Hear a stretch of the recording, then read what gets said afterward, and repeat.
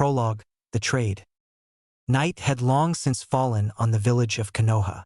Most of the village had shut their lights off and went to bed by now. However, one light still burned bright in the village. The Hokage and Iruka sat awake, albeit barely in Iruka's case, in the old man's office. Some people would wonder why the two would still be awake at such a late hour. The reason was actually quite simple. Hatake Kakashi. The man was late, again. Iruka knew that the chunin they sent to get him may have had to wake him up, but it still shouldn't have taken nearly this long for the man to get ready and be on his way. They wouldn't have needed him at all if Iruka hadn't needed to change the teams. He had just recently given Naruto his headband, making the boy an official shinobi.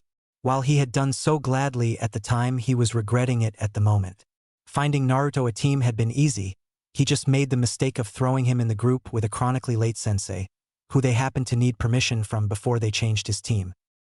Not that Iruka was sure the Hokage really needed permission for anything, but it was still courteous to let the man know of his new arrangement. At least that's what Iruka would have thought even an hour and a half ago. Now he was just tired and about fed up with waiting for him. Not to mention he was still covered in cuts and bruises from his scrap with Mizuki. Yeah, all the big stuff had been healed, but he still felt particularly sore. Looking at the Hokage, he noticed that the man's elderly face didn't seem at all tired or even all that anxious about the tardiness of one of his shinobi. He just sat there going about his paperwork. Iruka was about to inquire as to why he seemed so content with this clear showing of disrespect when a loud pop happened right next to him. Following the pop was a cloud of smoke of which the current object of Iruka's contempt stepped out of. "Yo!" The man waved, held one hand in the air as he spoke lazily. The Hokage smiled. "Good to see you, Kakashi. What kept you this time?" Kakashi shrugged. Had to rescue a tree from a cat." "Wait." Kakashi paused and seemed to think about it for a minute, much to Iruka's chagrin. Iruka decided to give a small cough to alert the jonin of his presence. Kakashi turned slowly and looked at Iruka steadily with his one eye. Something about that unnerved the chunin a little.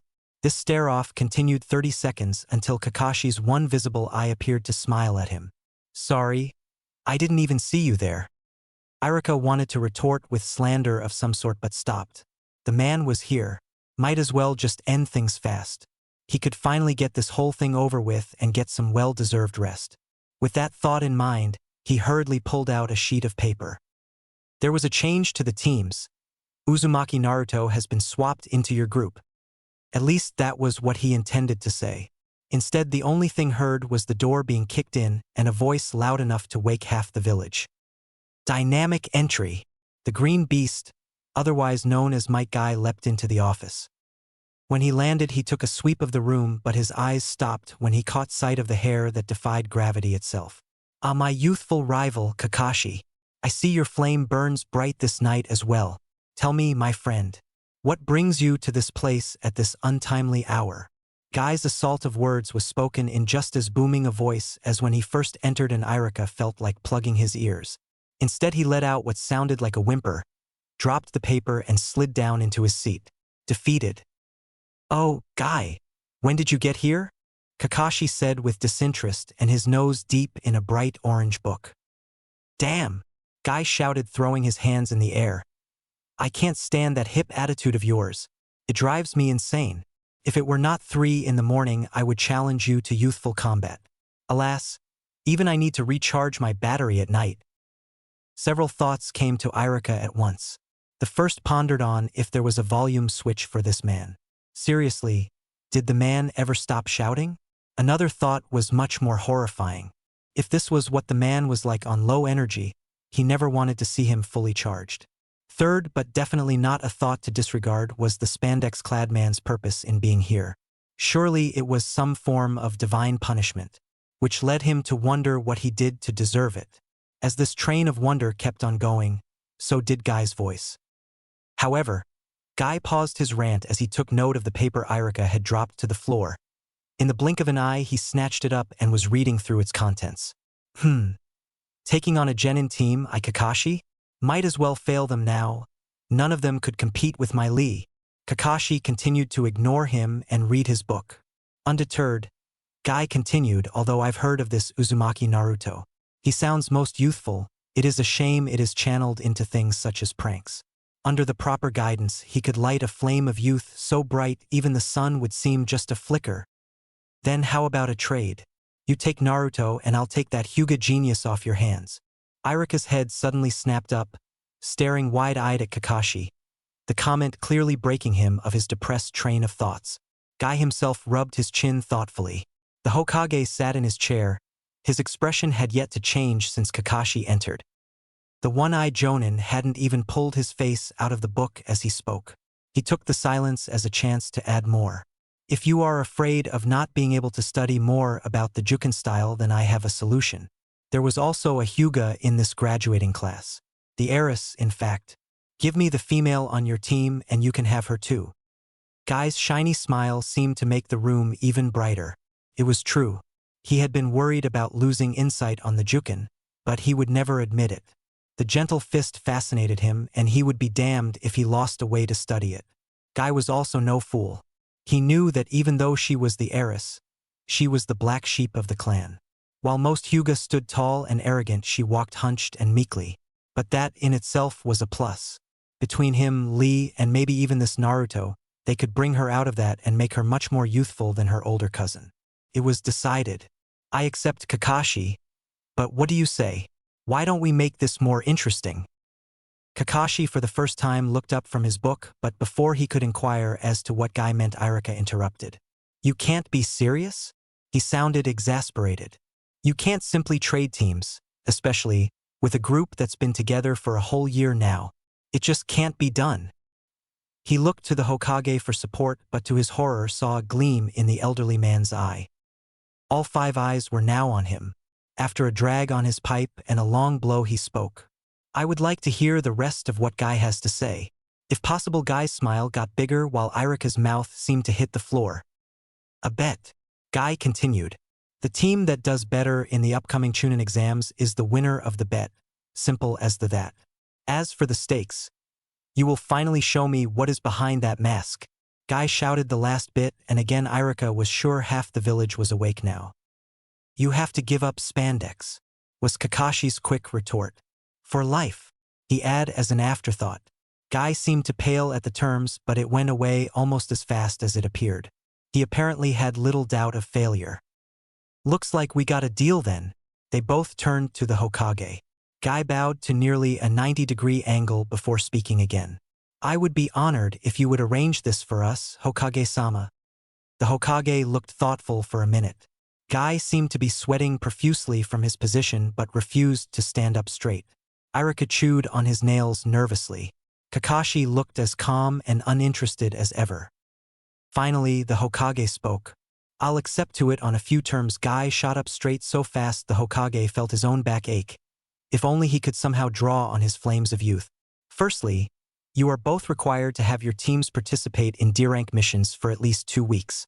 Next, I want this to be explained to the teams in a way as not to upset them. I don't care what you say, but I want no hard feelings between you and your students. Finally, take great care of Naruto's secret. He just became aware of it tonight. As his sensei, help him out in any way you can to make sure he knows you see him for who he is. That is all. The last 2 had been directed at Guy. He knew it wouldn't be hard for his team to part though. His other 2 students just didn't have the youth Lee and himself seemed to exhume. He had hoped with time that they would show more passion, but Niji remained cold and uncaring. Tenten was a kind enough student but was always more focused on sharpening her weapons and training with Niji than working out with them. Not that she could have kept up anyway. It was heartbreaking to admit, but it seemed as almost 2 different teams had formed within Team Guy. This was not something Guy intended to let happen again. Guy was also well prepared for the 3rd term. He saw the looks the boy was given. The fact that he turned out the way he did spoke volumes of the flames of youth he harbored. Guy had nothing but respect for the poor boy. The Hokage just then continued with instructions for the 2. Guy, you and Lee are to go pick up Naruto and Hinata a day from now. They have tomorrow off. I'll leave it to you, Kakashi, as to where you want to meet your new students. Just be sure to pick up Sasuke at the academy. And try to be on time. The Hokage knew it was a lost cause, but hey, he tried. With nothing else to say, the 2 bowed and turned to leave. As Guy took a step towards the door, he tripped over something. Three sets of eyes looked down to realize that one Yumino Iruka had fainted, probably when the Hokage had agreed to the arrangement. The Hokage only chuckled as he asked Guy to take him to the hospital for him. Guy nodded his acceptance. He picked the man up, slung him over his shoulder, and was on his way with blazing speed. Kakashi then disappeared in a poof of smoke, just as he had come. The Hokage finally leaned back in his chair. He felt more his age now that they were gone. He needed to start hanging around young people more. He chucked, just what he needed, more of Guy's youthful speeches. At least Naruto should be enough of a handful for Guy for a while, if not the other way around. He chuckled some more. He looked down at the rest of the team sheets. He would have to arrange them some more for Iruka. Fortunately, it wouldn't be hard. There happened to be just one easy fix. The Hokage stood up and all his bones in his body cracked. He walked over to the door and shut the light off. It had been a long night. At least it promised for interesting things in the future. Geniuses of hard work. Naruto was irritated. He had been having such a good day. He had made it to the academy on time. That would be the first and last time that ever happened. Naruto had thought he had been having a pretty lucky streak until now. Someone had finally accepted him. He became a ninja, a step closer to his goal of Hokage. Hell, he even got to teach the old man's grandkid a perverted jutsu yesterday. So naturally he figured his luck had turned around. Only to turn around and be completely shut down by Sakura. But that was no problem. He was used to that.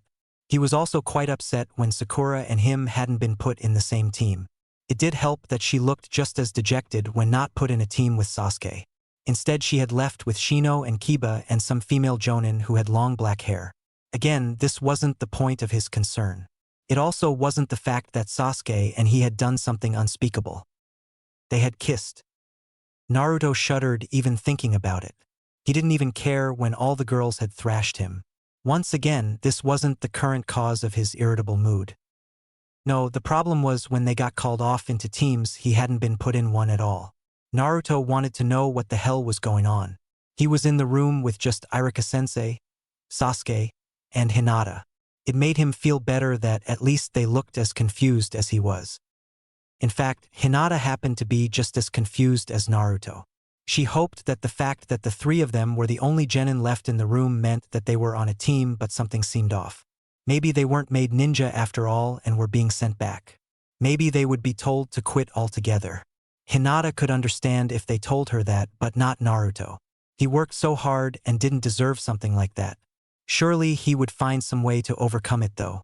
She thought all this while shyly staring at the boy of her affections who was obviously miffed. Iruka had one big headache. All the medicine and healing ninjutsu in the world wouldn't be enough to get rid of this one. He couldn't believe he had to do this. Thankfully Naruto was quietly fuming at the moment, but that wouldn't last for too long. He had to say something and then make a break for it. Naruto, Hinata. He started, earning both of their undivided attention now. You are both to be placed together on a team with another student who graduated a year before you. Before he could continue, he was interrupted by none other than the boy he was addressing. What the hell is this? Why are we being placed with someone not from our class? Before Iruka could explain, even Sasuke voiced up. That doesn't explain what is going to happen to me. Am I to be on a team by myself? Iruka couldn't help but notice the hint of hope in the sole surviving Uchiha's voice. Iruka rubbed his temples. Thank God this was it for a while. The two are actually related. Sasuke, you are to be taken by the other genin's teammates to meet with a new sensei for all of you. As he said this, a girl with twin buns and a pink Chinese garb knocked and walked in. Smiling politely, she announced that she was there for Sasuke. Said boy got up and ambled over to the girl. As they walked out, Iruka heard something about chronically late sensei. Knowing if he had any hope for his head ever recovering, Iruka left too after wishing the remaining two students good luck. They were going to need it. To say Hinata felt relieved was an understatement. Not only was she still going to become a ninja, but she was now on the same team as Naruto. Nothing could have brought her down from this. Not even the disapproving glare that she received from her father, which happened all too often. So what do you think our teammate and sensei will be like? Hinata gave a squeak and jumped away from the unexpectedly close voice. Naruto looked startled by her outburst, but his face then settled on what looked like an apologetic glance. Now he thinks I'm a scared, weak girl, she mused remorsefully. Why did she have to be so jumpy around him? I'm sure they are great and ninja. I am interested to meet our teammate as well. As she spoke, she silently cursed her stutter.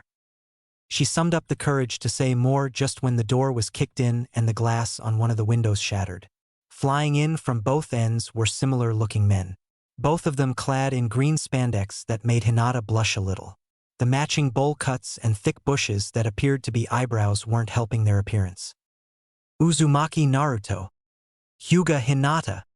The names were shouted at the same time, Naruto's by the older and hers by the younger. And to her amazement she watched as they took odd poses and started introductions. My name is Rock Lee. I am pleased to meet my new teammates. May we share many youthful moments together. Might Guy is my name, but you may call me Guy-sensei. I am your Jonin instructor and cannot wait to kindle your flames of youth. Naruto was speechless. That was a definite first. He had been so surprised that he had drawn a kunai. He now stood on his desk in a sloppy battle stance, but he could do nothing but open and close his mouth as he watched the performance. The kunai in his hand was long forgotten. Someone please tell me this is a joke. He all but whispered as they finished. First off, he was stuck with a quiet, weird girl and now two obnoxious psychopaths.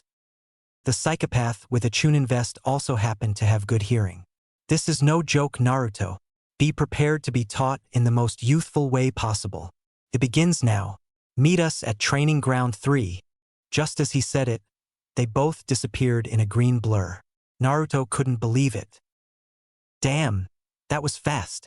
Naruto's face suddenly lit up. If they can teach me to do that, then this might not be so bad.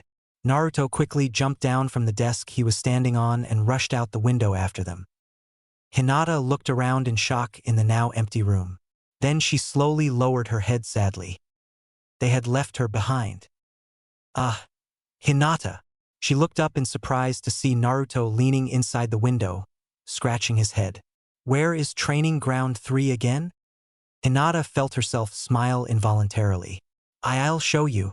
She got up and quickly began to descend the steps. You're the best, Hinata. The Hyuga heiress stumbled after Naruto's words processed in her mind. She managed to keep from falling, but a huge blush painted her face for a long time afterward. Lee arrived at the training ground just behind his sensei. He had put on the show his sensei expected, but he was torn. Lee did not know how to feel about this. It had been such a bombshell. They all met up at 7 in the morning like usual, after he and his sensei's 5 o'clock training, just for Guy-sensei to tell them they would no longer be a team. Lee didn't like Niji, but he was his eternal rival. What was Lee to do without him to challenge every day? Niji, of course, took the news coolly. He had thanked Sensei for everything and just took it at that. He didn't even protest. Tenten at least was tearful. She had asked if it was because Guy was disappointed in them in some way. Guy had assured them that he wasn't and that sometimes teams just had to split up. The team had eaten one last meal together after training before Tenten had given him and Sensei a wet hug before promising to keep in touch. Things were changing too fast and all at once. Lee didn't like it. Guy-sensei promised him, though, that he would come to like these new teammates of his. He said Naruto was much like himself and suffered a hard past. Hinata was meanwhile a sweet, innocent version of her cousin. Not that it made her any less deadly. At least that's what Lee figured. What's done is done, Lee concluded as Naruto and Hinata slid into the clearing. He would make the best of this for Guy-sensei, not to mention for himself. Naruto really couldn't believe it. These guys were like lightning. He hadn't seen them at all while trying to catch up, and when he arrived at the training ground it looked like they had been there for at least a minute.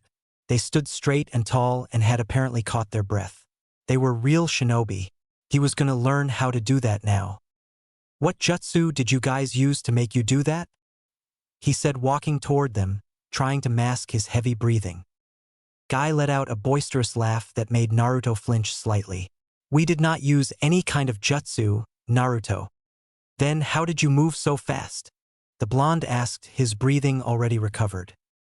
Simple, my young student. Guy's voice rang across the whole clearing as he pulled out two strange objects. We used these. That's so awesome. Hey, what are those, sensei? Naruto was about to burst with excitement. With a laugh, Guy explained. These are weights, Naruto. Naruto's excitement disappeared and a frown appeared on his face at Guy's answer. How are those supposed to help me get faster? They only sound like they're gonna slow me down. Lee cleared his throat to answer, but Guy stuck out his arm to silence him. I think I see a look of understanding in Hinata, Guy observed. Hinata gave a squeak and ducked her head. She was blushing furiously now. She was hoping no one would point her out since she still hadn't recovered her breath. How had her teammates done it so quickly?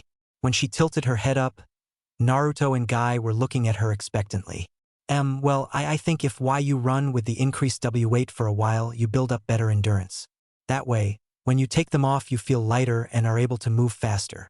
By the time she finished, she had been speaking in little more than a whisper, but Naruto had managed to catch it all. Somehow. He began to nod his head quickly. Yeah, I get it, that's sweet. Give me all the weights you got, sensei, Naruto said, turning back to the green-clad man. Naruto felt an involuntary shiver at his sensei's tone. You should be considerate of your teammate.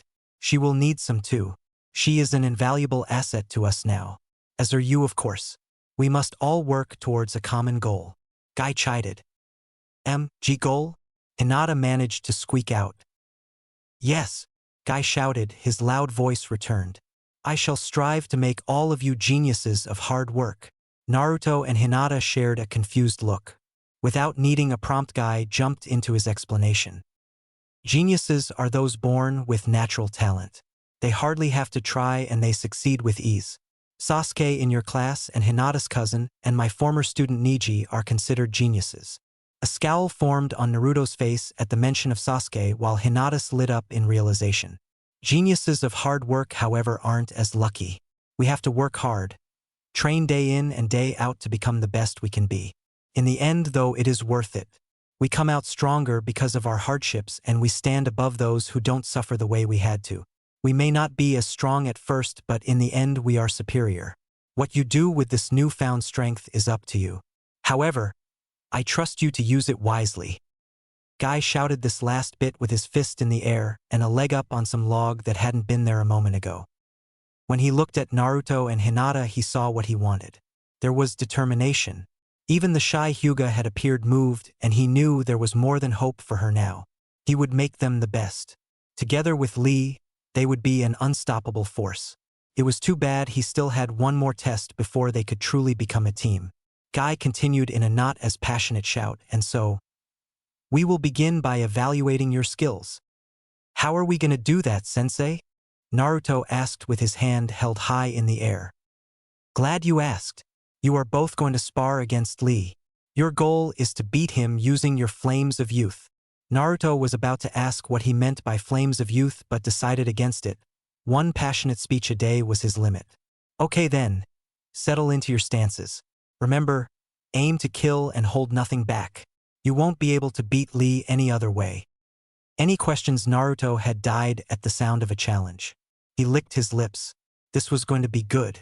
Hinata didn't know how to react. The only thought in her head was how everyone was going to see what a failure she was. The three genins settled into their respective fighting stances, Hinata activating her Byakugan before doing so. Guy quickly saw the flaws in Naruto's stance. Not that they were hard to miss. It looked to Guy like the boy had never been shown a proper stance in his life, which wouldn't have been a big surprise either. Hinata, on the other hand, showed perfection. He began to ponder how she could be disregarded by her clan with such a flawless stance, but decided to wait until seeing more to judge. After all, he wasn't a hasty man. I should mention one more thing. If you fail to win, I'll have to send you both back to the academy. Guy laughed as Naruto and Hinata both turned to him in shock. What? Naruto yelled. That wasn't part of the bargain. He was supposed to have been out for sure. He had gone through too much to have this man tell him he would be going back. Guy smiled but didn't say anything more as he raised his arm in the air. He watched his genin tense. With a big intake of breath, he let his arm drop and boomed. Ready, go! Naruto was off like a rocket. He was going to end this quick. He couldn't afford to be sent back. Lee had been caught off guard by Naruto's lack of hesitation and nearly didn't block a left hook aimed at the side of his head. Lee returned the punch, but Naruto stepped back to avoid it. Naruto then jumped forward and launched a high kick at Lee, who blocked again. Spinning quickly with the force of the blow, Lee sent a kick at Naruto's midsection. Grinning, Naruto blocked it, only to be launched backwards into a tree about 20 yards away. Hinata stopped short. She had nearly been to Lee when he sent Naruto flying. Poor Naruto. She had planned to send a chunin into Lee's back, but her slight hesitation gave him enough time to notice her. He quickly settled into what Hinata noted as a defensive stance. Of course, she realized, Lee was aware of her special attacks and was thus wary to be the one to approach. Taking a breath to steady herself, she inched closer. When Lee gave no reaction, she jumped at him. Lee noticed the movement and sprung backwards. Hinata pressed forward, swinging her chunin steadily and fluidly. Just as she thought she might connect, he disappeared and was coming at her from the right now. Hinata ducked left of the punch at her face. Lee spun quickly again, aiming the same kick he had at Naruto. Hinata was prepared though. She bent almost completely backwards, dodging the powerful kick. She brought herself up quick and aimed a palm thrust at Lee's stomach. What she hadn't anticipated was Lee's elbow to completely deflect her blow, sending her chakra pointlessly into the air. Lee then proceeded to bring his knee up into Hinata's stomach, knocking the wind out of her and sending her rolling several feet away, where she lay completely still for several seconds. It wasn't pain that caused her to stay on the ground, but shock. Finally, she started to move. Slowly but surely she climbed to her feet while nursing her stomach. How could this happen? She had failed miserably, having a strike like that deflected. She could only take comfort in that Naruto had been sent flying too, but regretted the thought instantly. She had no more time for moping as Lee was on her again, his hesitation forgotten, swinging crazy kicks and swift punches. It was all Hinata could do to deflect or dodge them. But it was too late. With her confidence shattered, she couldn't fight back and was quickly subdued to a panting mess on the ground. Lee felt sorry for her. She was clearly nothing like her cousin. She had started off strong, but one good move from him and she fell apart. Lee sighed. This new team was definitely going to take some getting used to. Not that there would be a team if they didn't pull themselves together. Damn it all. That really hurt. Lee heard Naruto shout in the distance. I didn't want to have to do this to you, but you leave me no choice. Naruto formed a seal and shouted, Taju kage bunshin no jutsu. Lee felt his eyes blur with orange for a minute as he took in the spectacle. Nearly that whole half of the clearing was filled with clones. He grimaced as they charged, and he realized to his amazement that they were all solid. Guy had not expected this. Hinata's problem became quickly apparent to him. He was going to have to nip this confidence problem fast. Fortunately, Naruto seemed to have plenty to spare. While Guy himself also had confidence leaking off his body, he felt Hinata would take it better from Naruto. After all, her infatuation with him was clear as day. Naruto clearly had a reason to be confident. Guy had never seen so many clones in his life. Lee was now struggling not to be overwhelmed. Even his precious student had his limits. Winning became much more possible.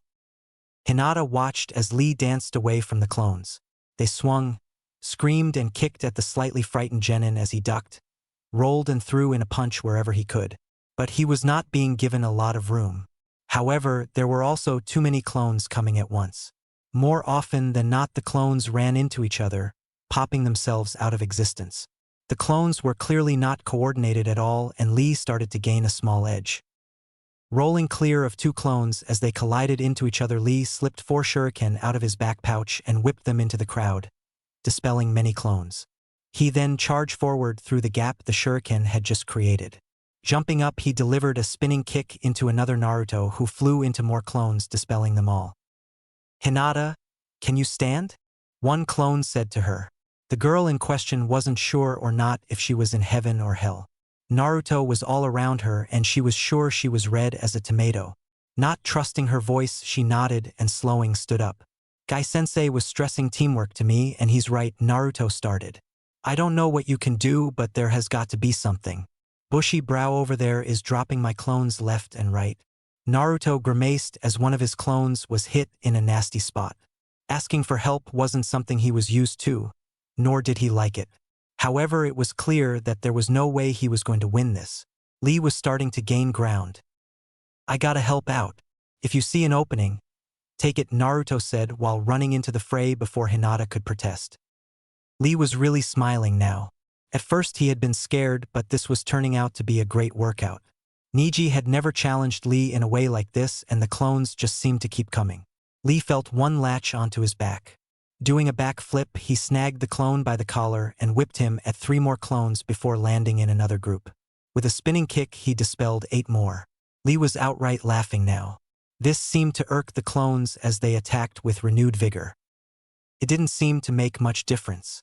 Lee quickly fell into a pattern. The more Naruto attacked, the more Lee realized it was systematic. 1 came from the front, followed by 2 from either side. After Lee rolled backwards, a clone was always waiting to intercept him. Lee would jump up from his roll and kick this one with both his feet. Spinning quickly, he would punch another clone just in his range. Then the cycle repeated. He kept it up at the same pace for a few minutes. Clone after clone kept coming. Clone after clone kept disappearing.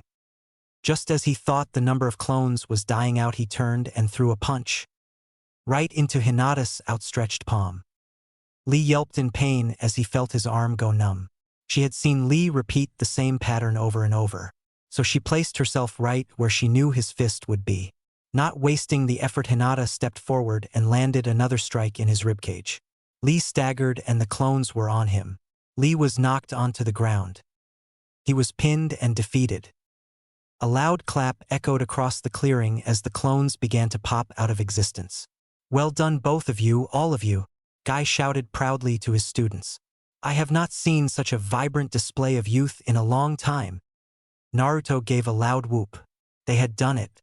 It took a lot of energy and he was sweating profusely, but they had really done it. They would not be going back to the academy.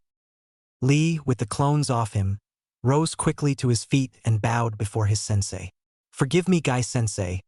I have failed and shall run 500 laps around Konoha in a handstand." Guy frowned. "Lee, it was due to teamwork that you lost, not any inability.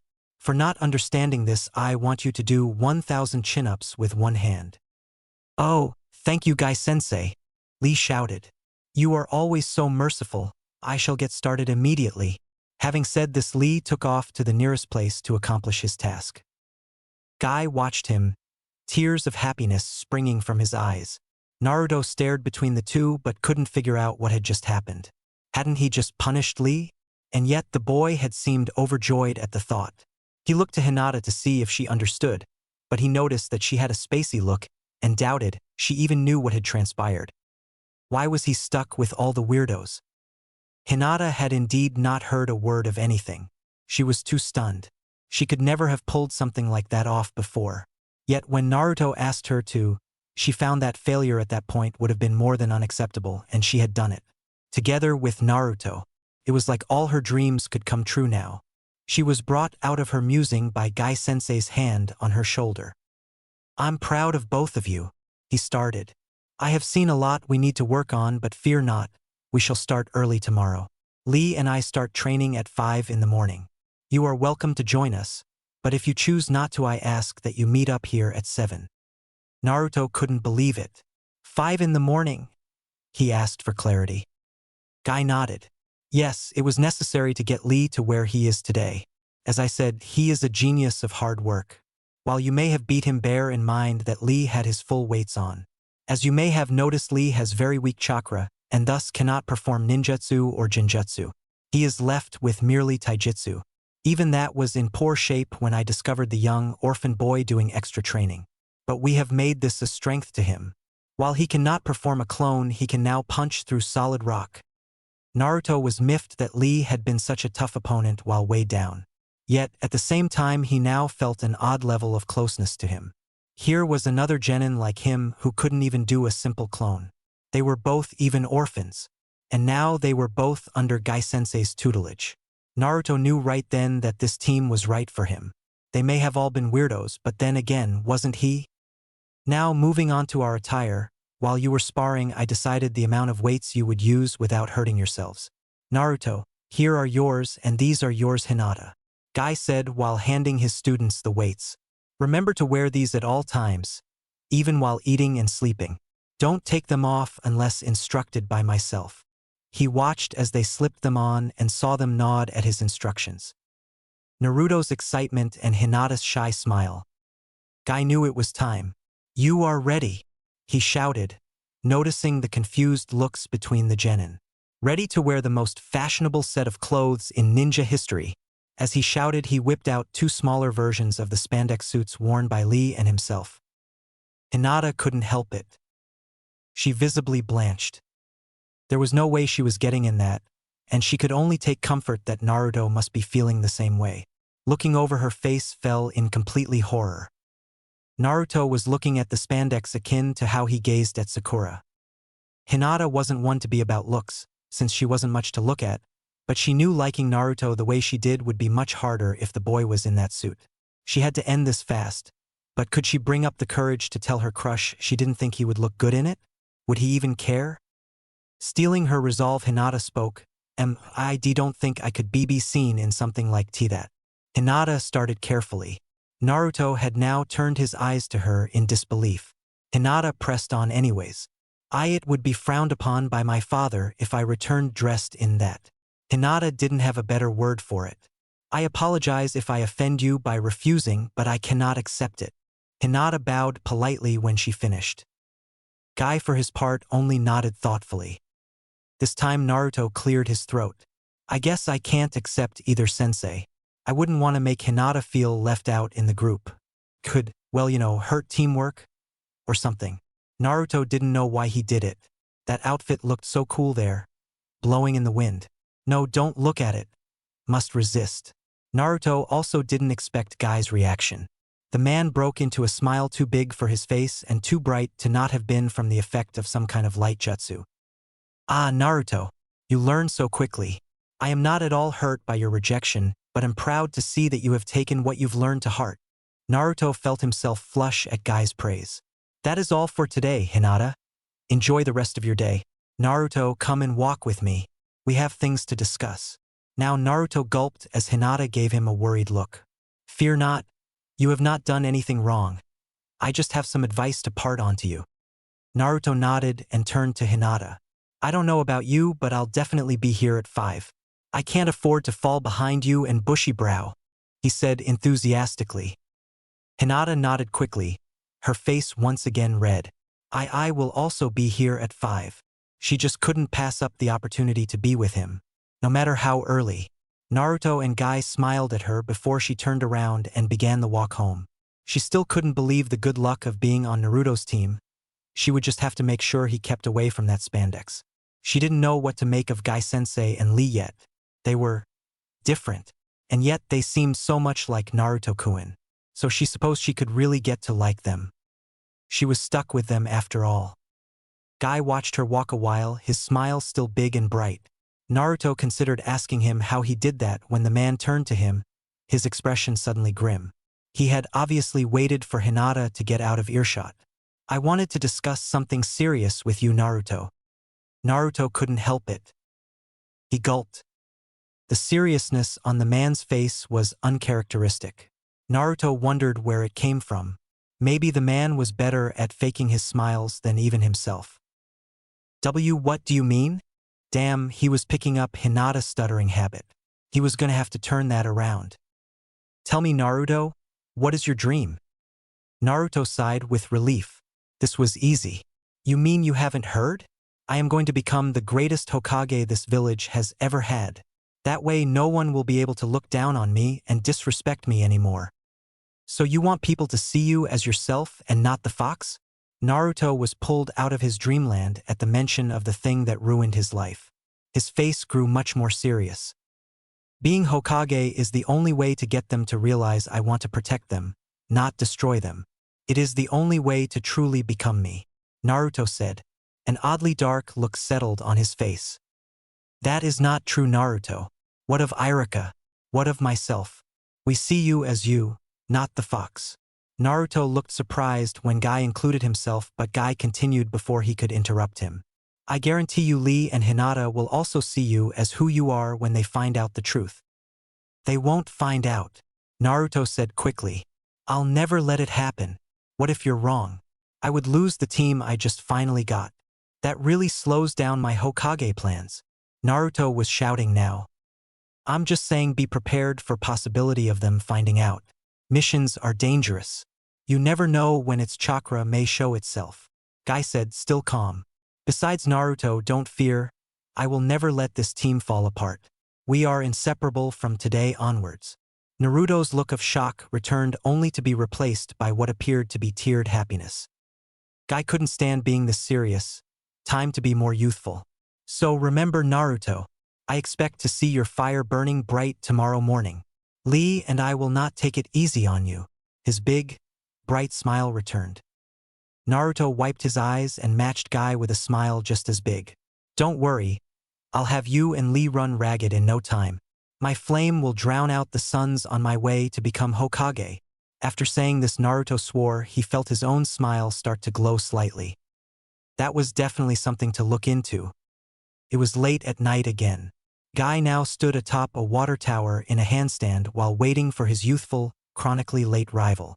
It had been 2.5 hours, so it had to be about time. As expected, Kakashi popped up in the smaller tower next to him, his nose deep in his book. My eternal rival, tell me what you thought of my old charges. Guy boomed while jumping back into a normal standing position. Kakashi summed it up quickly, apparently eager to be gone. It went well. I was particularly surprised by the girl's accuracy.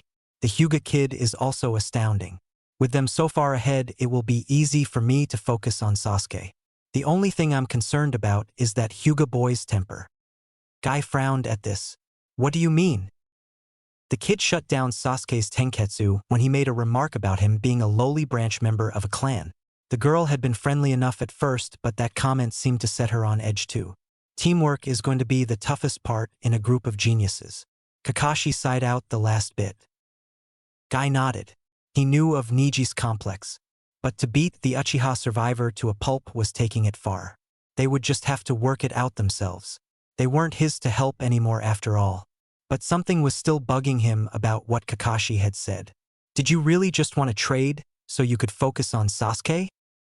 Being able to focus on teaching him how to properly use his Sharingan was part of it, but not the only reason. Kakashi kept his nose in the bright orange book. Guy stared hard at the man for a moment. It would seem Kakashi wasn't telling him everything, but Guy found it impossible to read him. So what about you? Kakashi asked, ripping Guy from his thoughts. Standing up straight, Guy took a deep breath. It's going to be fantastic to finally know what is behind that mask. Geniuses of hard work. Morning training. Crap! Naruto shouted while sprinting through the village. He was late. Not that this was unusual, but he actually wanted to be on time for his new team. After all, he told them he would willingly do it. He even made sure Hinata was coming. The training ground came into sight, and with a final burst of speed and the help of a little chakra, Naruto rocketed into the clearing. He skidded to a halt just in front of his sensei and teammates with mixed reactions. Hinata had the decency to be embarrassed for him. Lee actually looked visibly sick, like the thought of missing even a second of training was blasphemous. Guy's smile was definitely unexpected. Then again, maybe not. He was always smiling. Naruto. Guy's voice seemed even louder so early in the morning. It brings joy my heart to see your youth burning so brightly in the morning. It even takes Lee a few morning stretches before he can move that fast. But I'm late. Naruto began rather lamely. Not a problem. Guy stopped Naruto before he could continue. I think we can forgive you this once. Just don't make a habit of it. Punctuality is important after all. Naruto began to wonder if his sensei cared at all that he was most likely waking people up. Probably not. The eccentric man probably thought of it as doing them a youthful favor. Now let's get started with the training. Naruto, I would like you to work with Lee on your taijutsu stance. Listen well to what he says. He isn't called a genius of hard work for nothing. Hinata and I shall be working over here. We will trade off in about an hour. This way, Naruto. Lee gestured the blonde to the far side of the field and started walking there himself. Naruto had been right. Lee was not having a good morning. Why couldn't it be the same? The mornings when it was just him and Guy-sensei doing handstands around the village or scaling the Hokage monument with their weights doubled. These new guys had also been given weights. Weights were his thing. Why couldn't they have been like Niji and Tenten? At least they hadn't come wearing spandex. That would have been too much. Thinking of Niji reminded Lee of what Hinata did this morning. She was so much different than her cousin. She had come in even before Lee had and had only mumbled a quiet hello that had been completely covered by Guy's greeting. The only reason he knew she said anything at all was the fact that her mouth had moved. That didn't upset Lee though. That would have been silly. Guy-sensei had frowned when Naruto hadn't shown up on time. I guess we should get started without him. He had then turned to them to explain the morning when Hinata interrupted him. It hadn't been much, just a quiet and hasty wait. But Guy-sensei looked so surprised that she had spoken out that he let her continue. I think we should wait for Naruto-kun. He will definitely be here soon. In that last sentence she actually sounded sure of herself. Lee was abashed. Had she really just told Guy-sensei to wait on training? Even more to his astonishment, Guy-sensei listened. He was even smiling, like her speaking out had been some small victory. It only made Lee feel worse when Guy's smile grew bigger as Naruto shot into the training ground. Earth to Bushibrow, Naruto said, waving his hand in Lee's face. Lee slapped it away. What is it? He snapped before quickly regretting it. This was the most unyouthful showing he was giving. Looking around, Lee realized they were where Guy-sensei instructed them to be. Naruto got an annoyed look on his face. Don't yell at me. You were staring off into space since we got here. I thought sensei told you to help me with my stance. Get in it then, Lee said before Naruto could go further. He waited but Naruto only stared at Lee, confused. Your fighting stance. Lee sighed. Recognition dawned on Naruto as he proudly slipped into it. Gotcha, why didn't you say so in the first place? So, what's wrong with it? Everything. Naruto lost his balance. He got up quickly while sputtering questions. What the hell do you mean everything? Wasn't I doing fine yesterday like that? Are you just upset Guy-sensei had you work with me instead of you? Enough, Lee finally shouted. Look, I am sorry about before. I am a little upset with the way I suddenly lost two of my teammates, but please listen to me. I did not say that everything was wrong to be mean. Everything was wrong though. Please re-enter the stance and I will help you. Naruto stared at Lee for a second. He definitely seemed sincere. Maybe he was also being a little out of line. Lee knew what he was doing after all. The whipping he gave his clones was proof of that. I'm sorry too. I just say things without thinking. I'm glad that you're helping me. Having said that, Naruto slipped back into his fighting stance. Okay. First bring your legs closer together, you are standing too wide. Yeah, that is good. Bring this arm down here right in front of you. Now stick this one out. Do not grip so hard. You will only hurt yourself when you punch. As Lee droned out his instructions, he moved around Naruto, pointing to his flaws, moving him slightly when necessary, and showing him his own stance. Okay, that is good. Now hold it there for a minute or two. Let yourself get comfortable in it. Naruto did as instructed and without complaints either. Icharaku would have cried tears of happiness at this attentive Naruto. The reason for Naruto's silence, though, was his own shock. A teacher at the academy specifically showed Naruto to stand that way. Naruto might have thought Lee was lying to him if it wasn't for the fact that the more Lee corrected, the more natural Naruto began to feel. Like it was the way it was supposed to be. What now? Naruto asked, still in the stance. Good. Good. I want you to run a lap around the training ground. Seeing the question forming on Naruto's lips, Lee held up his hand. Trust me, it will help you. Naruto shrugged. Lee had been right so far, so he took off running. When he got back, he looked at Lee expectantly. Now what, we gonna spar? Are you and me gonna race? Lee held up with hand again and Naruto fell silent. Lee was gonna have to remember that it seemed to work. I want you to assume the stance I just showed you. He held up his hand before Naruto's protest even began. Naruto got into it as instructed, mumbling the whole time. Lee watched him intently for a moment before saying, much better. But you have a couple problems again. Lee pointed the problem spots back out again. Stand there for another minute. When you are ready, take another jog around the training ground. Once you get back, get into your stance. I will correct you again. We will do this until you get it right 3 times in a row. Naruto couldn't contain it anymore. 3 times? Why the hell are we doing it like this? Let's just spar and I'll figure it out as W dash. Lee held up his hand. Be glad it is me and not Guy-sensei you are doing this with. He would have you get it correct 100 times before he let you move on. You think I like this? I am wasting my youth. I would like to spar and train too. But until you get this right, we cannot do that. Lee's voice had gotten louder as he talked. He had to take a breath. Was this how Neji always felt about him? He regretted the thought. Was he becoming like Neji? Surely not, Neji lacked so much youth. Lee wouldn't let it happen. Naruto ripped him out of his trance when he took off running down the training ground again. Lee was about to shout to him when he noticed Naruto was running the edge of the clearing, just as he had instructed. Lee continued to give Naruto a curious look as he got back and began to settle into his stance. You were right, Naruto said without meeting his eyes. I know I'm making this difficult and you probably want your old team back. But please give me a while. I've never had someone give me one-on-one training before, so I'm new at it. I'd like us to get along though.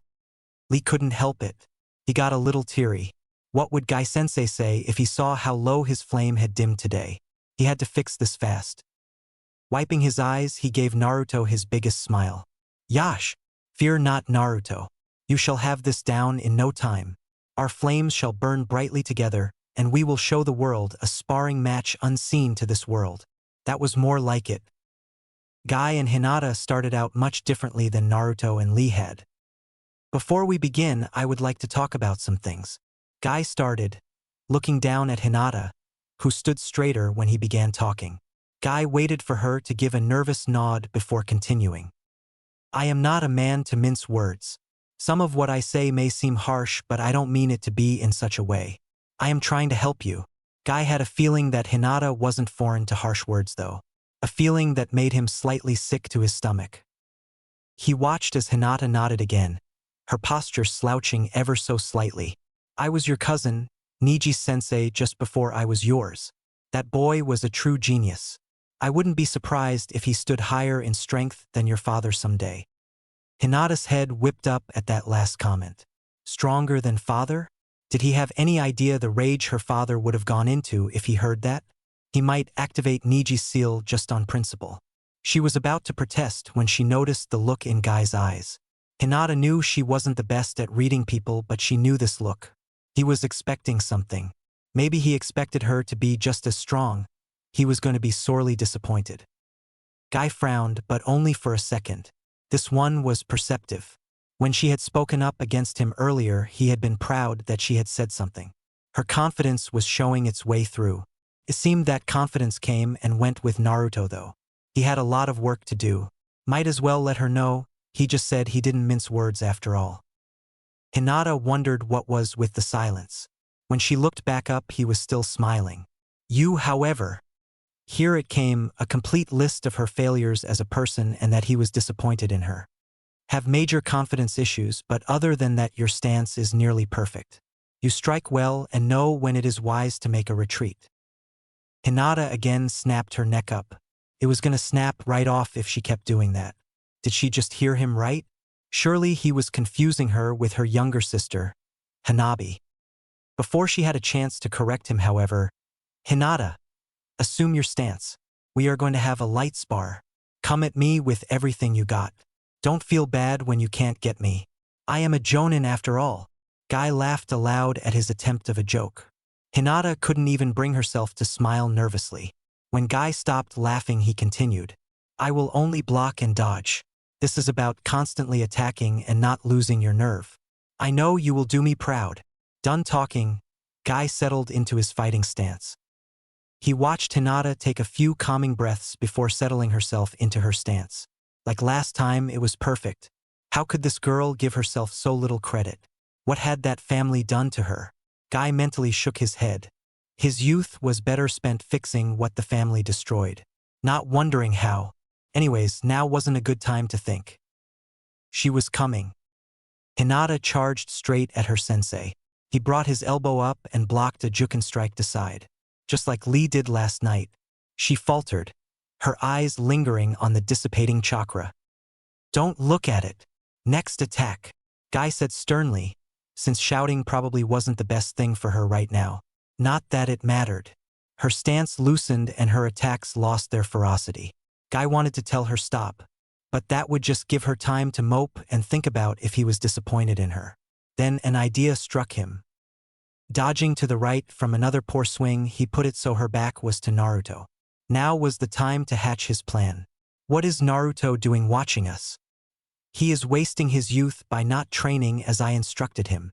His idea worked. Hinata stopped and tensed. Then she launched herself back at Guy with attacks more fierce than even her very first. Guy almost laughed out loud as he jumped over a sweeping kick meant to trip him. The pressure of being watched by her crush was working. Even mentioning his name seemed to tremendously boost her confidence. Now he had to find out how to get her this way all the time. She could be better than Niji if she just had the confidence. In his musing, he failed to notice Hinata jump back. But she was charging again anyways. Guy brought his elbow up to block another attack, only for the attack not to come. A feint, Guy realized with great surprise. He didn't even notice, and now she was inside his guard. Normally that kept people from performing powerful attacks, but it was just perfect for her juken. Guy launched himself backwards, but it was too late. She landed an open palm right into his stomach. This wasn't his first time getting hit by such an attack, and Guy doubted it would be his last. But it always surprised him how much it hurt. He did his best not to grimace outwards and instead showed a huge grin. Hinata had a look of sheer terror. She couldn't believe she had hit Sensei. She had wanted to apologize, but something about his smile stopped her. It was strange. She knew that smile, but from where? Pride, some part in the back of her mind, whispered to her. A look she had only ever seen given to her sister. Sensei was proud of her. How could he be though? She had struck him with her juken. You look confused, Hinata. Why is this? Guy was back to his usual booming voice. Sensei, I hit you. You aren't upset. Guy let out a big laugh, and he was sure that if Hinata could shrink into her jacket like a turtle, she would have. Upset? Don't you remember what I said? I didn't expect you to hit me. This means you've shot past my expectations. You are truly a worthy student, Hinata. If Naruto had actually been watching, he would have been astonished by the brightness of your flame. The realization of what he said must have set in on her face, because Guy was now giving her a look akin to a child who was caught with his hand in a cookie jar. Had been watching? Hinata finally asked. Not important. Guy dismissed. Now get back into your stance. We are going to work on defense. It took Naruto nearly 40 minutes to get the stance right 3 times in a row, but he had done it. Finally, Naruto yawned out. He almost forgot it wasn't even 6 yet. So now we finally get to spar? Of course not. Naruto stumbled again at Lee's enthusiastic response. But you said once we had my stance down. Naruto stomped his feet, pouting. The stance is only the first part of combat. Surely you did fighting drills at the academy? When Naruto nodded, Lee continued. Well, that is what is next. Drills teach you the basics and are the foundation for more powerful taijutsu forms. Now watch me. Lee settled into the fighting stance Naruto and he had been working on. He then slowing went through a rhythm of punches and kicks. When done, he settled back into the stance. Now mimic me, Naruto. I will do it with you the first few times. Naruto found he couldn't argue. If this was what it took to learn awesome and powerful moves, then he could handle it. Naruto settled into his stance and began to follow Lee as he moved through the rotation.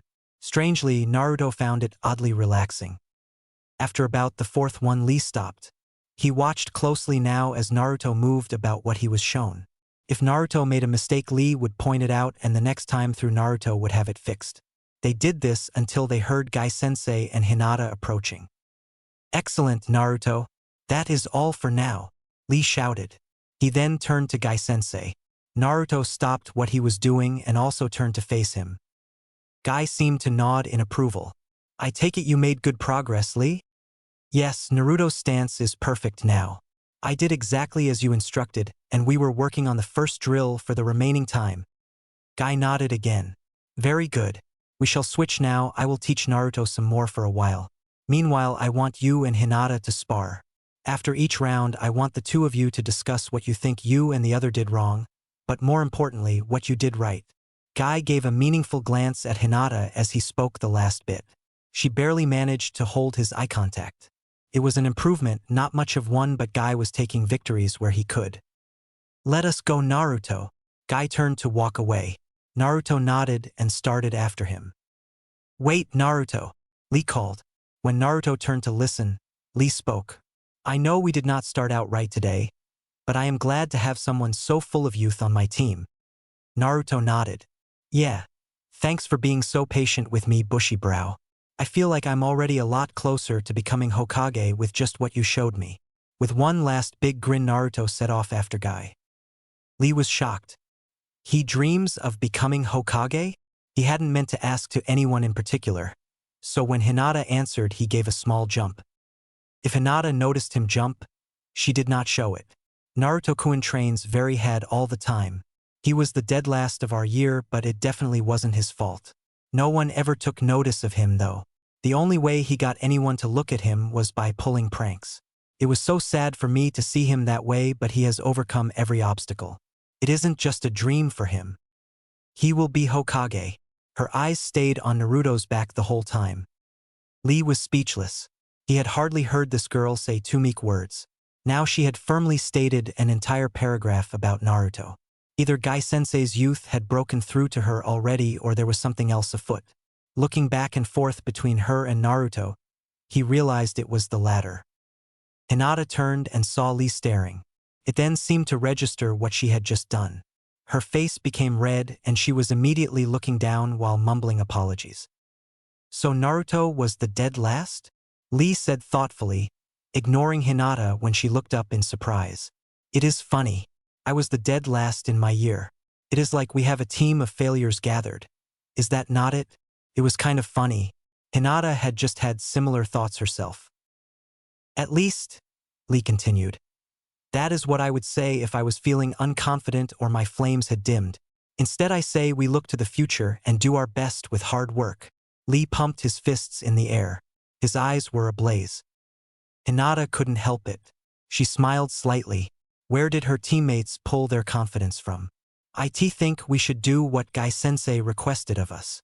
If only it could rub off onto her. Yash! Excellent idea. Let us engage in youthful combat. Lee settled into his fighting stance as he spoke.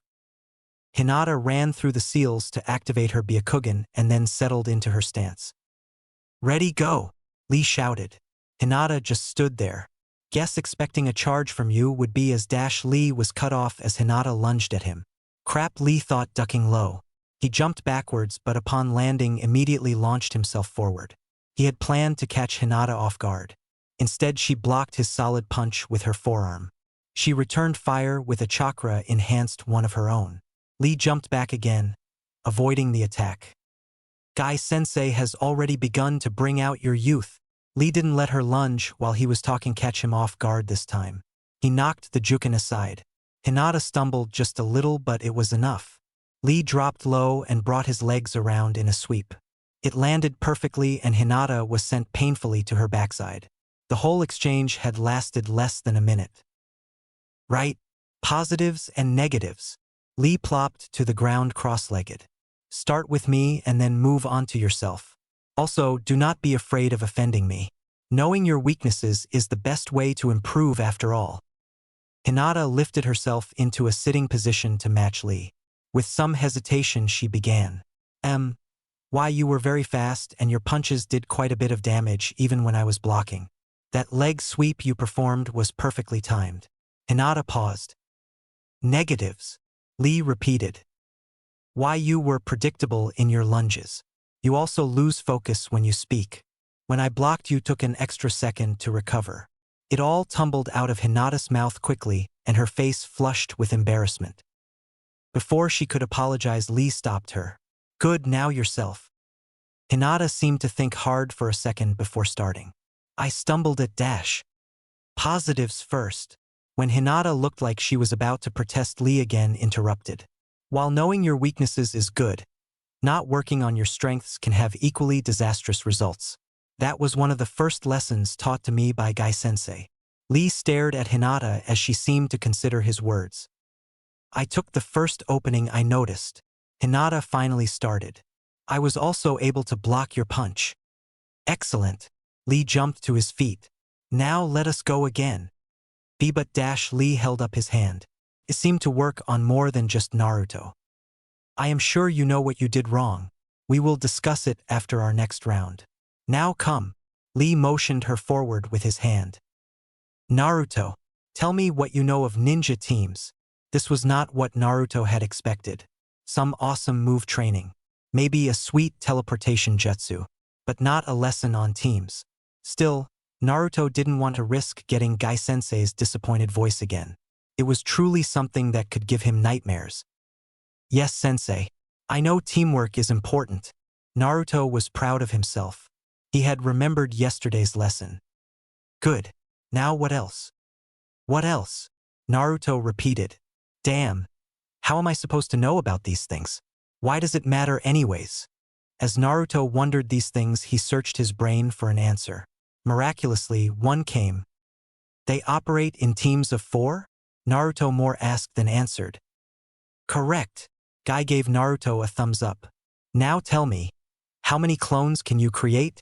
What the hell was with these questions? At least this one was easy. Hundreds. Naruto folded his arms proudly. Good. From now on you will only ever have 3 out at a time. Guy almost thought Naruto hadn't heard him for a second.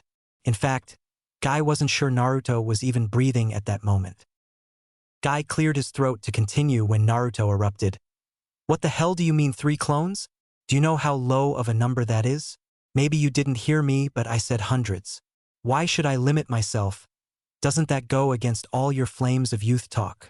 Naruto was panting hard now, his anger subsiding slightly now that he'd expressed himself. There is the response I was waiting for. Naruto looked at Guy curiously. It's easier to explain when I know exactly what questions you have about my instructions. Guy stated simply. So I'll go in order. Guy took a deep breath and then began to fire off answers. I meant 3 clones because that will make 4 of you in total, the same number we use for ninja teams.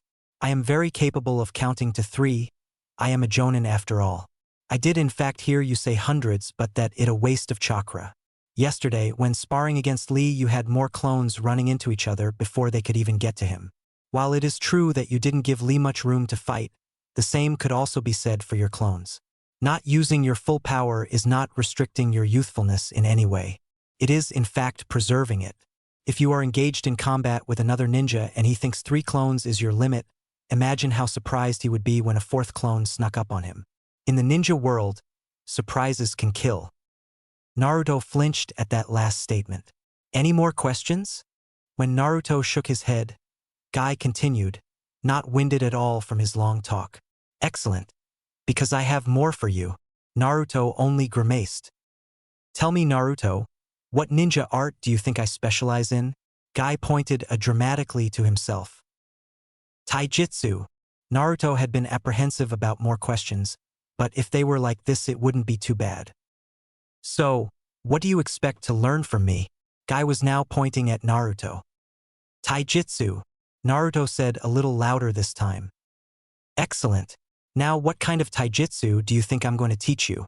Guy had moved his hands to his hips in what appeared to be a heroic pose. Kinds of taijutsu? What do you mean? Naruto asked. Good question. There are many kinds of fighting styles and ways for ninjas to take down their opponents. Lee and I specialize in Goken. We use our superior strength and speed to crush our opponents into the ground. Hinata, like all Hyuga, are a little more discreet. They use Juken. That is attacking with your open palms and sending chakra into your opponent. They can do nasty things such as damage organs, disrupt your chakra, and even stop it altogether. Naruto was wide-eyed. Hinata? You mean the one on our team can do that? Guy nodded. Sure can. Better not make her mad. But we're diverging away from the point. I'll re-ask my question. What kind of taijutsu do you think I'm going to teach you? Here's a hint. Think back to the questions I asked you first. Naruto thought for a minute before answering. You're going to teach me how to fight with my clones. Nice going, Naruto. Guy smiled down at his student. Now one more question. Why do you think I am asking you all this instead of just telling you? I'd been wondering that myself the whole time, Naruto admitted sheepishly. Guy laughed at this.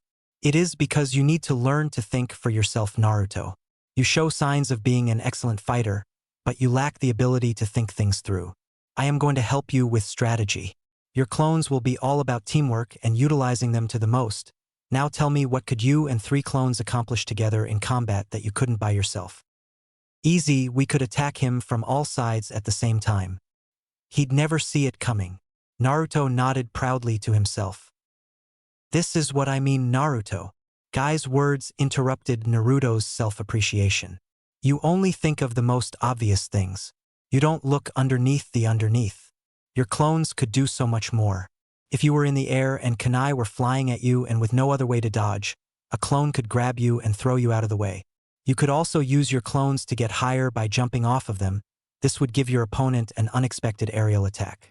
You could have clones brace you from a nasty fall or intercept a hit for you. The options with your clones are limitless. The more Guy spoke, the more stupid Naruto was starting to feel. How could there have been so many things and yet he could only come up with one? Guy seemed to pick up on what Naruto was thinking. Don't feel bad, Naruto. It isn't your fault. It is my job as your teacher to make sure you now get the proper training, and this is part of it. I promise you'll be good at it. Guy-sensei, thank you. Naruto didn't know what else to say. Few people had ever been willing to work this much with him. Icharaku-sensei would have if he didn't have 30 others kids to teach as well, but now he had a sensei who could spend the time. Think nothing of it, as I told you before, you are my student. Now, produce some clones and we will get to work. Right. Naruto formed the familiar seal and 6 clones popped into existence. Naruto and Guy both frowned. Strange. I thought I was only using enough to do 3. No matter. Guy waved it off. Pop 3 out and I'll have you work on chakra control later. Ashamed, Naruto did as his sensei said. So, how are you going to teach me? Guy walked over to Naruto. Easy, with practice. He then grabbed him by the collar and whipped him into the air. What the hell? Naruto was easily 30 feet up. Remember, the examples I used, have your clones brace you. The clones, who had been shocked with surprise, sprung into motion, running to get under Naruto. They made it just in time as Naruto crashed down into them. Good. Now on to our next lesson. Naruto groaned. This was going to be painful. Sure enough it was. But Naruto had to admit it was also fascinating. Using his clones in so many unique ways was really something else. Soon enough though, the hour came to an end and Guy called for a stop. Good work today, Naruto. Tomorrow we shall put what you learned into practice with a light spar. So remember everything I taught you, you never know what you might need to use. Now let's go get those teammates of yours. Hinata was exhausted. Lee seemed to have nearly limitless energy. While all the constantly getting up and sitting back down had worn her nearly completely out, Lee still looked ready for more. They were just getting up for another round when Guy and Naruto approached. One rotation left my youthful charges. Lee, you are with me now. Hinata, I assume you know how to do the tree walking exercise. Hinata nodded. Good. I want you to teach Naruto. The boy needs serious help with chakra control, and you are just the one to teach it to him. Me? Hinata flushed instantly. Yes, with your Byakugan and already astute chakra control, I can think of no one better. Guy had struck another thumbs-up pose. Naruto was at a complete loss.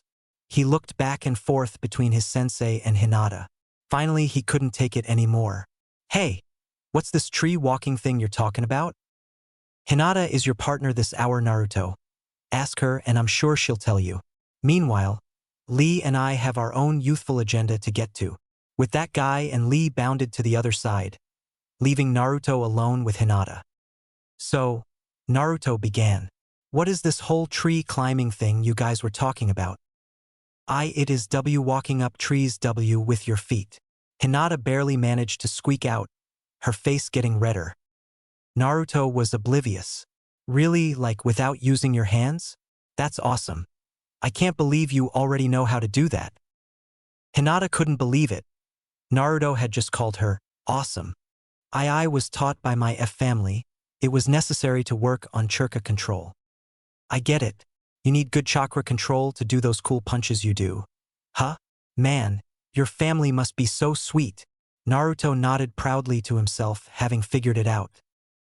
Yeah, sweet. Hinata barely whispered. Sensing they were approaching an uncomfortable topic, Naruto changed the conversation. So, show me how to do this tree walking. Hinata only nodded and they walked over to the trees.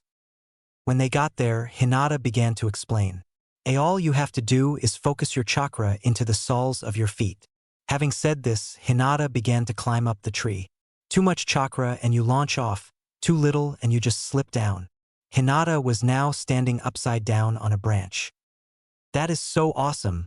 My turn, my turn. Naruto ran up to the tree. He jumped up and stuck his feet to the tree and was instantly launched backwards. He crashed painfully to the ground. And Naruto-kun, Hinata somewhat shouted. She jumped down from the tree and ran over to him. Are you okay? Yeah, no problem, too much chakra, huh? I'll get it this time. He was up and running at the tree again. A few seconds later and he was right back in the same spot on the ground. Ow! He groaned out. Wait, Naruto-kun. Hinata got out. He turned to look at her and she almost forgot what she was going to say. Before you go again, I will watch you. If I think you are using too much chakra, I will let you know. You can see my chakra? Naruto was learning a lot today, that was for sure. Why yes, my Byakugan gives me 360-degree vision and lets me see another's chakra. Hinata wasn't sure she was supposed to be sharing this information so lightly, but it was her teammate. Surely her father couldn't protest. Man, the more I learn about you, the cooler you are, Hinata. Naruto gave her a big smile. Hinata. The girl in question had gone stock still. She had no doubt in her head that she was redder than a tomato. She probably had steam coming out of her ears too. Naruto-kun had just said he thought she was really cool. This day was too good to be true. Surely she was dreaming. She was going to wake up any second now and it would still be the day of the team placements. Hinata? Hey! Snap out of it. I didn't mean to offend you. Naruto's words finally seemed to reach her as she shook her head. Thank goodness. I thought you were going to pass out. Do you need a doctor? Hinata shook her head quickly. We should get to work before Guy-sensei yells at us. Hinata pretty much gasped out. Naruto frowned but nodded. He stood up and walked over to the tree. Tell me if it is too much. Naruto then started to gather his chakra. Hinata activated her Byakugan and gasped at what she saw. And Naruto-kun, you are using far too much chakra. I am? Damn, and I'm using like half of what I did before. Why is this so hard for me?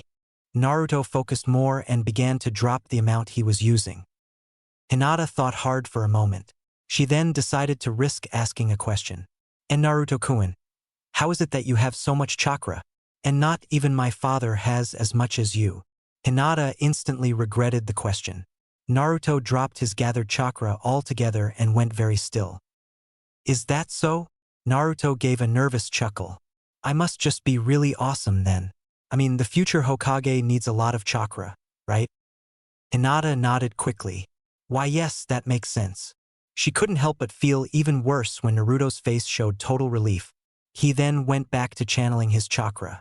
Hinata once again focused on Naruto's chakra. Lower, lower. She kept repeating. After several seconds, she finally said, Stop. Naruto, silently, so as not to break his concentration, began walking on the tree again.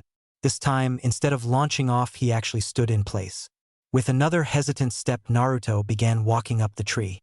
Hey! I'm doing it! I'm doing it! Naruto-kun. Hinata's shout came too late. In his excitement, Naruto let more chakra through and he was promptly launched from the tree again. Hinata was next to him the second he hit the ground. I'm sorry, Naruto-kun. Sorry for what? Naruto cut her off. Did you see how high I got? Let's go again. With your help, I'll get this in no time. Naruto shakily returned to his feet and walked back over to the tree. Hinata couldn't bring herself to stop him. "So what do you think of your new teammates?" Guy asked, blocking a spinning kick from Lee. "Naruto-kun is most youthful." Lee sidestepped a punch.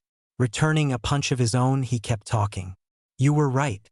Hinata is much different from Niji. Although this is a good thing. I think they both have potential to become just like us sensei." "Yes. They will definitely become geniuses of hard work. Just like you." Guy grabbed Lee's fist and then threw Lee into the air. Lee flipped over and over and managed to land gracefully on his feet. He then launched back at his sensei with a low kick. "Yes, I see they accepted your weights. They will improve fast with those." Guy jumped over Lee's kick and brought his own foot down towards Lee's head. "Your voice betrays you, Lee. You are jealous. But fear not, they will not advance with the weights nearly as fast as you did. The weights are simply to give them just a little more speed. They will not need to be as fast as you. They have their own styles." Lee rolled out of the way, jumping up as he kicked high this time. "Guy-sensei, I am sorry to have doubted you. I should not have thought in such a manner." "Lee, it is okay.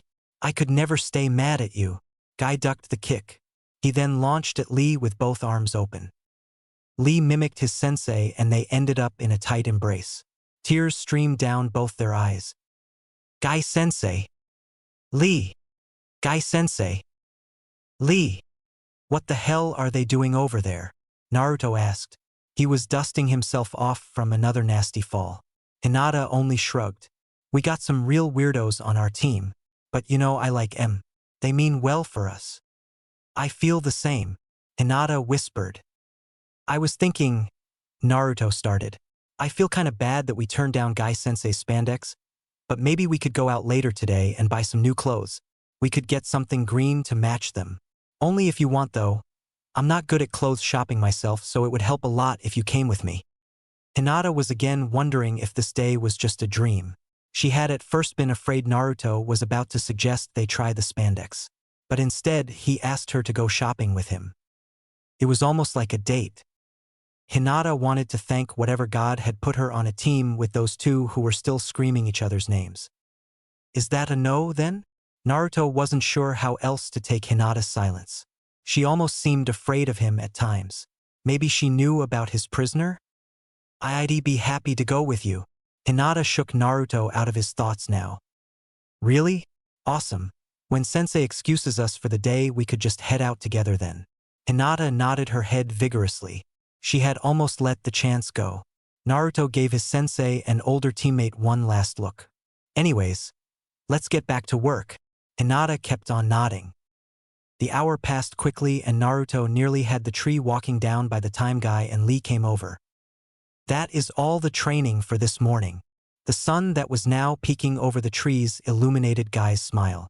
"You are allowed an hour break. Use this to eat breakfast and wash up. Meet me in front of the Hokage Tower, and don't be late." He gave Naruto a meaningful smile at the last comment. "Dismissed." Guy vanished in a swirl of leaves. The three genin looked at each other. "Well, I'm gonna run to Icharaku's.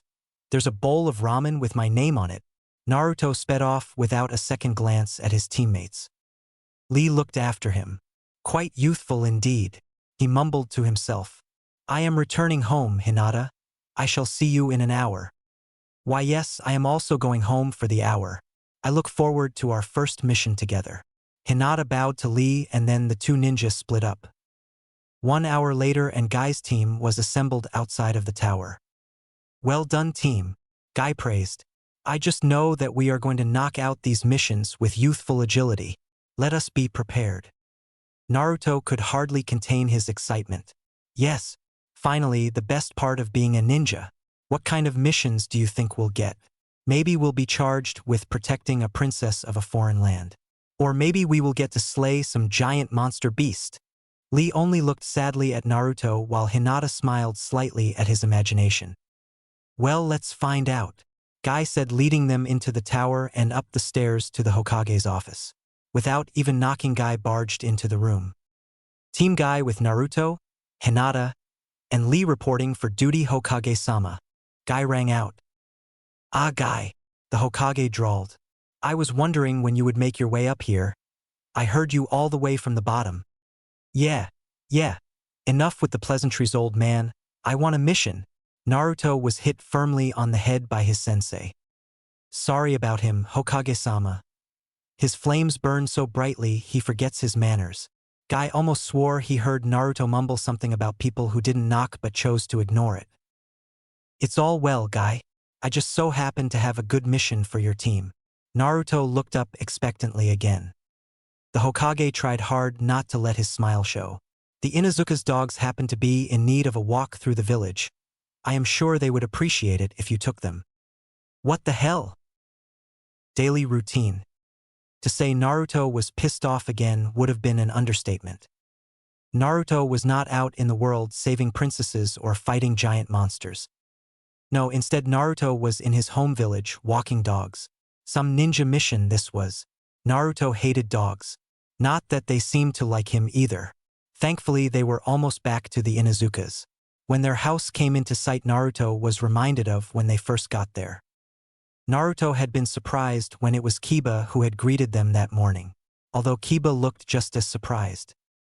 What are you guys doing here? And who the hell are the two weirdos in spandex? Kiba had asked Naruto and Hinata, but it was Guy who answered. Ah, a classmate of Naruto and Hinata. It is a pleasure to make your youthful acquaintance. I am Mike Guy.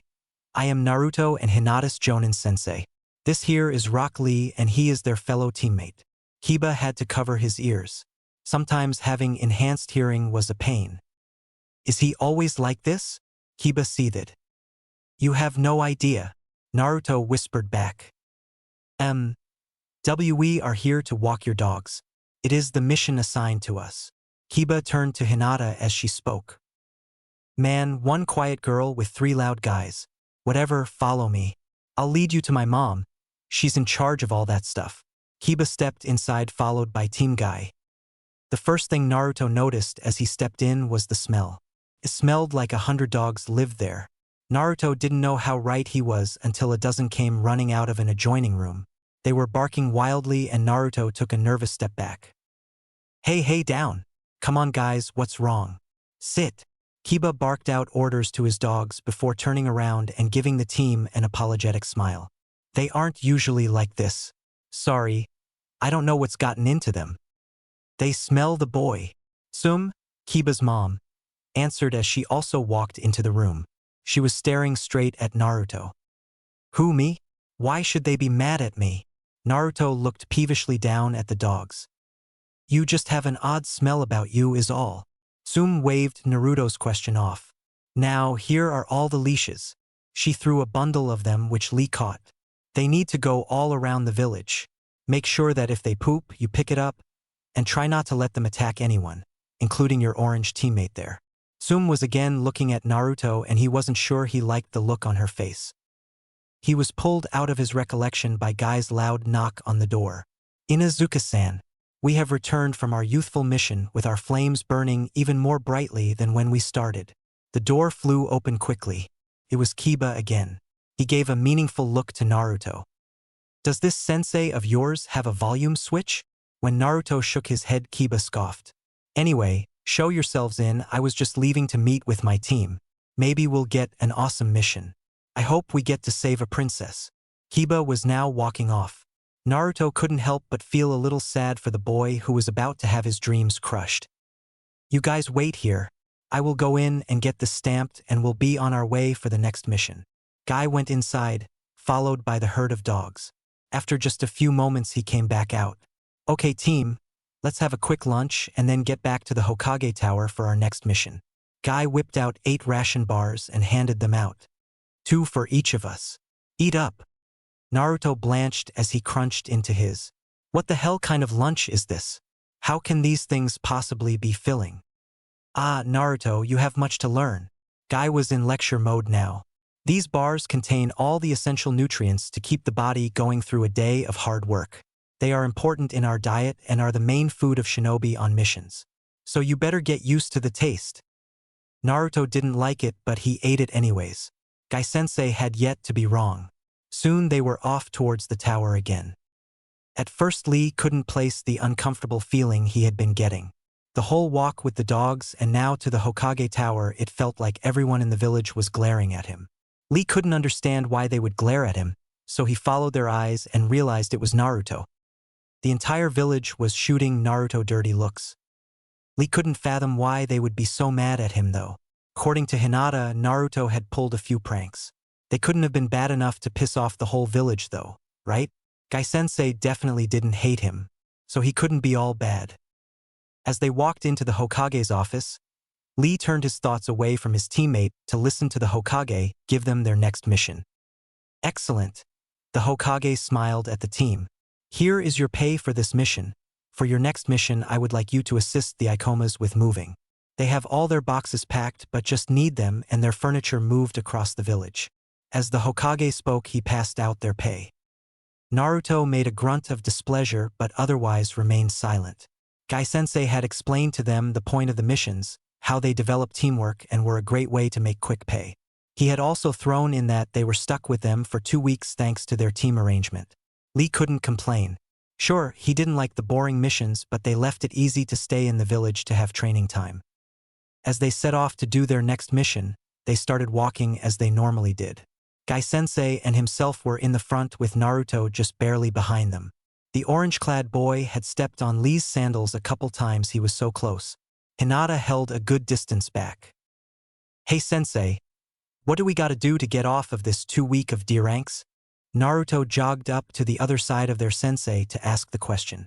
Taking this opportunity, Lee noticeably fell back and started walking with Hinata. She just glanced at him curiously. Lee spoke quietly. Have you noticed the looks Naruto has been getting? Hinata nodded. Well, do you know what is up with that? You had mentioned about him pulling pranks, but were they really that bad? Hinata shook her head again before speaking up. As far as I know, Naruto-kun has received these looks since before he pulled even his first prank. Hinata looked suspiciously at the people who walked by as they talked. Even my own family forbade me from talking to him. They said he was dangerous. Lee frowned. Dangerous how? What's dangerous? Lee and Hinata both jumped. The topic of their conversation was now walking backwards right in front of them. He gave them a weird look before Lee managed to jumble out an excuse. C-rank missions. Hinata here had been questioning what they were like, and they are dangerous, you know? Lee gave a nervous chuckle. Guy-sensei just said the same thing, but I think we can handle them no problem. After all, I'm gonna be Hokage. Lee gave a sigh of relief. Naruto had accepted his excuse easily enough. He didn't know why, but he didn't feel like bringing it up with him. Lee doubted it would have made him comfortable. Naruto appeared oblivious to the looks, but Lee was almost sure it was a farce. Naruto walked with them the rest of the way, asking Lee questions about the kind of missions he had been on and if he had ever saved a princess. Lee answered the best he could, but he was distracted now. How could Naruto be dangerous? It didn't make sense. Once he could talk more with Hinata, he might have more insight. He would just have to wait. They were here. Ikoma-san, we are here to help you move. Guy screamed at the building. A confused-looking elderly couple stepped out of the building. When they saw the leaf symbol on Guy's belt, recognition dawned on their faces. Ah, yes, good. We were wondering when the Hokage would send you shinobi. We would appreciate it if you would get started right away, the husband said. Right, you guys heard them. Get to work. Lee watched Naruto nod excitedly and start to form the ram seal. No clones, Naruto. You can't improve if you rely on them all the time. Naruto frowned at his sensei's words but nodded. This act pulled the couple's attention to Naruto though. What is that doing here? The elderly woman practically spat. I don't want him anywhere near my possessions. That little thing will rob us blind. Lee turned quickly to Hinata and saw her glance at him quick too. Then they both turned to Naruto to see his reaction. To Lee's surprise, it wasn't anger. It wasn't even sadness. What Lee saw was much more confusing than that. What Lee saw in Naruto was fear. But what was he afraid of? I assure you, Naruto is no thief. He is a ninja of the leaf and is sworn to protect its citizens and everything they own. Guy set his hand on Naruto's shoulder. Lee noticed Naruto visibly relax at the touch. Guy-sensei was amazing. Of course, if you are still uncomfortable with my team, then we can head back. The women started to nod. I'm sure the Hokage will understand when I tell him that you decided to reach into your lingering youth and move everything without the aid of shinobi. The woman started to sputter at that. What, but you can't do that, she screeched. I fail to see why not, after all, if my team of youthful ninja isn't right for the job. I couldn't possibly see any other ninja to be bothered with this assignment. The woman was about to say something again before her husband interrupted. We would be honored if you young ones would help us. Just keep an eye on your student. You know? To put my wife at ease. Of course, Guy said in clipped voice. The old man gave Naruto a little glare before he let them in. Lee was even more curious now. The more that happened, the more badly he felt he had to hear what Hinata had to say. It might be nothing, but any little bit of information was welcome at this point.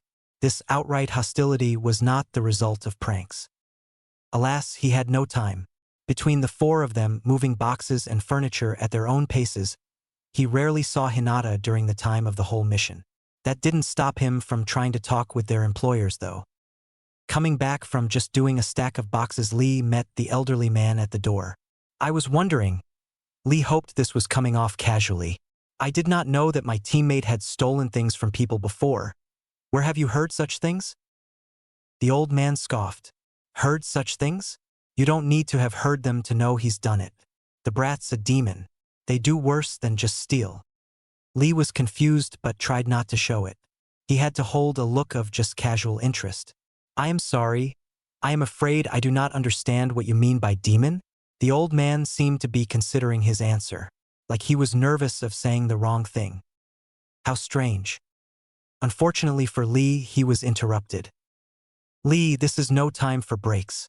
Let your fire burn brightly and transport with all your might. Guy-sensei was running towards them on a handstand. Yes, Guy-sensei. I apologize for slacking off while the rest of you are working so hard. I will lift 4 times the amount I had been before as punishment. Lee dashed inside and quickly stacked 4 boxes in each arm and started running to the other end of town. Darn. I was about to find out something big too. I know it. Lee silently cursed to himself. It didn't matter though. There would be more chances. There were a lot of boxes after all. However, to Lee's annoyance, there weren't any more chances. It was like Guy-sensei was following him now. Almost like Sensei knew he was asking things he probably shouldn't be. But surely Sensei couldn't have known that. Guy-sensei wasn't really that all-knowing. Right? Soon enough, the mission was over. The couple thanked them, although Lee doubted they meant Naruto, judging by the final glare they gave him. Now they were on their way back to the tower. As they were walking, Guy started talking. It appears to be about 3 o'clock. We will go collect our reward but stop missions here for today. I would like to treat you all to some lunch before continuing our training. Naruto began to say something but Guy quickly cut him off. No ramen, you need to eat more than that. Naruto didn't respond but dropped his head in defeat. He was too predictable at times. He stayed quiet the whole way to the Hokage's office, where they received their money. So, Lee-kun, tell me how you like your new teammates. I do hope you are getting along well with them. The Hokage's question caught Lee off guard. Their flames burn very brightly, Hokage-sama. I am honored to work with them. Lee bowed as he spoke. The Hokage laughed and waved his bow off. No need for that, dear boy. I am curious though. Are you upset having lost your old teammates? Lee thought before answering. I have not lost them, Hokage-sama. I can still see them and hopefully I shall get to do more missions with them sometime. The Hokage seemed pleased with his answer. That's the spirit. Guy has trained you well. I look forward to seeing you all again bright and early tomorrow morning. The Hokage dismissed them. The team exited the tower and began following Guy as he led them through the bustling streets of Konoha. During this time, Lee had hoped to talk with Hinata about what she had meant earlier, only to be thwarted again by Naruto, who fell back into line with him. Heh, isn't this great? A free meal. Too bad it isn't ramen though.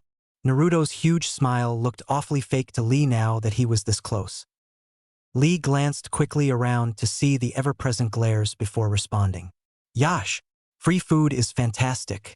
I cannot think of the last time that Guy-sensei felt so inclined to treat me out to eat. He says my stomach is far too full of youth for his wallet to handle. Naruto and Lee continued to converse about food with an embarrassed Hinata in the middle. Suddenly her stomach growled. Hinata gave a small eep. If her face had been red before, it was absolutely glowing now. I am sorry. ID dash. She was interrupted by Naruto's laugh. Guess you're really hungry too. Guy-sensei is in for it tonight. Naruto's smile seemed a little more loose and honest as he spoke. Just as Lee thought this, Guy spoke up. We have arrived. Let us enter and dine to our heart's content. Naruto and Lee grabbed Hinata and dashed inside, followed by their laughing sensei. Their excitement was cut abruptly short. When the genin ran in, they could practically feel the tension in the restaurant. The fact that the whole place got silent very quickly didn't help. It didn't take anyone on the team long to figure out why. Guy was standing silently behind them now.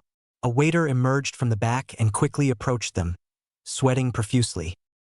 I am sorry to inform you, Guy-san, but we are booked full right now. The waiter mumbled nervously. Guy glanced at all the empty tables around the restaurant. His students were watching him for his reaction. Unfortunately, Guy didn't see much he could do besides leave. Calling the waiter out on his obvious lie would only cause problems. I see. Then we shall be sure to take our business elsewhere. Lee had had enough. Naruto was getting treated like garbage everywhere they went. He didn't deserve this. He didn't deserve any ill will at all, for that matter. In short, this was bullshit. Lee was about to vocalize these thoughts when Hinata surprised them all. You're all despicable. She had spoken quietly, but due to the silence in the restaurant, there was no doubt they all heard her. Her head had been turned down when she first spoke, but now she lifted it. The waiter gave a controlled yelp and jumped back. The sight of Hinata's active Byakugan apparently had unnerved him. I'll make it known to the rest of my family the gravity of this insult. They shall see to it that you are out of business. Hinata knew this was an empty threat. She actually had very little sway within her family. But they didn't know that. Her unmarked head clearly marked her as main branch, and to her silent pride, she actually kind of sounded like an heiress for once in her life. She found if it was for Naruto, she could do almost anything. Besides, once word of what she said got around, more than enough people would probably avoid the restaurant anyways. So they might go out of business without her clan's interference. The waiter seemed about ready to sputter out a response, but Hinata didn't even want to hear it. She turned on her heel and left the restaurant, the rest of her team in tow. Wow, she is scary when she is mad, Lee whispered to Naruto. Naruto could only nod dumbly to Lee's words. He was so stupefied by Hinata's reaction he had completely forgot why it was necessary in the first place. It seemed all women were scary as hell when pissed to him. Guy was for once in his life torn. While he didn't want to see the restaurant that served such delicious food go out of business, they definitely deserved it. No one treated his students that way with him around. He had made that clear while on their second mission. But Hinata's reaction had in a strange way almost made it worth it. The passionate flames that were flying off of her were tremendous. Guy could have cried. He just hoped it wouldn't take another incident like this to pull them back out. As they walked out, Hinata began to realize what she really just did. How could she have done that to Guy-sensei, to Lee, and most importantly, to Naruto? She had definitely just ruined the rest of the day. She turned around to apologize, but was met with what appeared to be hesitant looks from her teammates. That couldn't be good. She began to bow, but Guy cleared his throat. No apology is needed. What you did was definitely within your bounds as a teammate. So how about some ramen? Guy felt he had to change the subject. Surely Naruto would be happy at the thought of ramen. In fact, if Naruto had been upset at all, he didn't show it. At the word ramen, Naruto started jumping around before he grabbed Hinata and Lee by the hands and started pulling them off to his favorite stand. Guy allowed a small grin.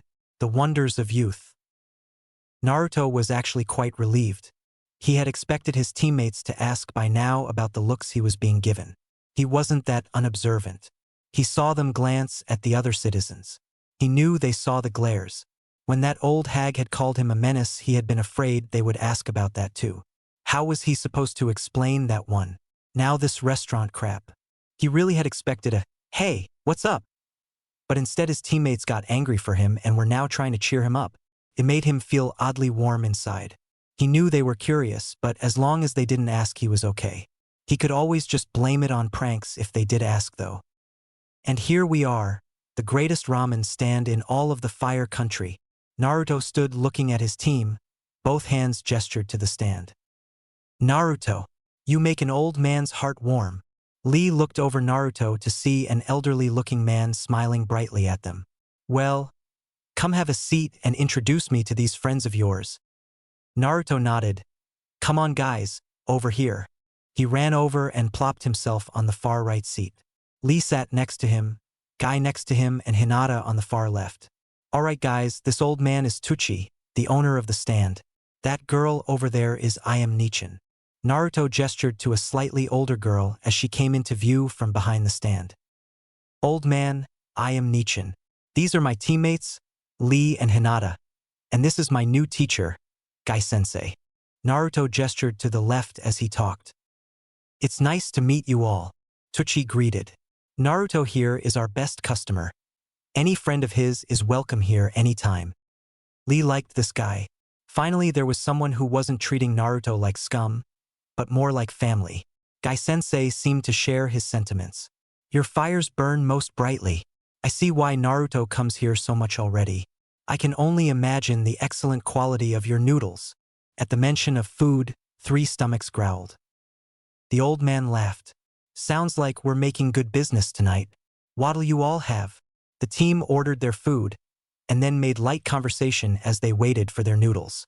When they got there, everyone dug in. Even Hinata seemed to eat with a distinct haste. As they started to get done, Guy cleared his throat. When he was sure he had his students' attention, he began talking. I wanted to discuss what you can expect us to be doing for the next couple of weeks. All of his students nodded. As you know, we start practice at 5 in the morning. We train for 3 hours or an hour for each rotation. Same as we did this morning. After we have done that, we break for an hour breakfast. Be sure to get your proper nutrients, or you will have a most unyouthful day. At 9 we report to the Hokage for missions.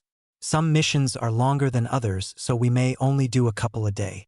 Between missions we should have another meal, but not a big one, we have to be diligent. Those ration bars work just fine. We will end missions as close to 4 as possible. After which we will eat as we are now. So what do we do after this? Naruto asked. We train some more. Guy answered. Now run back off to where we met this morning. I will take care of the bill. If you are not there before me, you will all run 500 laps around Konoha. Guy stood up and pulled out his wallet, and his students were gone in a flash. The ramen stand owner started cracking up.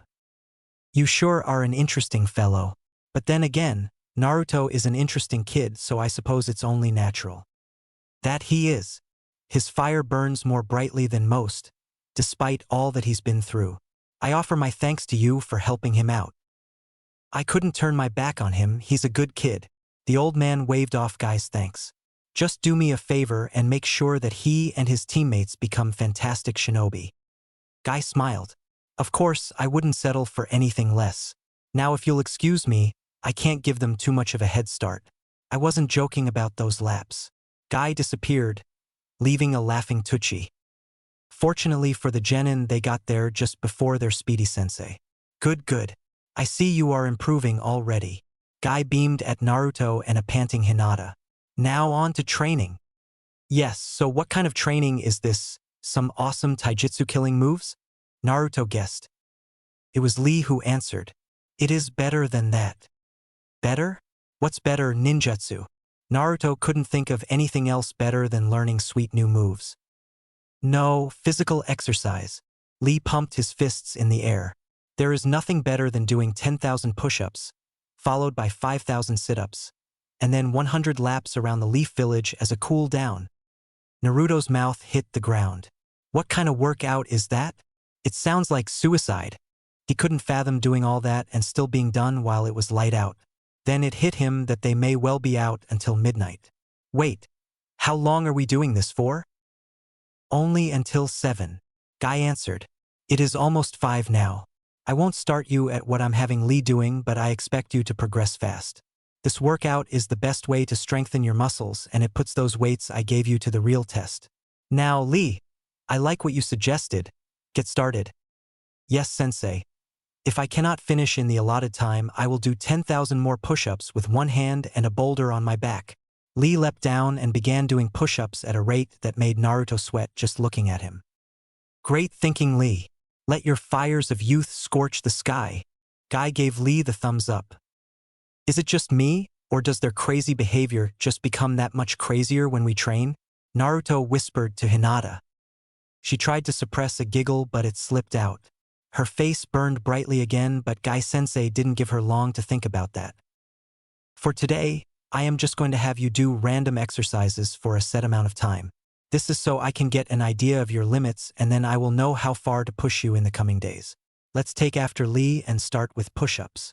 Naruto and Hinata spent the next hour doing all sorts of things, ranging from jumping jacks to running around the clearing on their hands, something that proved very difficult for Naruto. Soon, though, the 2 hours was nearly done, so Naruto and Hinata collapsed to the ground as they waited for Lee to finish his laps. Even Naruto's seemingly endless stamina had shown its limits during their intense workout. Hinata didn't even have the strength to be embarrassed from her close proximity to Naruto. You have done well. You would do even better to rest up tonight, for tomorrow will be just as rigorous. Guy started to lecture just as they heard Lee's panting as he slowly jogged into the clearing. Lee collapsed next to his teammates. I have finished the assigned task. Guy-sensei. Lee got out between gasps. He gave a lazy salute which Guy returned with full vigor. Excellent job, Lee. I am sorry I did not join you today, but now that they are set, I will be sure to engage fully in the training myself tomorrow. For now, go home and rest. That goes for all of you. Guy disappeared in a swirl of leaves. To where? The genins could only guess. Well, I shall see you both early tomorrow then. Lee staggered to his feet and was about to leave when Naruto called out to him. Hey, wait, bushy brow. Naruto stood up and brushed himself off. Hinata and I were gonna go shopping for something green. We think Guy-sensei might appreciate it. You could come with us, it'll be fun. Right, Hinata? Why, yes. While Hinata said this, she inwardly hoped Lee declined. She liked Lee, but she had been hoping it would just be Naruto and her. While she knew she lacked the courage to actually do anything, and it would have been embarrassing, she would have been able to at least pretend it was a date. Lee thought about it. This was actually a good opportunity. He had yet to finish his conversation with Hinata, and he needed to bond with them outside of training, he supposed. All right, I will happily accompany you on your venture for new clothes. With you two also in green, we will become the Leafs Green Ninja Team. Lee said, much to Hinata's disappointment. Not that she showed it, and neither boy took notice. Awesome. Let's get going. Naruto already seemed to be recovered from the 2 hours of brutal training. Lee and Hinata tiredly followed after him. Guy was pacing inside the Hokage's office. Some of the things he'd seen today greatly disturbed him. He just had to figure out how to voice his thoughts to the Hokage himself. Said old man looked greatly disturbed. It took a lot to get Guy to get like this. He hadn't seen it in years himself. He had a good idea what the source of his inner turmoil was, though. It had to be Naruto, the Hokage side. Might as well get it over with. You can speak freely, Guy. It is apparent things have disturbed you today. Tell me what they are. It was an order. Guy stopped pacing and straightened. It's about Naruto. The Hokage grimaced. Sometimes being wise had its downfalls. One was being right when you didn't want to be. The treatment the boy gets is downright unforgivable. He keeps them safe every day of his life, and they call him a demon, accuse him of things he has never done, and bar him from their establishments. The Hokage sighed again. He always felt more his age when the boy's treatment was brought up. Tell me exactly what happened. Start from the beginning. And so Guy did. He recounted everything from their missions to the glares, and finally what had happened at the restaurant. After each telling, the Hokage sunk lower into his chair. He seemed to have overlooked so much. When Guy finished, the Hokage sat up straight again. I have missed so much concerning the boy. How is he doing? What of the reactions of his teammates? The boy just goes on smiling. I would never guess something was wrong if I wasn't there myself to witness everything. He hides it so well. I take comfort in saying I am most proud of all my students. The others have not questioned him, but they are definitely on to something. Yet they have asked him nothing and instead already treat him like a friend. While this is to be expected of my Lee, It warms my heart to see a kind Hyuga. Guy smiled slightly at the end. The Hokage could not return his smile though. Maybe it would be best if we brought them in and informed them of what dash. No! The Hokage looked at Guy curiously. It was not often anyone interrupted him anymore, especially to refuse a suggestion from him. Guy seemed to realize this but held his ground. Forgive me, Hokage-sama, but I feel Naruto has to tell them himself. That is the only way for him to feel that they truly accept him. If we go behind his back and tell them, he will never be able to open his heart up to them. Please leave it to them. Guy was practically begging now. The Hokage looked at Guy a while longer before nodding. I understand. Thank you for your report, Guy. I hope to hear more in the future. Perhaps some with more good news. Dismissed. Guy nodded and left out the door. When he left, the Hokage took a long drag on his pipe. He had a lot to think about tonight. Meanwhile, Guy's team was again walking through the busy streets of Konoha. Naruto was still in the lead, Lee and Hinata following closely behind him. Suddenly Naruto stopped hard. Lee bumped into him. What gives, Naruto? Lee backed up slightly to give Naruto his space. Naruto himself turned around and rubbed the back of his head in embarrassment. Well, you see, I just realized, I don't know where we're going. Naruto gave a small chuckle. Lee sighed. He should have figured. Well, where do you normally buy your clothes? Lee regretted the question. Naruto's eyes lowered to the ground and his smile faded. But his smile quickly returned and Lee almost thought he imagined it. Well, I've never actually been clothes shopping. The grin plastered on Naruto's face made Lee feel sick. But where did you get your orange jumpsuit? Hinata squeaked out. Lee suddenly had a bad feeling about the answer they were going to get. Yeah, one of our old instructors gave this to me. It was super nice of him. Huh? Naruto just kept smiling, oblivious to the look Lee and Hinata now gave each other. Lee realized Hinata had come to the same conclusion as him. Someone had intended to get Naruto killed on a mission. Orange wasn't exactly a stealthy color after all. It wouldn't have surprised Lee if it was the same instructor that taught Naruto his taijutsu. I know of a good shop to get ninja clothes. Green shouldn't be hard to find there. Hinata was upset. How could so many people be so mean to Naruto? She was definitely going to make sure he didn't have to suffer anymore. She just needed to find the courage to make good on her silent promise. So, with Hinata now in the lead, the team was off again. Soon they entered a clothing store, just a block away from where they had been. As they walked around, Hinata noticed Lee grab a couple items, run up and buy them.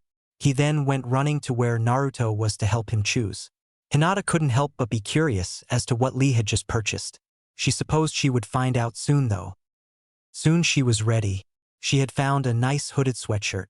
It was striped green and gray horizontally and was just a little big for her, just the way she wanted. She also found some pants that were a dull green but seemed to fit her well, so she grabbed a few pair of those too. She was now outside of the changing room with Lee waiting for Naruto. Soon the boy stepped out with camouflage pants and a jumpsuit just as green as what Lee was wearing at the moment. She also noticed an orange t-shirt underneath. But what was Naruto without a little bit of orange? Lee gave him the thumbs up and Hinata nodded her acceptance as he peered at them inquisitively. He smiled at their reactions, went back in and re-emerged with his orange attire back on. I'll take all the clothes and you can just give me your pay. Hinata offered, sticking her hand out. In reality, she just didn't want them to do anything to him. The way he was treated, she wouldn't be surprised if they charged him double. Nah, that's okay. I can do it. Naruto held his clothes protectively. I'm totally capable of doing this by myself. It appeared he had misunderstood her intentions. Hinata gave a pleading look to Lee, who seemed to catch on. Come on, Naruto, let her handle it. Do you not know how much women love to shop? Just buying the product is another part to that experience. Naruto started to nod slowly as Lee took his clothes and handed them to Hinata. I suppose that makes sense, thanks Hinata. Naruto handed her the money and Lee led them out of the store. Hinata went and paid for everything without incident. But when she walked outside, she didn't immediately see her teammates. For just a second she got depressed and thought that maybe they ditched her. That is, until she heard them. Pissed. Hinata quickly over this way. She heard Naruto's not-so-quiet whisper and turned to see both him and Lee hiding behind a nearby sign. She walked over curiously. What are you guys doing?" Naruto and Lee both turned to her and made a shoo noise before turning their attention back to the store across the street. Hinata looked over but didn't see anything in particular. Not until Haruno Sakura walked out of a building anyway. "Sakura-chan." Both genin were practically drooling. Their eyes had a strange glow about them. Suddenly they both seemed to realize the other was staring as well. "Wait, you know Sakura-chan? Of course I know her, she's mine." Their mimicry of each other almost seemed rehearsed and would have made Hinata laugh if she didn't feel like her heart was crumbling apart. Sure, she knew of Naruto's crush on Sakura, but it still hurt whenever he looked at her that way. If only he would give her a glance like that, even just once. "This can only be settled one way," Lee declared, no longer trying to be quiet. "Ken. How is that supposed to solve anything?" Naruto apparently gave up on being quiet too.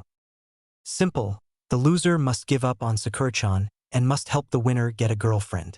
What do you say?" "I say let's do this." Naruto and Lee assumed their ready positions. Hinata knew it was a terrible thought, but she just couldn't help but pray that Lee won. "Okay. Ready?" Lee asked. Naruto nodded. "Rock. Paper. Scissors. Shoot." Lee threw rock. Naruto threw scissors. "Yash. Sakura-chan is mine." Lee jumped in the air. Best 2 of 3. Lee fell hard to the ground. "What?" he shouted, pointing an accusing finger at Naruto. "I thought that was how we were doing it. That's how it's always done." "Fine." Lee stood up and they both got back into position. "Rock. Paper. Scissors. Shoot." Lee again threw rock. And Naruto again threw scissors. Best 3 of 5. She's walking away." Hinata interrupted their game as she watched Sakura walk down the street. She was also just trying to get Naruto to give up, not that she would ever admit it. "Right. Sorry Naruto, but time is up. I look forward to your assistance in getting me a girlfriend." Lee bowed low before looking expectantly at Naruto. Naruto seemed to be in an internal struggle for just a second. "Damn. Fine, but let's hurry, we gotta catch up to her." Naruto started running down the street. Lee was quick to be after him. A relieved and slightly happy Hinata trailed behind them both. Naruto didn't like to admit it, but maybe it was time he did give up on Sakura. After all, he had teammates now. They actually didn't treat him like dirt. They were even quickly becoming what he figured you would call friends. And if his friend wanted a date with Sakura, then he would be damned if he didn't get it for him. With this in mind, he called out to her, "Sakura-chan." She stopped short. He noticed her shoulders go rigid, but she turned around all the same. At least she didn't jolt on them. That would have made things complicated. As they ran up, Naruto gave a nervous wave but then paused. Crap, he didn't come up with a plan at all. Time to wing it. "What do you want, idiot?" Sakura was pissed. She had just bought more perfume to impress Sasuke, but instead of her dream boy showing up, the class clown came running up instead. If he asked her out again, she would have to beat his brains out. Again. "Hey, I wanted to introduce you to my teammates." Naruto started lamely, scratching the back of his head. "I already know them, Naruto. I was in your class." Naruto gulped. Yep, she was short on patience. "Well, yeah, you know Hinata, of course." Naruto gestured to his female teammate. "But I doubt you know this handsome stud. This is Rock Lee. He graduated the year before us and he is one kick-ass taijutsu expert." Naruto built Lee up. Sakura had wanted to ask why they were paired up with a genin a year ahead of them, but her question was blown from her mind when she saw the so-called stud. The boy had the most atrocious clothes she had ever seen in her life. His eyebrows were thicker than should have been possible, not to mention his bowl cut was so out of style she almost cried. The worst yet was the creepily bright smile and thumbs up he was giving her. That damned idiot Naruto was making fun of her. If this was some kind of revenge for her rejecting him all the time he was dead. It didn't matter, he was dead anyway, she decided. Lee couldn't think of what to say. His mind froze now that they were so close to her. She was staring, that had to be good. Now if he could get himself to drop the thumbs up and talk to her, he would be good. He never got the chance. Sakura suddenly sent a fist down on Naruto's head. Naruto, you idiot, what kind of joke is this? You're retarded and will never be funny, cool, or smart. Just get out of my life. As she spoke, she wailed on Naruto. Hinata just watched in mute horror as she saw Naruto get his typical beating from Sakura. Meanwhile, Lee, who'd never witnessed this before, couldn't bring himself to watch anymore. He was about to intervene when she stopped, looked up and ran past them, all the while screaming, "Sasuke-kun!" Lee was so surprised by the sudden change in her demeanor, he turned to see who she ran after. Lee grew wide-eyed and his heart stopped for a fraction of a second. Sakura had run after who Lee could only assume was the last surviving Uchiha. But that wasn't who he was looking at. Walking on either side of Sasuke were his old teammates, Neji and Tenten. He was pulled out of his shock by Naruto. Sorry, bushy brow. With that bastard Sasuke around, it is going to be hard to get her. But don't worry, I'll make Sakura yours. Naruto seemed totally unfazed by his beating. Maybe a little heartbroken, but physically, it looked like she never touched him. But man, she sure does pack a punch still, almost like old times. Lee couldn't believe it. This was commonplace? Lee found his infatuation for Sakura dying quickly. Just as he was thinking this, Tenten must have caught sight of them because she was calling out to him. She grabbed Neji and pulled him over. A begrudged Sasuke and ignored Sakura followed. Lee, it's so good to see you again, Tenten said as she ran up and gave Lee a hug. Isn't that right, Neji? She gave her cold teammate a meaningful look. Yes, it has been quiet without you and Guy-sensei. Our new sensei has a knack for being late. Fortunately, we are able to train just fine without him. He spends most of his time on the rookie anyways. Lee nodded quickly. Coming from Neji, that quiet comment was the closest thing to a compliment Lee had ever received from him. He found himself just a little happy. Naruto cleared his throat and looked at Lee expectantly. Ah yes, Neji Tenten, these are my new teammates. The blonde one is Uzumaki Naruto and the girl is Dash Hyuga Hinata-sama. Neji finished coldly, practically spitting out the sama. Neji and I-san, Hinata said quietly. Whoa, he's your brother? Naruto asked. Cousins, idiot. Sasuke answered for him. Not that you'd know anything about clans. Watch yourself when talking about clans, Sasuke. Neji gave Sasuke a sideways glance. As fate has it, yours isn't around anymore either. Sasuke just glared at Neji. There was nothing he could do to the older genin and he knew it. Sakura had even gotten quiet from the tension that was beginning to build. We'll be taking our leave then, Neji said after a moment of silence settled over the genin. It's funny though. Looks like Guy-sensei seems the one to get all the misfit shinobi. With that, he walked off. Sasuke followed quickly as did Tenten, but not before she gave an apologetic smile to Guy's new team. Sakura, of course, ran after them as well, trying to get Sasuke's attention again. Naruto had been about to set off at Neji and teach him a thing or two, but Lee held him back. I know how you feel, Naruto, but Neji is the reason we must train to become geniuses of hard work. Neji was at the top of my graduating class, just like Sasuke was yours. When we are ready, we will take them on. But that is not until Guy-sensei says we are. Naruto finally seemed to calm down. Sorry, bushy brow, he said, panting heavily. Next time, we'll get Sakura for sure. Lee shook his head. That is all right. I think I will have you help me with someone else. The way Sakura acted towards that genius has put a bad taste in my mouth. So then it's okay for me to go for Sakura-chan again? Naruto looked slightly hopeful. Nope, remember the terms of our agreement was the loser had to give up on Sakura. Just because I do not want her does not mean you can go for her. As Lee was talking, he gave Hinata a wink, unnoticed to Naruto. Hinata gave another small eep, and a blush spread on her face. Naruto turned to Hinata when she squeaked. I can't believe that Neji guy is your cousin, Hinata. He's nowhere near as nice as you are. Hinata's blush got even deeper, but she managed to mumble out a small thanks to his compliment. Satisfied, Naruto hefted his bag of clothes over his shoulder. Well guys, it's getting late. I'm gonna head home. We have a long day tomorrow after all. Lee nodded. Yes, I will see you tomorrow bright and early, Naruto. Try not to be late. Gee, good night, Naruto-kun, Hinata muttered. Yeah, I won't be. Good night, guys. With that, Naruto was off in the direction of his home. An awkward silence passed between Lee and Hinata. Naturally, Lee was the one to break it. You like him, do you not? Hinata gave one of her usual eeps and began blushing harder than Lee had ever seen. Sorry. Not what I expected to say either. It is just strange. Earlier you told me that your family said he was dangerous and that you should stay away from him. And so you go and develop a crush on him? What is with that? Hinata quietly stared at her feet.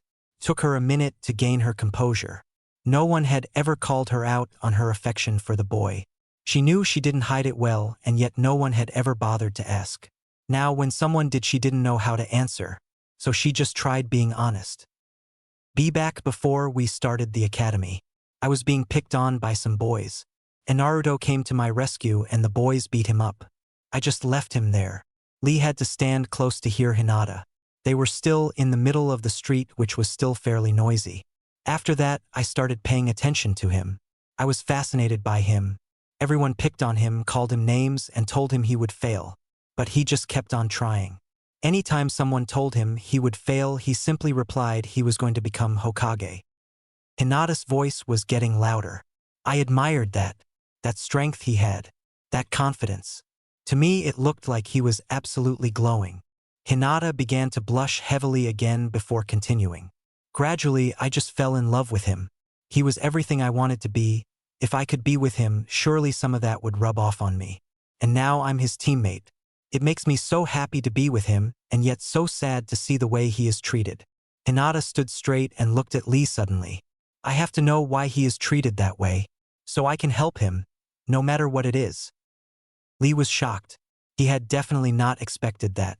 Lee could now honestly say he knew Hinata better than he ever knew her cousin. And it had only been one day. That confidence at the end seemed to blow all the other times out of the water. She was determined. He was too. They would help Naruto together. They would be there for him. As his friends, they would make sure he didn't have to suffer. Right, so first we need to pool everything we know. Lee started knocking off points on his fingers. Tomorrow we shall see if Guy-sensei has any insight to give us.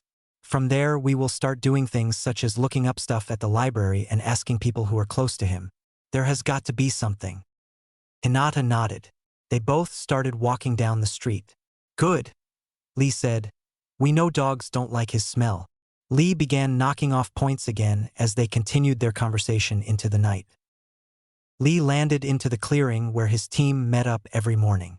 He was 15 minutes early today, but Guy-sensei and Hinata were there as expected. She was in the new attire they bought yesterday. After the conversation, Hinata and himself had the night before they decided to confide their findings to Guy-sensei and see if he could give them any insight. So naturally they had to be there early so Naruto wasn't around. Not that he was likely to be on time anyway, at least Lee hoped not.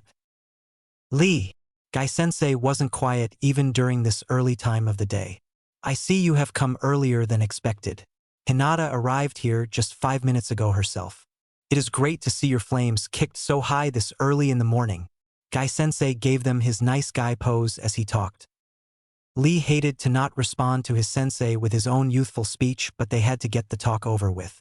So when he spoke in a normal volume, their sensei turned immediately serious. Hinata and I have something we wish to discuss, Guy-sensei. Lee watched closely for anything Guy might do to let him know he knew what they wanted to talk about. Seeing none, Lee continued. It is about Naruto. We have noticed the way he has been treated, and we tried to come up with reasons as for why. Guy-sensei nodded slowly. Lee knew something was up now. He never knew his sensei to respond in such a sullen manner. He had to know something.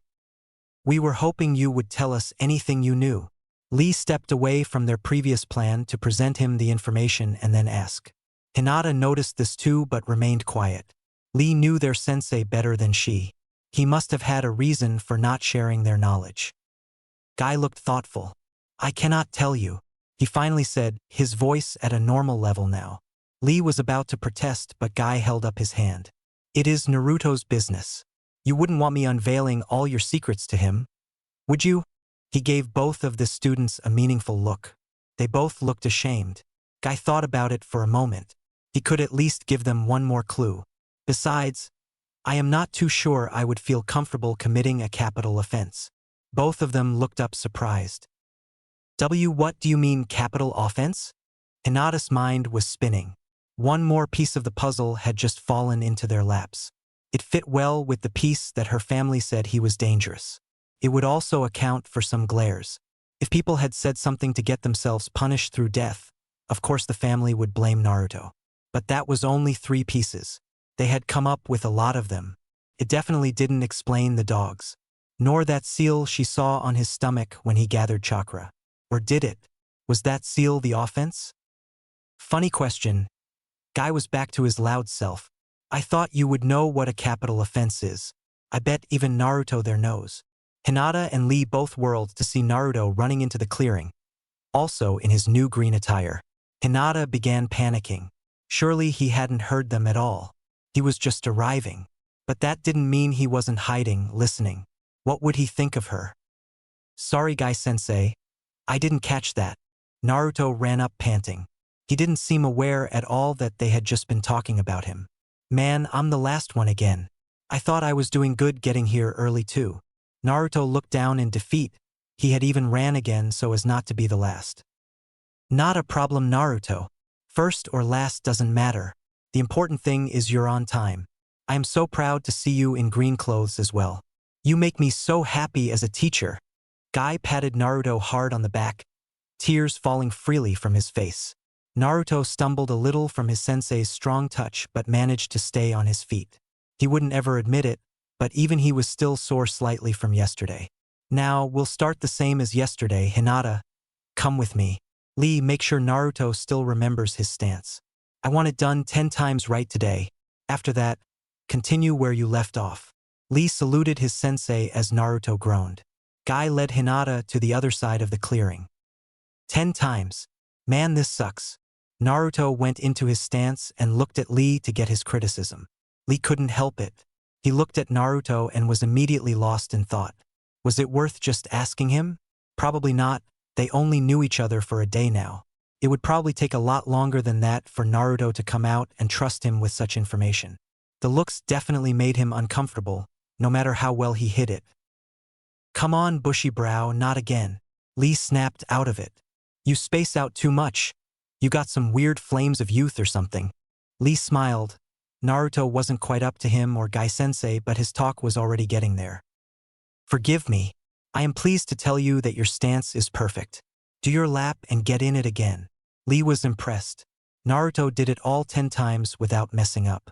That was definitely not the results of a dead last. Perhaps just another sign that his teachers had truly misguided him. When Naruto was done, Lee did as his sensei instructed and they moved on to his drills. Tell me, Hinata, do you know any of the moves other than the basic Juken style? Guy was pretty sure he knew the answer, but he might as well ask. As he figured, Hinata shook her head. What a shame, with a stance as solid as yours you are more than ready to learn more. Hinata lowered her head in shame. Thank you for your kind words, sensei, but only my clan can advance me farther in our style. They do not feel the same as you, however. Guy laughed.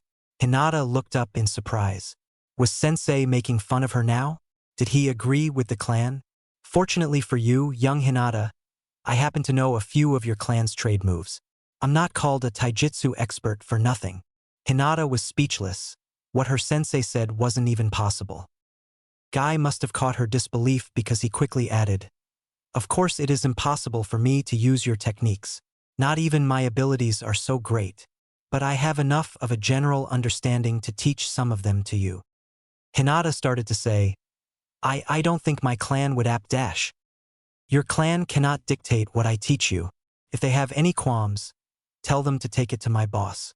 You do know who my boss is, right? Hinata nodded. Good. While Guy would gladly take any youthful challenge from the Hyuga clan, he doubted Hinata would be too happy he was beating up her family, although he doubted Niji would mind. Now tell me if you are familiar with the Juho Sashiken? Guy asked. Hinata again shook her head. It is a move where you gather chakra into your fists into the shape of a lion. It happens to be one of my favorite moves the Hyuga can use because it is more of a brute attack than other moves they use. It is also not hard to teach, the concept is simple, and while it is chakra-consuming, I believe you can do it just fine. Hinata was impressed. Her sensei walked her step through step of the technique. At first Hinata had a hard to getting anything, but soon half her arms began to shimmer with chakra. Hinata felt something strange come over her as the chakra built up in intensity, and soon her arms appeared to be emblazed in blue fire. Hinata could only describe the feeling as accomplishment. She was actually learning one of her clan's techniques. She might be able to become the heir yet. Then her father would have to acknowledge her. Soon though her chakra gave out and she was forced to rest for a while. "I'm sorry, sensei," Hinata said in between breaths. "I will get this technique." Guy was impressed. Hinata showed a knack for the jutsu already. That and her confidence seemed to be coming out, without the need of a push from anyone. "No need to rush yourself, we have many training sessions to get it. For now, let's spar lightly for the rest of the time. You can try more tomorrow." Hinata nodded. While she was disappointed that they couldn't continue this new move, Hinata knew her limits. She wasn't a stamina nut like Naruto. Thoughts of the boy brought a small blush to her face as she and Guy began sparring. Everything after that went the same through the end of that rotation and the next two. Hinata sparred against Lee for an hour, building her confidence. Meanwhile, Guy came at Naruto as he tried to make use of his clones. Naruto seemed to retain quite a bit of what they had practiced yesterday and was even now pulling off things Guy hadn't suggested. On their next rotation, Naruto had all but mastered the tree climbing exercise. Meanwhile, Lee and Guy went off to practice Lee's secret winning move. When Guy and Lee were done, they came back into the clearing to Naruto hanging upside down from the tree and a smiling Hinata. "Excellent work, Naruto." Lee clapped for his teammate. Naruto rubbed the back of his head while he grinned happily down at them. "And don't forget Hinata," Guy said as he put his hand on her shoulder. "You are lucky to have such a great teacher, Naruto. Tomorrow you can now learn water walking." "Whoa, really? That's awesome. You're the best, Hinata." Naruto jumped down from the tree and gave his teammate a hug. She promptly passed out. Naruto looked sheepishly at his sensei and other teammate. "Guess I just don't know my own strength?" They both shook their heads at his cluelessness. She must have been tired because they weren't able to rouse her until close to 11. She sat up groggily at first but then seemed to become aware of the company she was with. She shot up fast from the chair at Icharaku's she was at. "I am sorry. I don't know what happened. I didn't mean dash." "Slow down there, Hinata." Guy placed a hand on her shoulder to show he wasn't mad. "I can only take the blame as your sensei. I should have realized that this new schedule would take some adjusting to. People don't get used to it overnight." Hinata nodded slowly after taking a few deep breaths. The blush was slowly leaving her face. "We can take the rest of the day off if you'd Lee dash." Hinata suddenly shook her head violently. "No, I wish to continue." She surprised herself with the sternness in her voice. Her blush heated back up. Now Lee and Naruto were giving her a concerned look. They surely thought she was holding them back, even if she wanted to continue. Guy needed no other convincing. "Okay, guys. You heard your teammate. We're heading to the Hokage Tower to get a mission." "Yash! A mission!" Naruto and Lee rang out together. Lee gave Naruto a peculiar look but Naruto just smiled back. "Yash, it's a cool word," he explained. "You don't mind, do you?" "Not at all. I am just surprised and refreshed by how open-minded you are, Naruto. It is a great difference from that cold fish, Niji." Naruto blanched at the name. They both laughed and started running off towards the tower. The rest of the assembled group just stared. "They're so alike it's frightening," Tucci muttered. I am giggled. "I think it's cute. They're like brothers."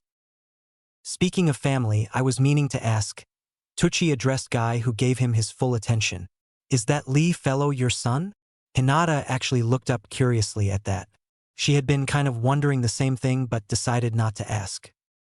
Guy's laugh boomed across Konoha. No, not my son.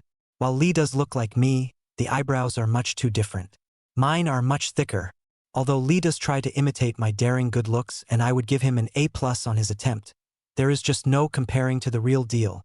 Everyone stared at Guy with an open mouth. A fly could have easily landed inside any of them. "Well, Hinata, let's not fall too far behind." He took off, followed quickly by Hinata. I really hope Naruto doesn't turn out exactly like that Lee boy, Tucci muttered. They're good guys, but 2 is enough. I don't know, Dad. Naruto would look good with a blonde bowl cut. Don't you think? I laughed, but her father just kept staring down the spot his customers disappeared from. Naruto and Lee were dashing through the trees. Lee was going so fast he was almost a green blur. Naruto was also moving at great speeds, but he wasn't even close to Lee yet. There it is, Lee shouted. Where? I missed it. Naruto looked around on the ground. Suddenly he saw it. Just a little brown blur. Ah, I see it. It's going left, bushy brow. You jump ahead to cut it off.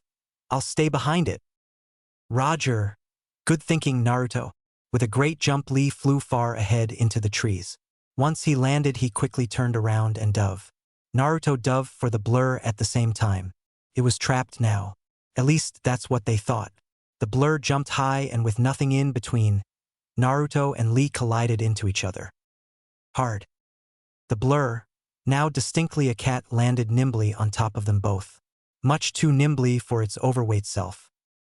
It trotted off into Hinata's open arms, as she looked in horror at that state of her teammates. Are you all right? Hinata now petted the cat that was purring in her arms. That damn cat. I'll kill it. Naruto rose to his feet while holding his nose. Lee's head had connected with it, and Naruto was sure he heard a crack.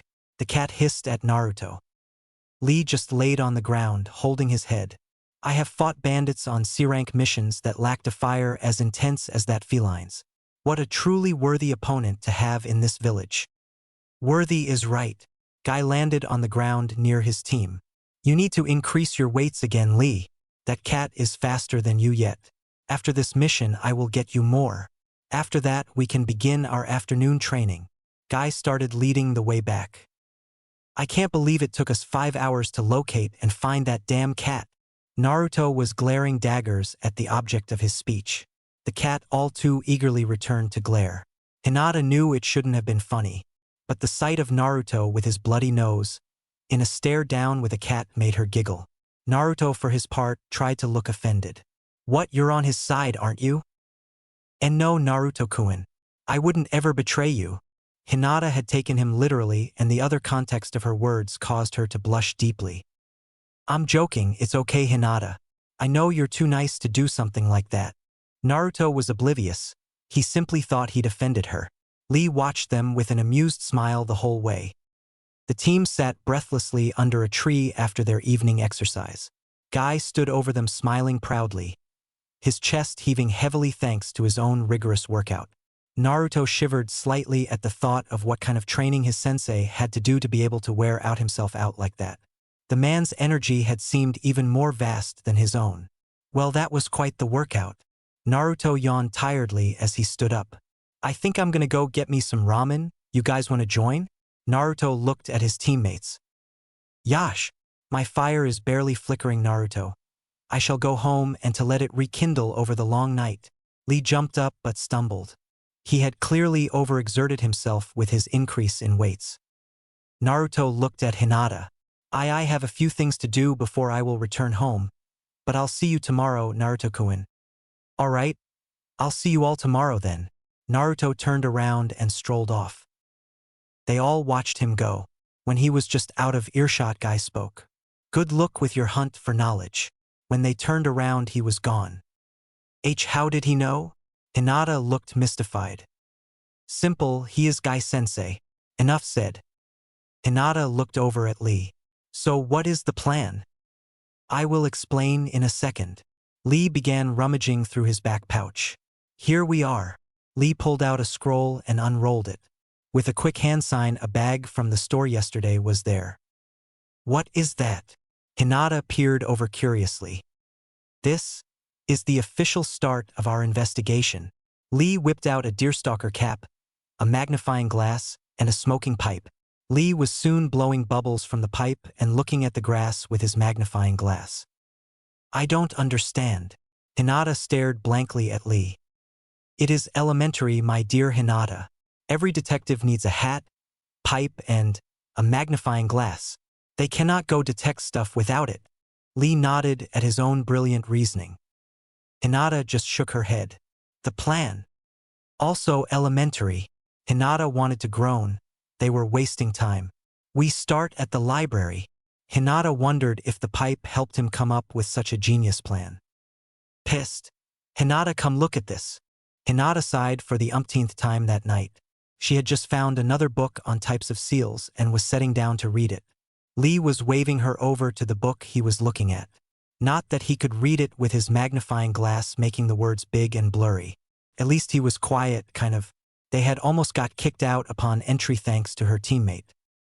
Naruto's birthday, Lee whispered as Hinata appeared next to him. Hinata looked at it curiously. I can't read it, Lee-senpai. Hinata tried to brush his glass out of the way. Lee just answered it for her. It is October 10th, 13 years ago. Hinata didn't need to ask now to know there was something special about that date. Everyone knew it was the day the Kyuubi attacked. Did it have something to do with Naruto? What are you thinking? Hinata looked at Lee expectantly. It should be treated as a clue even if it is not related. Everyone knows the Yondaime killed it. It would at least explain why Naruto's parents are dead. Lots of orphans were made because of that fox. Lee didn't say it, but he was one of them. Have you found anything on his parents? Hinata was curious now. She had never heard Naruto mention them at all. She would have at least expected him to brag about his parents being awesome ninja every once in a while, but she wondered if he even knew their names sometimes. What Lee said next only confirmed her theory and confused her even more. It is strange. I looked up the last name Uzumaki, but his is the only one in the village. From what I have gathered, the Uzumakis were a clan of seal masters from the Whirlpool country. This startled Hinata quite a bit. Was Naruto a foreigner? Then it hit her. You said were. Hinata didn't like the implications of that. Yeah, they were wiped out. Other villages feared their power, so they just killed them. Then wouldn't that explain why Naruto is hated? Hinata asked it, but even she had her doubts on this theory. Not likely. Supposedly, the Shodai Hokage was also married to an Uzumaki. We were on good terms with them. That at least explains why we would have saved someone like Naruto. Lee's head was starting to hurt. There was more to Naruto than he at first thought possible. Maybe they feared the people that wiped out the clan would come looking here? Hinata couldn't stop thinking of possibilities. Without even realizing it, she said that last one. Maybe we need more information. Did you find anything on seals? Hinata shook her head. Nothing as complex as what he has. I just started this one, but so far I don't recognize his at all. She was feeling useless. Compared to Lee, she had found nothing. Maybe it was the hat? She stomped that thought before it got any further. And the plot thickens. Lee scratched his chin thoughtfully. Let us end here tonight. We should start asking people Naruto knows after one more day here. Hinata nodded. She was tired and they had training early again. So with that, they retired their search for the night. They both arrived the next morning with bags under their eyes. Neither of them had slept well at all from all the thoughts of Naruto running through their heads. Guy and Naruto both couldn't help but worry for the two of them. Guy-sensei, what do you think happened to them? They were now on their second rotation and Guy was beating at his clones. I never thought I'd see Bushy-brow tired for morning training, Naruto added. Yes, it is quite disturbing. I wouldn't trouble yourself too much with it. They'll be back to normal tomorrow. Guy wasn't going to say anything, but he had a good idea what had cost them their sleep. Soon it was time for Hinata to teach Naruto water walking. They went to a nearby riverbank as instructed by Guy-sensei. Okay, Hinata, what do I gotta do? Naruto peered anxiously at the water. What? Hinata asked. She had gotten lost in thought on the way over. She hadn't even realized they were there and missed Naruto's question. I am sorry, Naruto-kun. What did you say? Naruto stared at her closely for a minute. Hinata could have sworn she saw the gears turning in his head. He was debating something. He finally just repeated his question. What I gotta do to walk on water? Hinata couldn't help but wonder what other thoughts and possible questions had run through his head. What made her more nervous was the fact that he didn't ask them. Naruto usually asked whatever was on his mind. She put her own questions aside for later. Walking on water requires a steady stream of chakra. A lot more is used than when you walked on the trees, but in a way this should make it easier for you. Hinata explained. So just channel chakra into your feet and I will tell you if it is too much, same as with the trees. Naruto nodded excitedly and began channeling his chakra. To Hinata's great surprise, it was far too little this time. More than needed to walk on trees, but not enough to walk on water. This spoke volumes for his increased chakra control. More chakra, Naruto-kun, she told him quietly. Right, will do. Naruto channeled a little more until Hinata told him it was all right. Naruto then took a hesitant step into the water. He didn't sink. Naruto placed his other foot in. Heh, I got this. Naruto went to take another step but lost his balance. He fell face first into the water. He walked out spitting water from his mouth. What the hell happened? He sat down pouting like a little child. Hinata couldn't help but giggle at his reaction.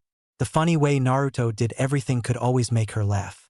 Naruto looked at her and smiled slightly. He liked getting people to laugh. Hinata began to explain what had happened. When you lifted one foot, you increased the flow of chakra onto the other foot. This caused you to slip. It's a common first mistake. Hinata would know. She had taken a while to get it herself. It didn't help that she was only 5 when she was being taught. I get it, let's go again. Naruto stood up but paused. He then started to take his jacket off. And Naruto-kun. Hinata blushed and turned around quickly. She knew he wasn't doing anything provocative, but she couldn't help it. Naruto turned and suddenly blushed a little himself. Sorry Hinata. I can keep my shirt on if you want. Hinata shook her head quickly, so Naruto just shrugged. He didn't want to get his clothes more wet. Well, please watch me channel my chakra. All right. Hinata took a few calming breaths and turned around. She nearly gasped. There it was. Naruto's seal, open completely to her sight now. She studied it for a second before she realized Naruto was eyeing her wearily. Realizing she was caught, she figured she had to say something now. That is an interesting tattoo, she said slowly, watching Naruto's reaction.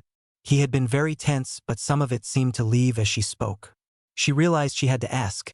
She wouldn't get a chance like this again. It almost looks like a seal, but I've never seen one like it. She had meant the statement to come across as offhand, but Naruto seemed immediately on guard again. If it is a seal, I wouldn't know. I've had it as long as I can remember. Naruto was talking slowly, carefully. Hinata realized. As far as she could tell, he wasn't lying though. Maybe he didn't really know. I always thought it was rather cool looking, right? I'm a real badass with this. Naruto laughed, but Hinata could hear how nervous it was. So she forced herself to giggle too. He looked satisfied. Good. She'd do anything to make sure he wasn't uncomfortable. Now watch me master this. Naruto started walking to the water. Naruto-kun, don't. Hinata shouted too late. Naruto was airborne. He landed painfully on the ground. It was exactly like his first attempt at tree climbing. Right? Less chakra this time. Naruto jumped to his feet and Hinata breathed a sigh of relief. Sometimes Naruto seemed invincible. Just maybe not emotionally. He was so guarded. In some ways even more so than herself. That left Hinata a great deal to ponder on. Lee and Hinata walked through the streets of Konoha together again. Lee had his deerstalker on and the pipe was in his mouth. They were almost to the library when Hinata stopped. Lee peered at his teammate. What is it? He asked. Lee-senpai, I don't think we're going to find what we need here. Hinata couldn't be sure. But having looked at Naruto's actual seal, she started to think it was much too complex to be in the library. I say we just go to asking people close to Naruto. Lee stared at her curiously for a minute before nodding. I suppose you are right. We may cover more ground this way. We can always resort to the library later. So who do we start with? Hinata thought for a second before she knew who was first. Icharaku-sensei was an instructor at the academy and the only one to show Naruto-kun any kindness. He's definitely our best bet. Right? Then let us go. Lee started walking down the street. Lee-senpai. Yes, Hinata? The academy's that way. Hinata pointed in the opposite direction Lee was walking. Right? To the academy. Lee was now off in the right direction, an embarrassed Hinata following behind him. Iruka saw quite a few of his students that had graduated in the past. In fact, he had already treated Naruto out the other night. It was nice to see his students and ask how they were doing in the ninja world. One student he never expected to see though, especially in his classroom again, was Hyuga Hinata. Not that he minded, he liked Hinata. She was quiet, a great student. However, he couldn't fathom why she had to bring Guy's miniature clone with her. Nor could he imagine why said clone was wearing a hat and blowing bubbles out of a pipe. "Sensei, we have a question." Lee wasted no time. Iruka had to wince. This boy was exactly like his sensei, right down to the loud voice. "Well, I am an academy instructor. I would be happy to answer any questions you have." Iruka smiled in what he hoped was sincere at the spandex-wearing ninja. "Yes. Why does everyone hate Naruto?" Iruka had to rethink his last statement. He would have happily answered any question but that one. He sighed and looked warily at the two students in front of him. To his surprise, even Hinata looked incredibly determined about this. "Well, Naruto ruined a lot of buildings with all Iruka had started to say. "We know it's not pranks, sensei. The hostility is too much for something like that." Iruka was surprised. It was Hinata who had cut him off. Iruka was stuck now. He didn't know what to say. They were clearly on to something. "You cannot tell us either. Is it because of that capital offense?" Lee had to find a way to get something from him. "At least, tell us if Naruto knows why he is hated." Iruka sighed again. These kids knew more than he thought. They had apparently been doing other research. "Yes, he knows." Iruka neglected the first question altogether. That was more than enough for them though. They both bowed low. "Thank you, Iruka-sensei," they said in unison before getting up and leaving. Iruka stared at the door in which they left. He really hoped that, when they found out the truth, they would accept him anyways. It was apparent they at least cared, for now. Hinata and Lee walked dejectedly now from the academy building. "That law has pretty much screwed us," Lee announced his thoughts aloud. Hinata only nodded. She had been thinking a similar thing. With that law, everyone else they could have asked was knocked out. Except maybe the Hokage himself, but they couldn't go there. Now, there was only one person she could turn to. She wouldn't be able to do it with Lee this time though. She would truly be on her own. "Lee-senpai." Lee looked at her curiously. Her voice quivered a little when she spoke next. "Tomorrow, go to the library without me." "What, where will you be? Please do not tell me you are giving up." Lee stopped and put his hand on Hinata's shoulder. "We need to do this together. For Naruto, remember?" Hinata shook her head fiercely. "I will never give up on this. No, tomorrow. I am going to ask my father." Hyuga Hayashi was known by the rest of the village as a strict man. He couldn't agree more with them. Of course he was strict, the duties of his clan forced him to be. It was this strictness that had caused him to all but abandon his first daughter so he could focus on his second-born, who showed much more skill in the Hyuga ways. Hinata had been too weak. She lacked resolve. Something Hayashi was sure she would never gain. So when she called to meet with him, he was more than just a little surprised by the intense look in her eyes. Something had happened. He hoped to find out in this conversation what it was. "Father, there is something important I wish to discuss with you." Hayashi almost visibly raised an eyebrow. Now her stutter was gone too. What was going on with his daughter? "Then speak. You wouldn't have called me if there wasn't something to discuss. You are wasting my time." Hayashi wanted to see if he could bring out his daughter's nerves. Find out if they were really gone for good. "It is in regards to my teammate. I am concerned about the treatment he gets from the rest of the village, my own clan included." Now Hayashi was really curious. Not only had his attempt to bring her down been a failure, but she wanted to talk to him about her teammate. What did her teammate have to do with the clan? Who were her teammates anyway?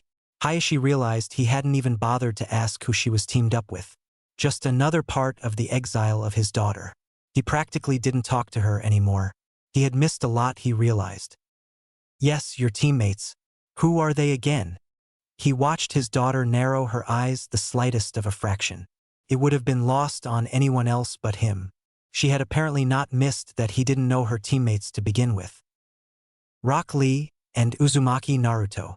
Hayashi knocked over his tea. Uzumaki Naruto? Now her questions made sense. The treatment of the boy was obvious. But what was her angle? Why did she want to know? The tea he had spilt was the last thing on his mind now. I could arrange for your teams to be switched. He started slowly. If you are concerned with being on his team. That is precisely the problem. Hinata was now visibly upset from his suggestion. Excuse me? Hayashi couldn't help it. He didn't understand his daughter's statement. You all just assume that he should be exiled. You don't think about him as a person at all. You just look at him like he's some sort of monster. I'm sick of you all treating Naruto-kun that way. I want to know why. Hinata started panting heavily. Then she quickly regained her composure. Naruto-kun? How close was his daughter to this boy? The longer this conversation, the more questions Hayashi was going to end up having. I can't explain it to you. Hayashi was going to say more, but his daughter cut him off. That law extends even into the Hyuga clan? Just what exactly is the law around Naruto-kun? Hayashi's mouth was agape.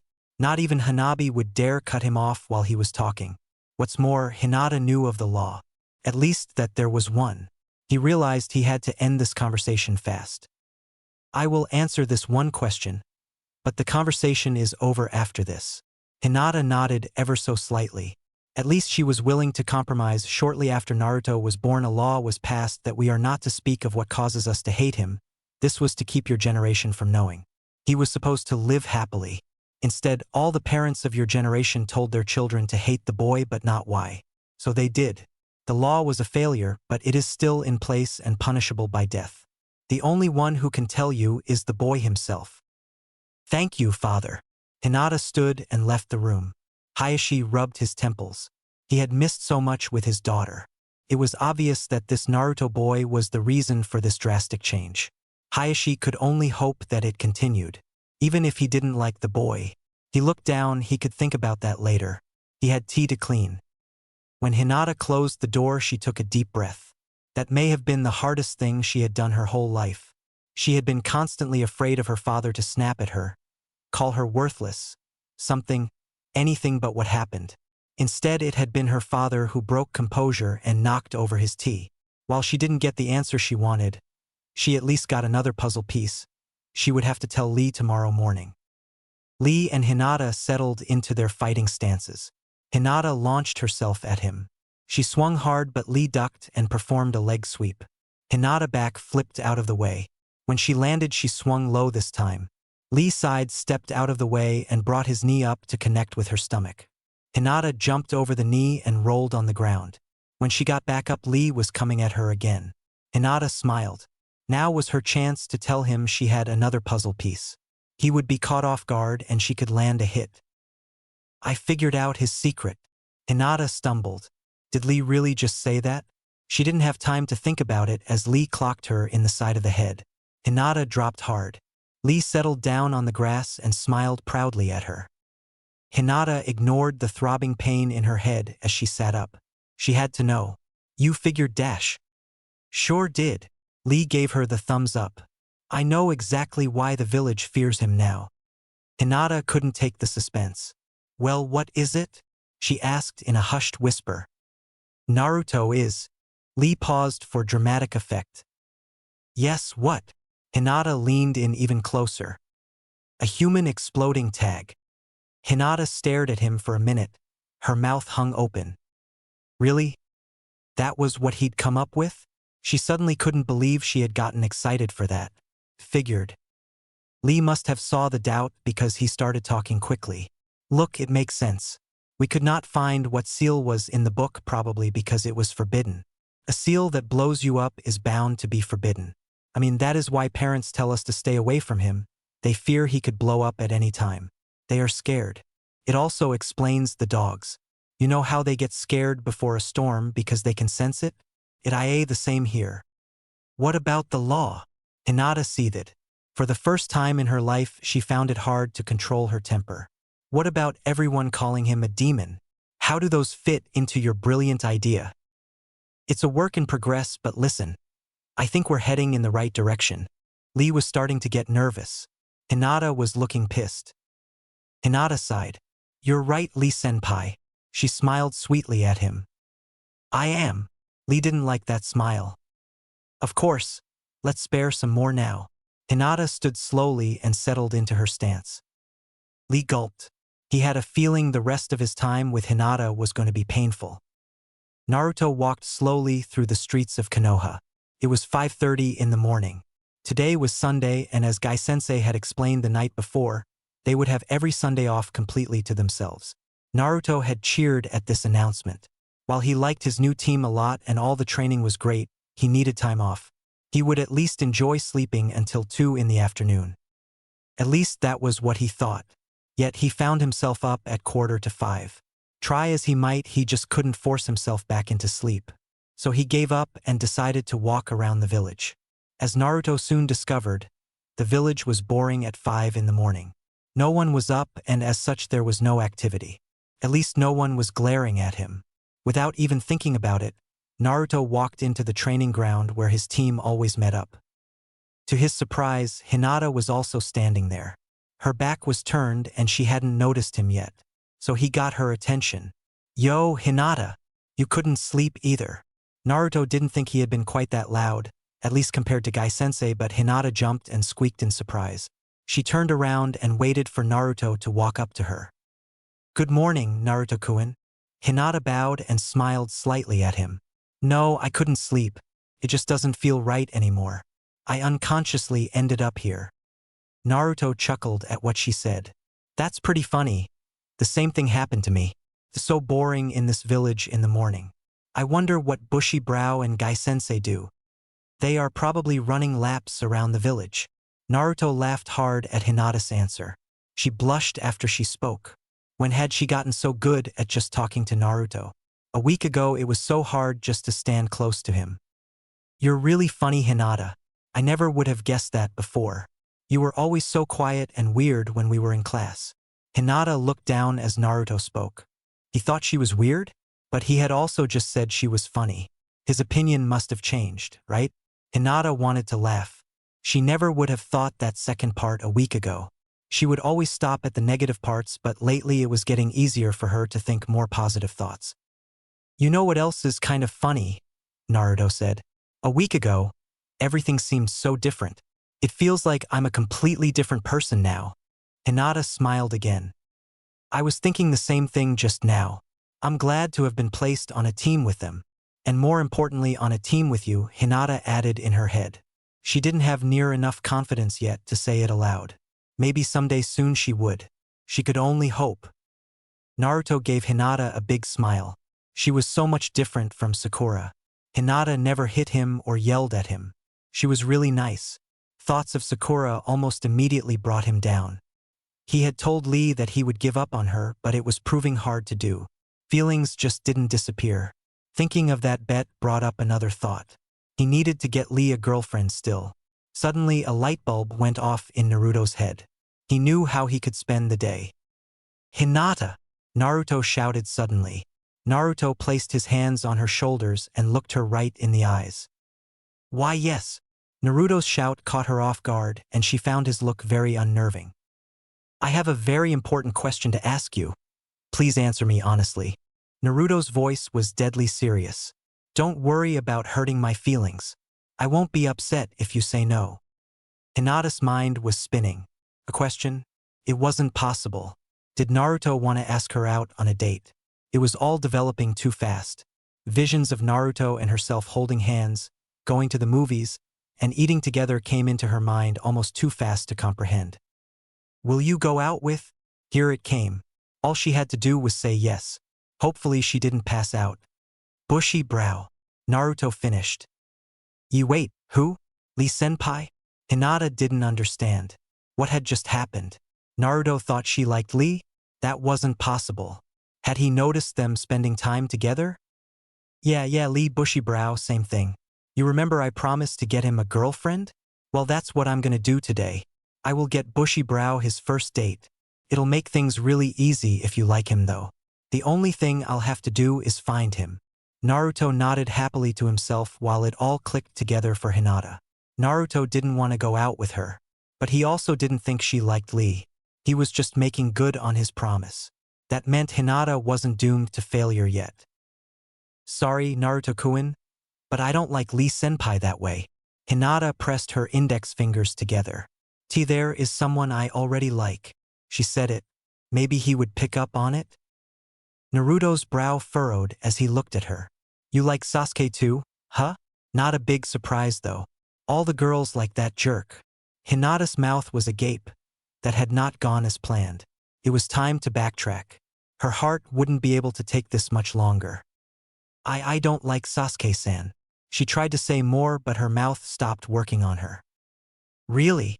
Naruto looked at her suspiciously for a moment. Then he smiled brightly at her. That's right, you're way too smart to like someone like him. He wouldn't treat you right anyway. A nice girl like you deserves much better. Naruto gave her an imitation of their sensei's nice guy pose. To her surprise, his smile even seemed to glow slightly. Hinata felt her face heating up at Naruto's praise. Alright, well that knocks you and Sakura-chan out for girlfriend candidates. We're gonna have to wait a while, but once the day gets going I know just the girl to ask next. Naruto nodded to himself while all his brilliant ideas whirled. Hinata was pressing her index fingers together again. Naruto stopped his plotting to look at Hinata. Sorry, Hinata. You don't have to spend the day with me, help him dash. I'll do it. Hinata surprised them both. She hadn't meant to, but at the words day with me, she couldn't help herself. She would have given anything for a chance like this a week ago. Now that the chance just fell into her palm, she wouldn't let it go, no matter what happened. Awesome. You really are the best, Hinata. It'll be way easier to convince Ino with another girl around. Naruto started walking away from the training ground. Hinata jogged up to him and then fell into pace with his walk. Did you just say Ino? Hinata definitely had her doubts about that. It was going to end up exactly like what had happened with Sakura. Maybe worse. Of course, Ino is a perfect start. I know right where they'll be at 10 anyways. They were now back into the open streets. Hinata wasn't even sure if he had a current destination in mind. 10 o'clock was still 4 hours away. How do you know that, Naruto-kun? Hinata couldn't figure out how Naruto would know something like that. She knew he liked Sakura, but maybe he liked Ino too? Hinata shook her head. Naruto was definitely not like that. Simple, the only person with a bigger appetite than me is Choji, and he eats at the same place every morning at 10. He used to just drag Shikamaru there, but now I hear it's the whole team's meeting spot. Hinata wanted to know where Naruto had learned this as well. Soon the two fell into a repeated pattern. Hinata would ask Naruto a question and he would spout out answers. Sometimes he would rant on for half an hour. This continued as they walked through the village, occasionally taking a rest at a bench on the streets. Hinata couldn't ever remember having talked, or laughed for that matter, so much in her whole life. Even just this short few hours with Naruto made her forget all about her problems. It was 10 o'clock, much too soon for Hinata's taste. She had really enjoyed the morning, but now it was down to business. The hunt for Lee's girlfriend was on. She just wished it didn't have to start with Ino. Hinata looked up at the Korean barbecue they now stood in front of. She couldn't help but feel a little apprehensive about entering. The last time Naruto had entered a restaurant things hadn't gone too well. Naruto, in a rare moment of insight, picked up on her unease. Don't worry, whenever I skipped class with Choji we would end up here. Hinata looked at Naruto curiously.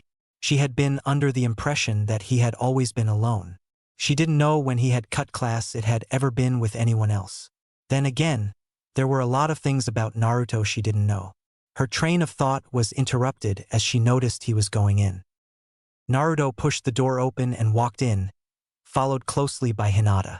Looking around, Naruto found exactly the people he was looking for. Just as predicted, Hinata was surprised.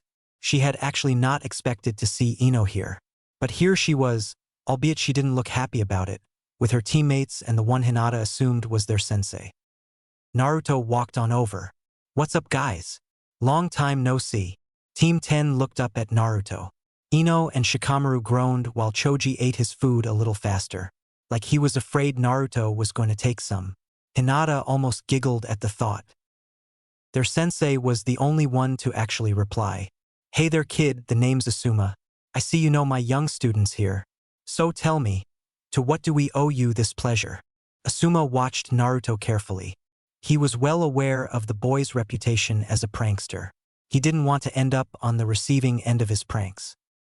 Actually, I'm here to talk with Ino. Naruto pointed to the blonde girl. What, me? Why me? Can't you bug Shikamaru? Ino looked shocked.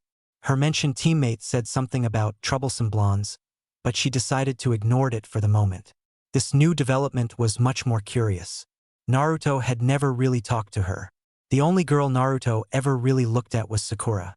Maybe it was a jealousy approach to win her over. Ino wanted no part of it. Then she noticed Hinata. Naruto was pulling out a team picture that they had taken just a couple days ago. Naruto loved this picture. He had one in a frame at home.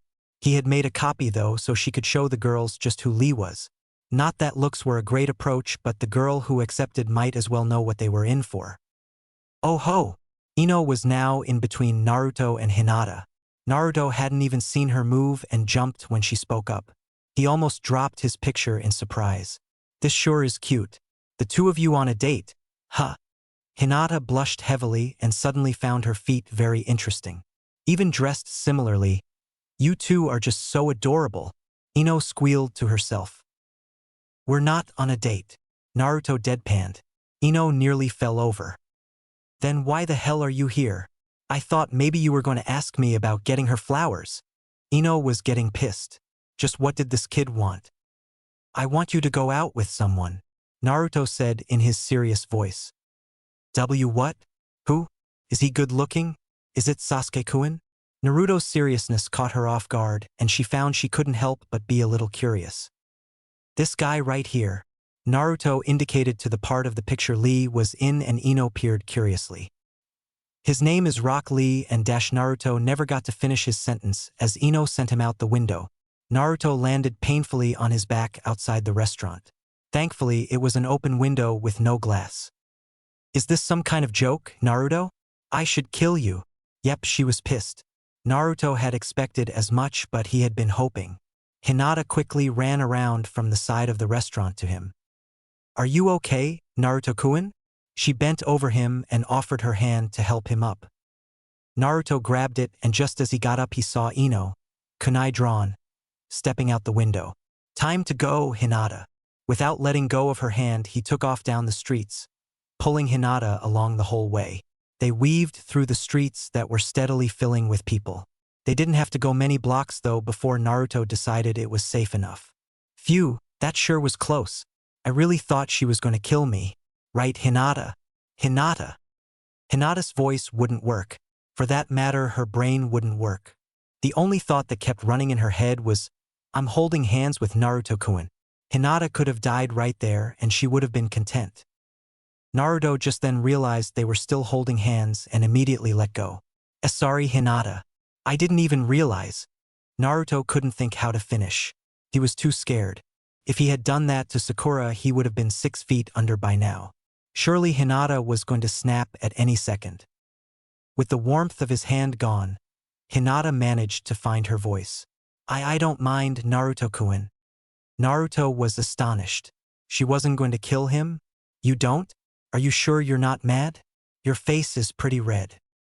Hinata shook her head. I wouldn't get mad over something like that, Naruto-kun. I'm not like Sakura-san. Hinata wasn't sure why she said Sakura's name, but it came out. Suddenly she couldn't help it. She had to say it. I don't see why you like her so much anyways. She is always so cruel to you. Naruto was suddenly very quiet. Hinata regretted what she said and was about to apologize when Naruto answered. She didn't really have any friends. I mean, at first she had Ino, but they stopped talking. No one really liked her. Everyone made fun of her forehead. It wasn't something she had any control over, but they ripped on her for it and refused to hang out with her. I felt we were alike, so I decided I liked her. Because we are similar. Naruto stared at the street the whole time he talked. I always thought you and I were similar. Hinata's words caused Naruto to look up in surprise. Hinata steeled her nerves and kept talking. You were shunned by the whole village. I was shunned by my whole clan. I want nothing more than to become the clan heiress and be acknowledged by everyone in the clan, especially by my father. Just like how you want to become Hokage, so the whole village will acknowledge you.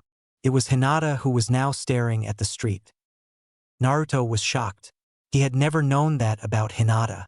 He always thought she had got on really well with her family.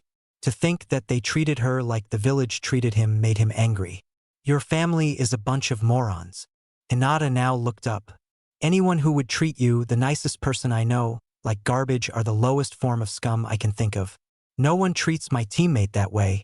Naruto stopped walking and Hinata followed suit. Naruto stuck his fist out towards Hinata. I vow with all my power that I'll do everything I can so that we both accomplish our dreams and get accepted by the people we want it from. Hinata almost couldn't hold it in. She was so close to crying, but she couldn't do that in front of Naruto. He made her so happy. The last thing she wanted was for him to think he was making her sad, so she smiled at him instead. She knocked her fist into his. I make the same vow. We will be accepted, she whispered. Then a third fist knocked into theirs. This one came from Konohamaru, who stood just below them. I don't know what kind of vow we're making, but I swear to it as well, boss. Suddenly 2 more fists knocked into theirs and Naruto turned to see Moegi and Udon had joined them as well. The sight of the new arrivals reminded Naruto of his original goal. How fortunate that his next target would come right to him. Moegi, it's good to see you. Naruto squatted down and put a hand on Moegi's shoulder. Huh, what's up with that, boss? Don't ignore me. Konohamaru whined and tugged on Naruto's sleeve. Naruto ignored him anyway. Tell me, you wouldn't happen to have a crush on anyone at the moment, would you? Moegi looked down and blushed at her feet. Boss, she started. Yeah, the anticipation was killing him. Boys have cooties. Naruto fell backwards. Never mind. Let's go, Hinata. Naruto got up and started walking off. A very perturbed Hinata walking after him. The Konohamaru Corps just stared at them curiously as the two walked off. Naruto-kun, Hinata asked after a hesitant second. Yeah. Naruto gave her a quick glance. Did you really just try to set Lee-senpai up with that little girl? Hinata had felt herself lose a little respect for Naruto at that moment. No, of course not. Naruto waved it off. Hey, is that who I think it is? Naruto asked suddenly. Don't change the subject, Naruto-kun. There are laws you can dash. No. Bushy Brow's old teammate. 9 or something like that. Naruto pointed to where he was looking. You mean 10? Hinata shook her head. Sometimes she had to remind herself why she loved him. Yeah, that's her name. Quick, we can't let her get away. Naruto took off after her. Hinata of course followed, but not before making another vow to continue this conversation later. Hey, 10, wait up! Naruto roared through the crowd. Hearing her name, 10 turned around to see both of Lee's new teammates running up to her. She smiled at them. She had actually been hoping to run into them sometime, although she figured Lee would be with them. Caught up to you. Naruto stopped just in front of her. Good morning, Tenten-san, Hinata said as she caught up. Morning there, you two. How have you been adjusting to Guy-sensei's workout? Tenten looked them up and down. They had already changed their clothes to green since she'd last seen them. It's tough. Getting up at 5 every morning was a pain at first, but we're getting it. Exercising after those missions, though, always leaves a burn. Naruto replied calmly, but Tenten's mouth fell open. You mean you guys actually go through that ridiculous schedule he has Lee doing? Tenten was horrified. She didn't think anyone could possibly keep up with those two. Of course. Didn't you? Hinata was curious now. While she knew Niji didn't go through with it, she had at least assumed Tenten had. No way. That is insane. Who needs to work that much? Besides, I'm a weapons specialist. Best in my class. I don't need to learn that kind of taijutsu. Tenten shook her head at the two in front of her. You're a genius too? Naruto narrowed his eyes slightly at Tenten. Well, I'm no Niji, but I guess some would call me that. I've always been gifted with good accuracy. She had a feeling Naruto wasn't a fan of geniuses, but there was no denying it to him. Then, I challenge you to one-on-one combat, Naruto shouted. If I win, you have to agree to go on a date with Bushy Brow. A minute of silence passed between the genin. Bushy Brow? Tenten had to ask. You know Lee, Naruto shouted. Did no one see the eyebrows? Tenten thought for another second. And if I win, you agree to do one thing I say? Naruto had not anticipated that. Whatever though, she had accepted. Good enough for him. Alright, let's do this. Naruto shouted and formed the ram seal. Naruto-kun. Hinata whispered to him. What is it, Hinata? I'm about to fight here. Naruto looked at Tenten and saw she too was looking at him oddly. We're still in the middle of the street. People are staring. Naruto looked around to confirm what Hinata had said. As usual, she was right. Of course, to the training ground. Naruto walked off much too proudly. Hinata and now a laughing Tenten followed.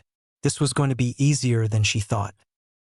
15 minutes later, Naruto and Tenten stood facing each other in Team Guy's typical clearing. Sure you want to do this? Tenten asked. I don't want to humiliate you in front of your girlfriend. I won't be the one humiliated. That person is you. Kage Bunshin no Jutsu. Naruto formed his favorite seal and 3 clones popped into existence. Charge! They all started running towards Tenten. Shadow clones, huh? Tenten remarked calmly. Well, this will be interesting. She pulled out a scroll and made a hand sign. The clones stopped fast and watched wearily for her jutsu. A Kuzurigama popped out. Tenten grabbed it and placed the scroll back in her pouch. The weapon consisted of a small kama on one end with a weighted ball attached to a lengthy chain on the other. I'll give you a handicap, she announced. This weapon here is the only one I'll use. She dropped the weighted end and began swinging it around from its chain. Don't underestimate me. All the clones rang out. With one fluid motion they all hurled a kunai at Tenten. Still swinging the ball, she easily deflected all the kunai skyward. As each one fell downwards, she nailed them with the kama and sent them flying at the Narutos. The handle of the kunai knocked them each in the forehead protector. All but one was extinguished. Tenten launched herself at Naruto and swung the blade down. Damn! Naruto cursed and formed the seal again. A clone popped up behind himself. The clone grabbed Naruto by the collar and pulled him backwards, throwing him into the air and safely out of Tenten's swing. Not so fast. Tenten swung the ball again, beaming the new clone which popped quickly out. Naruto was still in midair from the way his clone had thrown him. Making another clone underneath himself, Naruto angled his feet so he could jump off of it. Adding a little chakra to his feet, Naruto launched skywards. He pulled out 3 shuriken and whipped them down at his target. Didn't you learn last time? Tenten knocked all 3 back at Naruto as he started his fall. With no way to dodge, he made another clone which intercepted the attack and popped. Naruto made 2 more that caught him before he hit the ground. You're not bad at defending, Tenten taunted. Is that all Guy-sensei has taught you how to do? Hide behind your clones? Naruto smirked. He taught me more than that. He also taught me that surprises can kill. Suddenly the clone Naruto had jumped off of grabbed onto Tenten from behind. Gotcha now. The clone had her arms locked. Tenten struggled to get free, but the clone had an iron grip on her.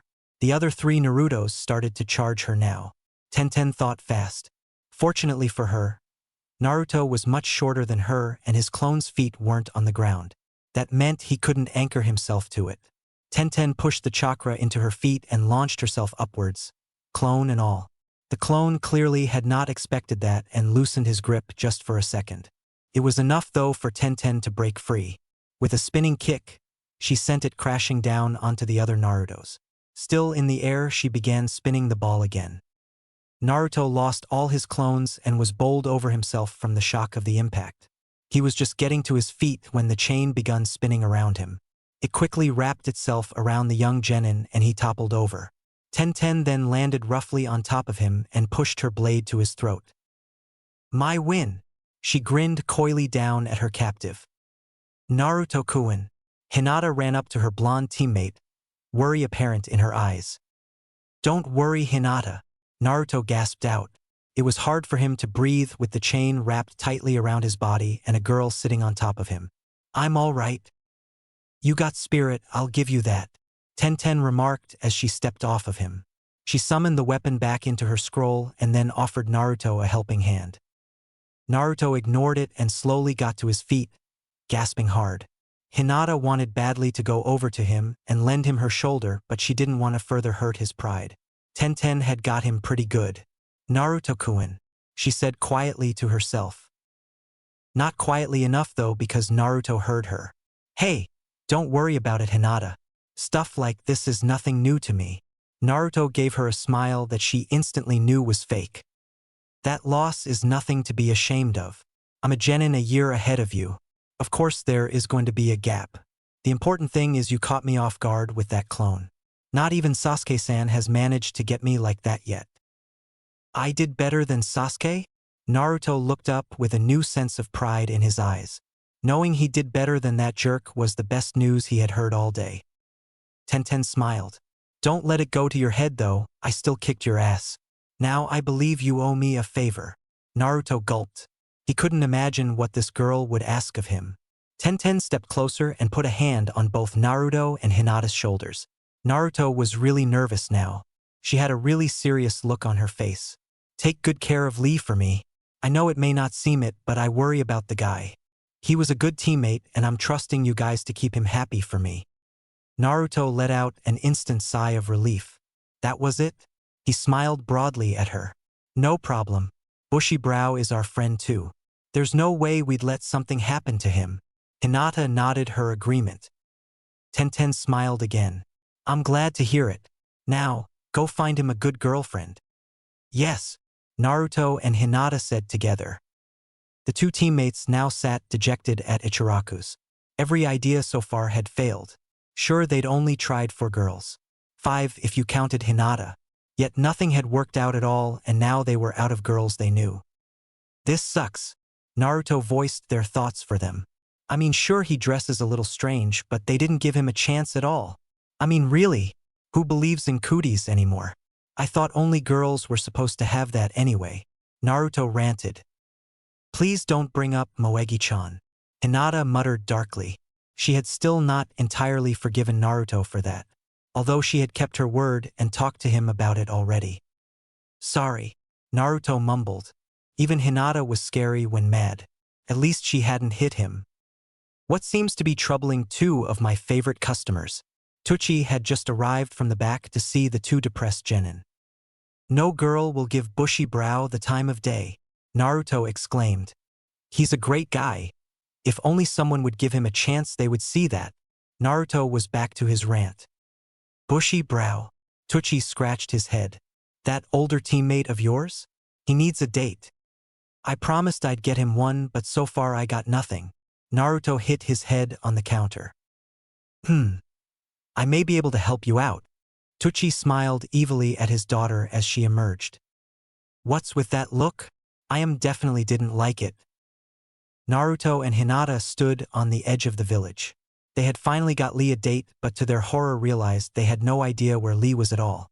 Now they had less than a half an hour to find him and get him there. They had checked everywhere they could think of, and this was their last bet.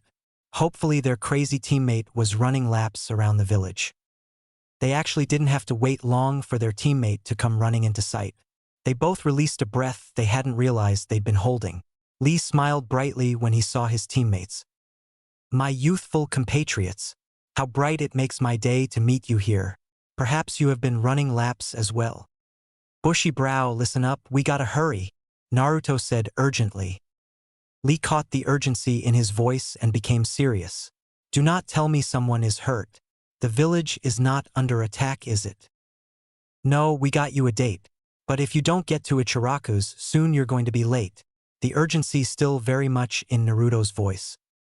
Huh, Lee said stupidly. A date, Hinata repeated. With whom? Lee asked, quickly recovering from his shock. I am Nechan. Naruto grabbed onto Lee's arm and started pulling him. The ramen girl? But is she not a little old for me? Lee was really confused now. Nah, she's 17, you're like 14. 3 years is nothing for us shinobi. You never know what mission will be your last. That cat might do us in next time. Naruto was still pulling on Lee. But I do not even know what to do on a date, Lee said lamely. Don't worry about that. I wrote you a list of what to do. Here, take it. Read it on your way down. Trust me, this is golden. You'll have her swept off her feet by the end of the night. Naruto stopped pulling, gave Lee a folded-up piece of paper and then gave Lee his nice guy pose. Naruto. Tears started to stream from Lee's eyes. I thank you so much for giving me this passionate opportunity. I will not fail you. Lee started running towards the ramen stand, his nose deep in Naruto's instructions. When did you write that? Hinata looked at Naruto suspiciously. She hadn't seen him write anything down today. Well, I kinda lied. I didn't write it for him. I wrote that while we were at the academy. It was what I would have done. Naruto scratched his head sheepishly. Hinata sighed. At least they had succeeded. She had nothing more to do with this. Well, we need to get going too. Bushy Brow was going fast, so it'll be hard to catch up to him. What? Hinata snapped her head quickly to look at Naruto. I want to know how the date goes. Don't you? I mean, I did write it up after all. Hinata groaned. Of course they were going to follow them. But try as she might, Hinata couldn't quite kill the urge to know what Naruto planned out on a date. So she nodded her head and they ran off in the direction their teammate went. Ayam stood outside her father's ramen stand. She felt very out of place when not in her restaurant attire. Her hair was still in its typical ponytail at least. She was in a bright yellow t-shirt and pink pants that stopped above her ankles. She also wore what she figured were ninja sandals.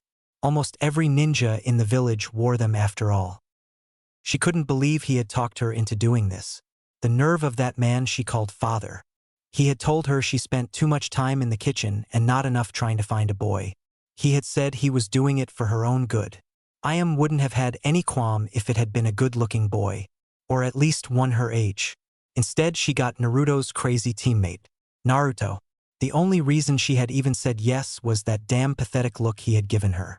She just couldn't say no to the one she had come to view as her little brother. She heard Lee long before she saw him. The boy was like a freaking elephant with the way he was stomping on the ground as he ran through the village. Then the noise stopped. After a few seconds, she saw the boy walk around the corner of the shop, trying to look as if he'd walked the whole way. It would have been convincing if he hadn't been drenched in sweat. He bowed low. Ayam-san, I thank you so much for giving me the pleasure of your company tonight. I will make it a most youthful experience for you. Ayam sighed. She looked him up and down before speaking. Down 2 points. Huh. Lee looked at her blankly. Don't give me that look. The test has already begun. You lose 2 points for wearing the same clothes you always do. You have to dress up for a date, you know? Ayam gave Lee a glare. But dash. Anyways, at least you're on time. So I'll forgive you this once. Ayam cut off Lee's excuse. So what's the plan? You do have a plan, right? She looked at Lee expectantly. Of course. Lee stood a little straighter. I thought we should have a nice meal first. Then we will go to a movie afterwards. Followed by that, I thought we could take a nice stroll through the park, and then I will walk you home. That's not bad. You passed there. So where are we going to eat? Ayam gave him a thumbs up for his good answer. We're already here, Lee said proudly. Huh. Ayam looked around. Then she figured it out. Who wants to eat at the place they work for a date? Down 3 points. Down 4 points. Lee wasn't the only one getting yelled at during that particular moment. Hinata was much more discreet though. They had a cover to keep after all. Naruto-kun, how could you do that to Lee-senpai? Sorry. I told you I wrote that at the academy. Where else was I supposed to take a girl? You know the other restaurants would kick me out. They both paused after he spoke. Hinata looked down sadly. Of course she knew that. She would just be damned if she knew why yet. Lee and her had continued their investigation, but nothing predominant had come out yet. So they were biding their time, waiting for another piece to present itself. Yet the more they waited, the more it seemed it would have to be up to Naruto to tell them. Naruto didn't like Hinata's silence. It was worse than her quiet fury. Hey, don't worry about it, Naruto started to say. I'm just being an idiot. I'm sorry. Hinata shook her head. No, Naruto-kun, I'm sorry too. I didn't mean to yell at you. Alright, we're both sorry. So let's call a truce. Naruto stuck his hand out. Yeah, okay. Hinata shook his hand and they both turned to observe Lee and Ayam some more. In the end, they had ended up eating at the noodle stand anyways, much to Tuchi's amusement. Soon, Ayam and Lee finished their meal and he began leading her to the movies. Naruto and Hinata trailed by rooftop, always keeping right above the couple. "Hey, I got a question for you," Ayam asked suddenly. "Ask away, Ayam-san. I will answer any question to the best of my nurturing ability," Lee shouted. "Down 1 point. You don't need to yell. Talk to me. I'm right next to you," Ayam chastised. "Sorry, it is a habit I picked up from Guy-sensei." Lee apologized in a normal tone this time. "You learn fast, good," Ayam praised. "But your sensei is my question. Why in the world do you dress and act just like him? He can't really seem that cool to you, can he?" "Guy-sensei is the coolest. He practically glows with cool," Lee was shouting again. Ayam gave him an look and Lee quickly apologized before continuing. "You see, Guy-sensei is the only reason I am a ninja. I lack the ability to do either ninjutsu or genjutsu, necessary ninja skills. But Guy-sensei took me in anyways and trained me to do taijutsu. I owe my whole way of life to him. So the least I can do to honor him is to act like him. Continue his legacy when his youth fades and keep the legend of the beautiful green beast of Konoha alive." Ayam digested what he said for a minute. "That's surprisingly heartfelt.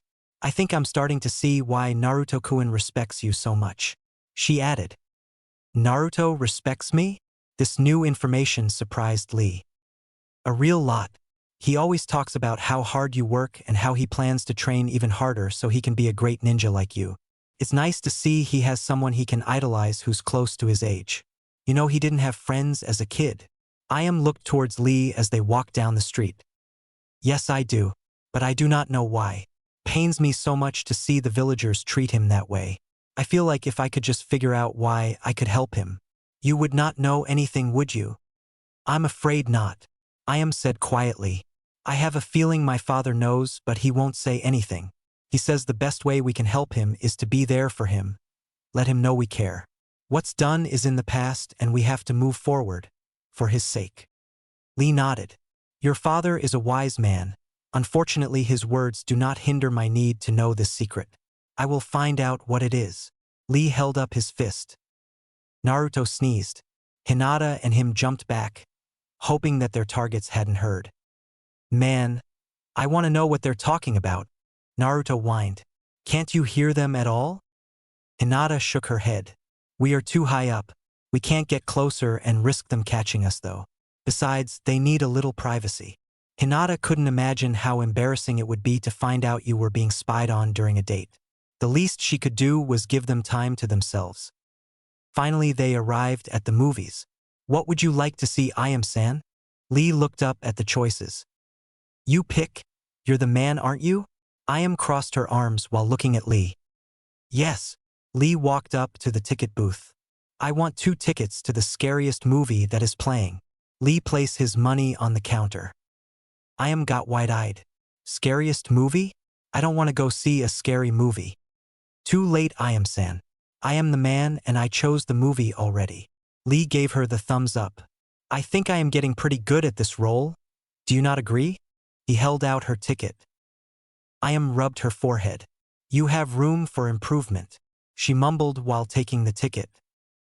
As they disappeared into the theater, Naruto and Hinata landed at the booth. "2 for whatever the couple before us went into." Hinata blushed heavily when Naruto spoke. He was buying her ticket. This was almost like a date between them as well. "Okay. 2 for Shinsei Tor no Hanako-san." The man behind the counter gave them their tickets and they ran off into the theater. The bathroom was dark when the girl opened the door. Nervously moving her hand around on the wall, she found the switch. A light came on, but that bathroom was poorly lit yet. The girl swallowed hard. She walked slowly towards the 3rd stall from the door. They were all locked and closed. She stopped in front of it and stared up at it. She held her hand in front of the door for a few seconds, poised to knock. After a few deep breaths, she summoned her courage. "Knock, knock, knock. Hanako-san, are you done yet?" The girl called out. She was greeted with silence. She let out a sigh of relief when a voice answered from the stall. "Not yet." The girl's eyes grew wide. She almost screamed, but she didn't. She couldn't do that now. The girl waited a minute before knocking again. Hanako-san, are you done? Why yet? The girl was having a hard time fighting back her tears. Not yet, the eerie voice responded again. The girl waited another minute before knocking again. Hanako-san, are you done yet? A choked sob escaped her mouth as she spoke. I'm done. The door clicked unlocked and opened slightly. No, do not do it. She is going to get you. Run away now. It is not breaking the rules. Lee sat on the edge of his seat, watching the movie between his fingers. An unaffected Ayam sat next to him. Tears fell freely from the girl's face as she pushed the door the rest of the way open. The camera angle shifted to the inside of the stall, looking out at the girl. The look on her face was of complete horror. No, I cannot watch this. Tell me how it ends. Lee curled himself into a ball, covering his eyes with both his hands completely. The girl screamed. No, do not show it to me. Lee kept glancing up every second now. Will you shut up? Ayam put her fingers to his mouth to shush him. This movie isn't even scary. The effects are terrible, and we have yet to even see this so-called Hanako-san. They're acting like her appearance is some big secret. Not to mention how terribly predictable this movie is. Man, I don't know what is scarier to watch. Bushy brow ruin his date or this movie. Naruto whispered. Hinata and he were watching the movie from the ceiling. Hinata could only nod in agreement. A painful hour and a half later and a crying Lee and a bored-looking Ayam came out of the theater. Guy-sensei, I have failed this challenge. I will do 1,000 push-ups with no hands. After I complete this date, Lee screamed into the air. Who are you talking to? How is that even possible? Lee was about to answer when Ayam held up her hand while rubbing her temples. You know what, don't answer. Let's get the last part of this date going. Not even you can possibly screw up a walk through the park. Is that a youthful challenge? Lee's eyes lit up on fire. Let us make our way to the park with full haste. Lee grabbed Ayam's hand and started running towards the park. What? Wait, it wasn't a challenge. Lee-san, I can't run this fast. Ayam's feet hardly touched the ground the whole way to the park. A winded Ayam now stood at the entrance to the park, trying to catch her breath. Don't you ever do that again. Took her several breaths to complete that statement. I apologize, Ayam-san. Sometimes my fires of youth burn too brightly and I forget myself. Lee bowed low as he apologized. Yeah. So are you going to escort me through the park or not? Ayam had finally caught her breath. Of course. Lee stuck his elbow out towards her. What are you doing? Ayam eyed his elbow peculiarly, like it was about to screw right off. When escorting a lady, isn't it common to lock arms? Lee asked. He had been sure it was customary. You have some good sense after all, Lee-san. Ayam praised. She slid her arm gracefully through Lee's and they began their walk. Naruto peeked his head out of a nearby bush. Nice one, Bushybrow. He might be okay yet, after those first two disasters. Naruto sighed in relief. Perhaps we should stop following them for the night, Naruto-kun. Hinata also stepped out from the bush. The sun has almost completely set now and it is getting dark. It'd be a shame to miss the end of this. Just a little bit longer. Please, Hinata? Naruto looked at her with big blue eyes. Hinata couldn't say no. Conversation between Lee and Ayam had stopped. Lee was starting to panic. He knew he wasn't a very multi-talented person, but he didn't realize until now that training all day left him with very little to discuss. It sure is getting chilly out. Lee mentally kicked himself in the head. The weather was never a good topic. Yeah. Too bad you don't have a jacket to wrap around me. Lee felt another mental kick coming. This was not going the way he had expected at all. He was surprised Ayam was still even here. He had expected her to not even leave the noodle stand with him. The fact that he got this far was nothing short of miraculous.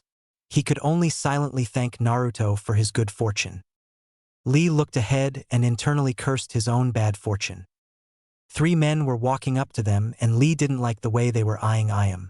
The looking could have been the end of it, but one of them stepped in front of their path. Whoa there! he said while holding his hands in front of himself. Mind telling me what such a pretty face such as yourself is doing with garbage like this? The man's friends chuckled as they fell back behind him. None of your business, now get out of our way. I started to push past them. Not so fast there, Toots. The man stretched out his hand to grab but Lee's hand knocked it away so fast it took everyone else a second to realize what had happened. Please, let us pass. We do not wish for any trouble. Lee successfully got himself and through now. I know you now, the first man said. Hey, he look familiar to you boys? Now that you mention it, yeah. He's that demon brat's teammate. All three men laughed. Lee bristled at their words. He unlinked his arm from Iam's and turned around. His name is Uzumaki Naruto and you better respect him. He is going to become the Hokage one day. Lee watched as all three men burst into laughter. Hey, you hear that? He says the demon is going to become Hokage. The day he becomes Hokage, I'll get eaten by a giant toad. The men laughed harder. Lee gave an indignant huff and turned around. Let us go, Iam-san. Lee put his hand on her back and began to lead her away. Iam gave the men a disgusted look before nodding her agreement. Don't walk away from me. The man stepped forward and spit. It flew right into the back of Lee's head. Iam gasped and quickly pulled out a handkerchief and started to wipe it off. Lee's arms were shaking. It was against ninja code to attack a civilian, but Lee was about to make an exception to that rule. No one insulted his friend and ruined his already failing date on him. Suddenly the whole fight went through his head. First, distract target, the handkerchief will do. Then block his blind jab, counter with cross to left cheek. Discombobulate. Dazed, he will attempt wild haymaker. Employ elbow block and body shot. Block feral left, weaken right jaw, now fracture. Break cracked ribs. Traumatize solar plexus. Dislocate jaw entirely. Finish with heel kick to diaphragm. In summary, ears ringing, jaw fractured, 3 ribs cracked, for broken, diaphragm hemorrhaging. Physical recovery, 6 weeks. Full psychological recovery, 6 months. Capacity to spit at back of head, neutralized. Lee grabbed the handkerchief Iam had, turned around and threw it in the man's face. The man was surprised and threw the punch Lee had predicted. Lee stepped forward and blocked the man's punch and proceeded to punch him in the jaw. He then clapped his hands on the man's ears. Lee blocked the man's next shot and followed with a punch to the man's stomach. Blocking another shot, Lee punched the man again in the jaw.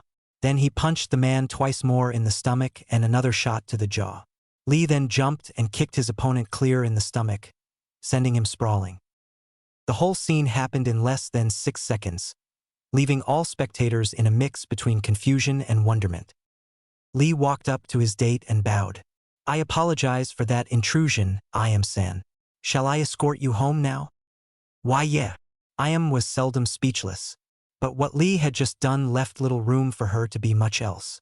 She let Lee lead her back to her house without another word. The two men stood there looking confused. I think you should take your friend home. They both jumped and turned around to see said, demon brat. It wouldn't be wise to tell anyone what really happened. Got it? The men nodded quickly, picked up their fallen friend and dragged him to the hospital. Naruto was looking in the direction they were going, but Hinata knew he wasn't actually seeing them. He had a far-away look in his eye. Like everyone else, it took them a minute to realize what had really happened too. Naruto had been trying to get at the man when he had spit on Lee, and Hinata had been trying to hold him back. When they looked up, the man was already down for the count. I had no idea anyone else actually believed I could become Hokage, he said to himself. I know you can do it. Naruto now looked at Hinata. She started to press her fingers together but continued talking. You are always working very hard. You give everything your all. You also really care about people. Those are good traits a Hokage needs. Naruto wiped away tears that were starting to form. How uncool. Thank you, Hinata. Really thank you. You're way cooler to hang out with than Sakura-chan. Hinata blushed at his praise. I'll walk you home. Okay? We're done following them. Hinata nodded happily. Lee and Iam arrived at the ramen stand. Iam finally recovered from her shock. Lee-san, that was really cool what you did. You aren't going to get in trouble for it, are you? Lee shook his head and leaned in to whisper. The best part of dressing this way is no one is willing to admit they lost to me. Couldn't help but chuckle at that. It's nice to see Naruto has someone that cares about him. Thank you for everything tonight, Lee-kun. Gave Lee a quick peck on his bushy brow before she turned and went inside. Lee sat there in a daze. His first date had been a success. Lee couldn't help it. Yahoo! Lee jumped high into the air. When he landed, he sprinted off towards the training grounds. His flames were burning brighter than ever, and it was going to take some serious exercise to fan them down. The Hokage sat waiting on his chair. 7 o'clock was the time when he officially started handing out missions, unless, of course, the mission was urgent enough to be dealt with immediately upon request. Not many shinobi teams showed up at 7 in the morning, though, to receive missions. It was mostly older jonins who suffered from the trauma of past experiences and found it hard to sleep. Only one genin team would possibly be here so early in the morning. Sarutobi smiled as that team barged into his office. He pushed the paper under his hand forward. He had just the mission for this exuberant team. Good morning, Hokage-sama. This is Team Guy reporting for duty. My team and I wait with youthful anticipation for our first C-rank mission together. Guy strolled proudly into the office with his students right behind him. Naruto did his absolute best to restrain himself. 2 weeks ago, and he would have been all over the place wanting to know about the mission. Hinata, meanwhile, smiled nervously at the boy's antics. While she was glad to finally be going on a real mission, she couldn't help but feel anxious at the same time. Lee appeared completely calm. C-rank missions to him were more of a chore than anything. Instead of being out in the field, he would rather be inside the village training. Yes, Guy, I had been expecting you and your team. It is with great pride that I give your team this mission. Instead of explaining it to you, though, I'll have the client brought in. Sarutobi cleared his throat and called in a louder voice. Send him in. Couple seconds passed and nothing happened. The whole room stared curiously at the door, waiting for something. Without warning, it flew open and an old man with a bottle of booze stumbled into the room. Damn it! Who leaves for a mission at this early an hour in the day? The man cursed before taking a swig of his jug. I have to drink simply to keep myself awake. Now who is the team assigned to help me? I don't see any super ninja in here. The man looked around the room, scanning completely over Guy and his team. What the hell? We have to protect this drunk old man. The Hokage chuckled. The old Naruto still managed to show his way through after all. Who are you calling drunk? I'll have you know, I am the man responsible for building the greatest bridge ever. The land of the waves is about to become well known thanks to myself. The name's Tazuna. Remember it. Tazuna took another swig before continuing. And what do you mean protect? A shrimp like you couldn't protect a turd. Why you? I'll kick your ass. Lee was holding Naruto in a full Nelson before he had even started speaking. Naruto could do nothing but swing his arms randomly. Naruto, enough! Guy finally spoke. Naruto immediately stopped swinging his arms but was clearly still fuming. We are all shinobi, sir, and I assure you, we will protect you until your bridge is completed. If you have any qualms about my charges being a little young, fear not. I am a jonin. Nothing will touch you with me around. A jonin, eh? Not bad, I never would have guessed. Looking at you, though. You and your little clone over there look more suited to the circus. Tazuna laughed aloud to himself. No one else joined in. Students, meet at the south entrance in 15 minutes. I will escort Tazuna-san there myself as we discuss the mission specifics. Guy stepped forward and put his arm over Tazuna's shoulder. Yes, Guy-sensei. His students responded. They filed out the door, but not before Naruto managed to give Tazuna one more dirty look. Well, shall we go? Guy smiled brightly as he and his client stumbled towards the door. Yeah. I hope you guys know what you're doing. Tazuna was clearly uncomfortable from Guy's close proximity. The Hokage was again alone in his office. His big smile had gone unnoticed by all the room's previous occupants. He just knew they'd get along fine. There are my favorite customers, Tucci said happily as Team Guy hurried into the noodle stand. So how did it go? Did you guys get your first C-rank mission? We sure did, Naruto said bitterly, confusing the older man. Isn't that a good thing? He looked to Naruto's teammates for an answer. Naruto-kun didn't get off to a good start with our client. Hinata answered quietly. Does Naruto get off to a good start with anyone? Ayam asked as she came out from the back room. Ayam-san. Lee shouted in joy at seeing the older women. A quickly glare from her shut him up quickly. I told you, Lee, you can drop the san. Just my name is fine.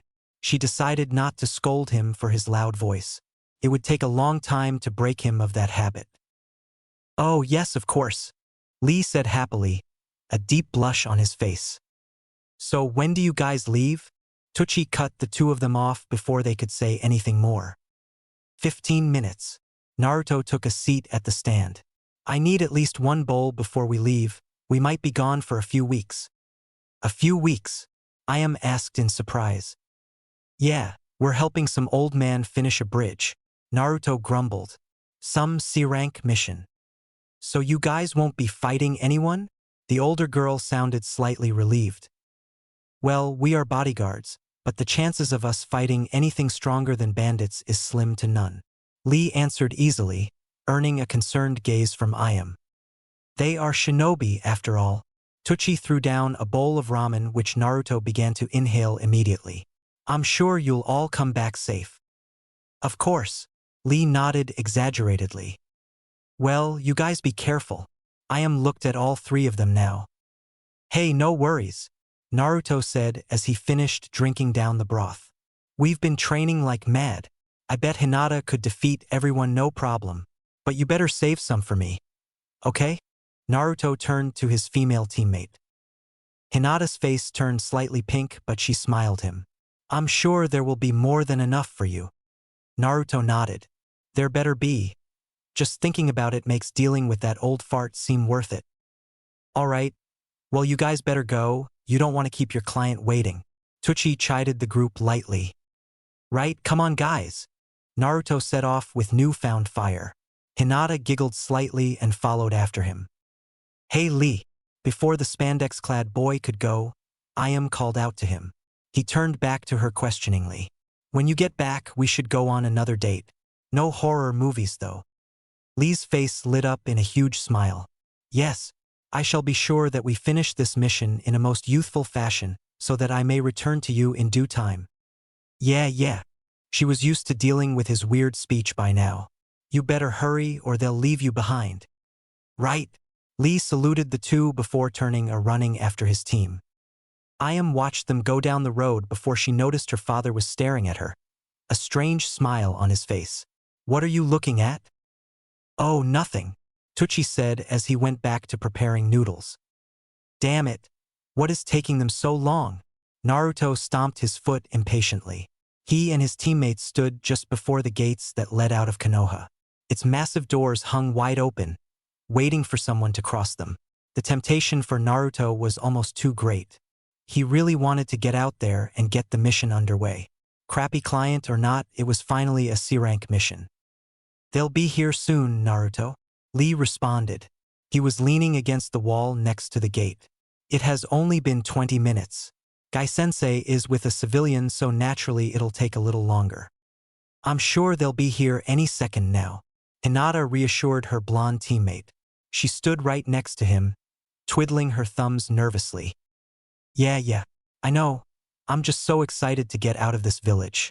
I've never left it before. It must be great out there. Naruto turned around and gestured to the world lying just outside the gates. It's not so much different from here. Not that I've been out far myself. Lee looked up in thought. What about you, Hinata? Have you been outta the village? Naruto turned to look at her. A couple times. But I was much younger and did not get to see much. It was always for family business. Naruto blanched at the mention of Hinata's family. He didn't know any of them, but he knew he didn't like them. A few brief conversations with Hinata made sure of that. Students, we have arrived. All three of them immediately stood at attention as Guy and Tazuna, whose bottle of booze was noticeably absent, strolled into the vicinity. Geesh, you think a shinobi would have the common sense to keep quiet at this time in the morning? Tazuna looked around at the other few random citizens who were up and about. Not a single one of them paid any mind to Guy and his antics. What a crazy village. What was that, old man? Naruto stepped towards the bridge builder. Tazuna was about to retort, but Guy beat him to it. No threatening the client Naruto. He is a good man trying to connect his country to the rest of the world. He reminds me a little of you, actually. Don't compare me to him. Both shouted and pointed at each other at the same time. Hinata chuckled while Lee broke out into a broad grin. Damn it, let's just go. Naruto started for the exit of the village. Yeah, the sooner this is over the better. Tazuna also began walking. The rest of the team followed suit. Immediately upon stepping out of the village, Naruto charged forward 10 yards before turning around. Finally, I'm out of that village. Naruto jumped around excitedly. I really am doomed. Why would I have to be stuck with little kids? Tazuna knew he should have put in for B rank. You better watch it. This little kid is going to become Hokage someday. Naruto pointed to himself. Hokage. Tazuna laughed. Kid, I don't know if you've heard, but the Hokage is the strongest shinobi in your village. A brat like you has no chance in hell. I'll definitely become Hokage, just you watch. And when I do, everyone will have to stop disrespecting me and acknowledge my existence as a person. As a great shinobi. Naruto folded his arms proudly. I wouldn't acknowledge you even if you did become Hokage. It'll take more than that to sway my mind. Tazuna walked right past Naruto. The blonde boy ground his teeth hard. He wanted to scream at the old geezer. Then he felt a hand on his shoulder.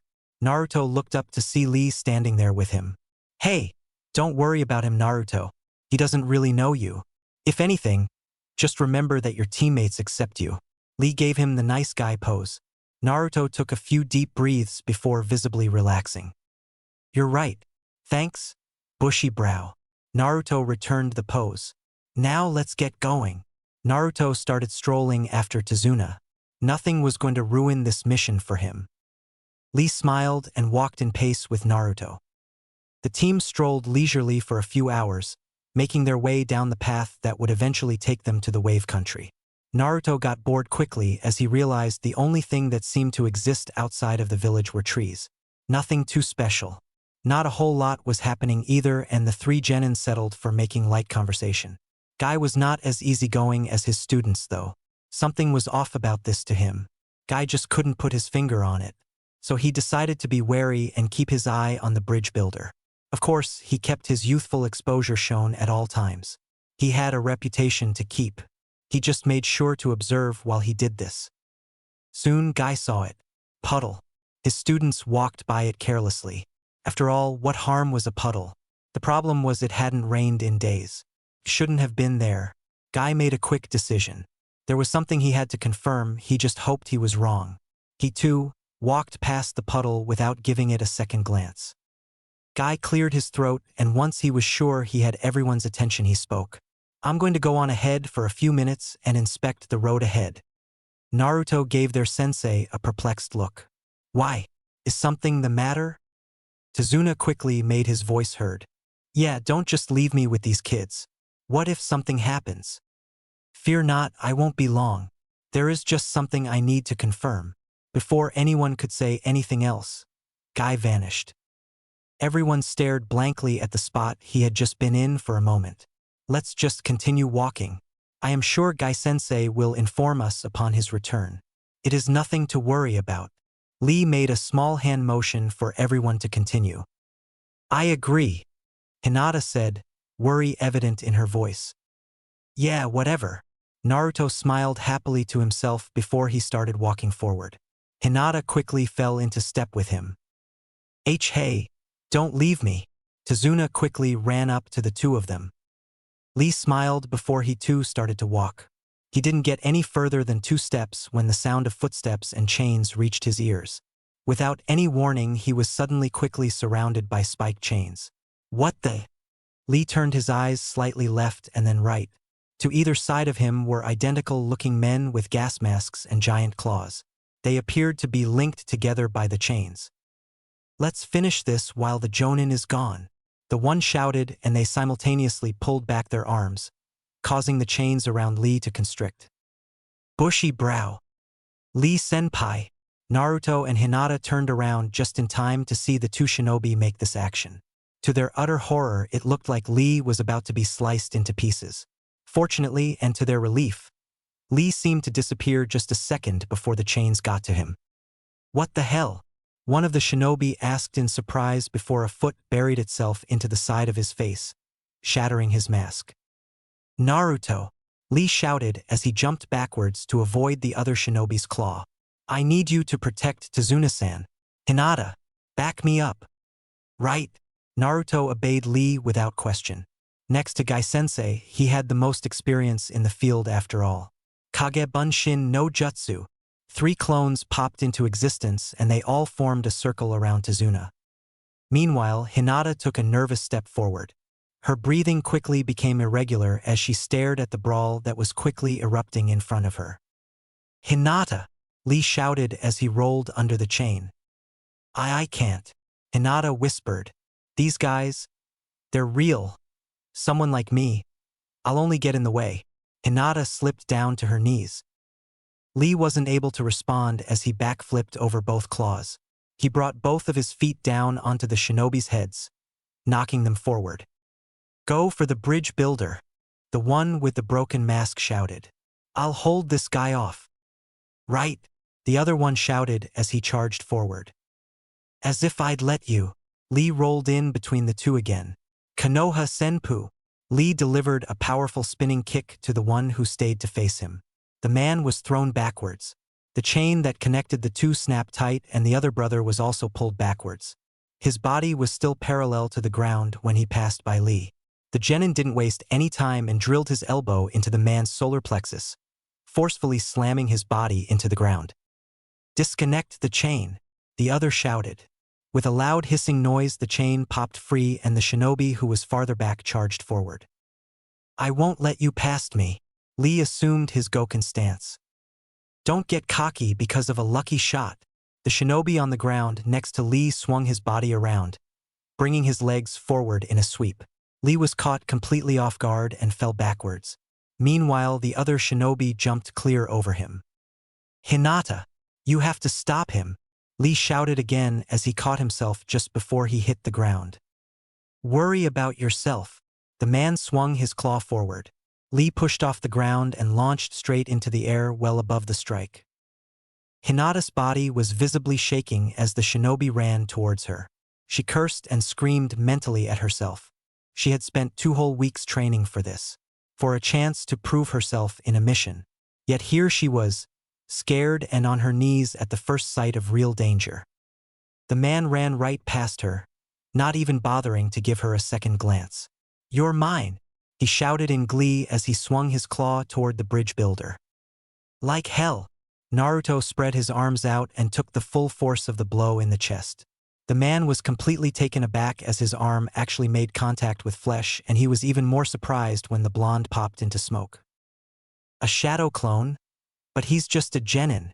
The man took a slight step back in his surprise. You better not underestimate me. 2 more Narutos ran forward while one stood next to Tazuna.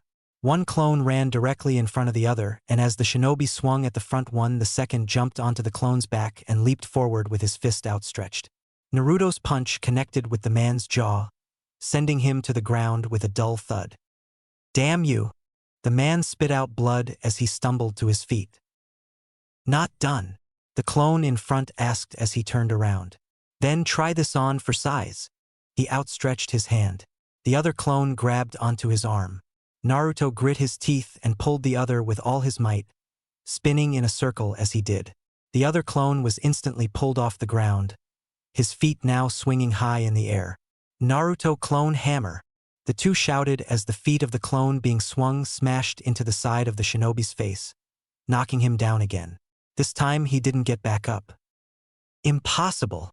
The other shinobi turned his attention away from Lee as he watched his teammate get knocked out by Naruto. Big mistake. The man felt all the air leave his body as Lee delivered a powerful blow to his stomach. He slipped down to his knees and then fell face first to the ground, also unconscious. Lee let a long breath out. That had been too close. A slow and loud clapping noise reached his ears. He spun around quickly to see Guy-sensei standing there, a huge grin plastered across his face. Well done, students. That was most excellent. Guy walked up to where Naruto and Tazuna were. That was a nice move there, Naruto. It was filled with so much youth. It was nothing. It's thanks to you that I came up with it. Naruto smiled happily at his sensei. Lee. Guy turned his attention to his oldest student. Excellent job in taking command. I knew I could leave it to you. Guy gave his student a thumbs up, a gesture Lee eagerly returned. Hinata felt tears coming to her eyes. While her team had been fighting with all their might, she had sat here and done nothing. She was useless. All the confidence she had been trying to build up led to nothing in the end. Hinata! She looked up at Guy. He turned the thumbs up towards her now. Don't worry about it. You'll get it next time. She couldn't believe it. He forgave her, that easily, but she had failed. How could he? Lee walked in front of her and extended his arm. You should have seen me on my first encounter with common highwaymen. Tenten and Niji had to save my butt. I was so miserable I thought I would never get better. We are not supposed to fight other shinobi yet anyways. Hinata stared at his hand for another few seconds. She then looked over to Naruto. He saw her look and smiled brightly. Thanks for giving me the shot at that guy, Hinata. I really wanted the chance. He put his arms behind his head and gave her an approving nod.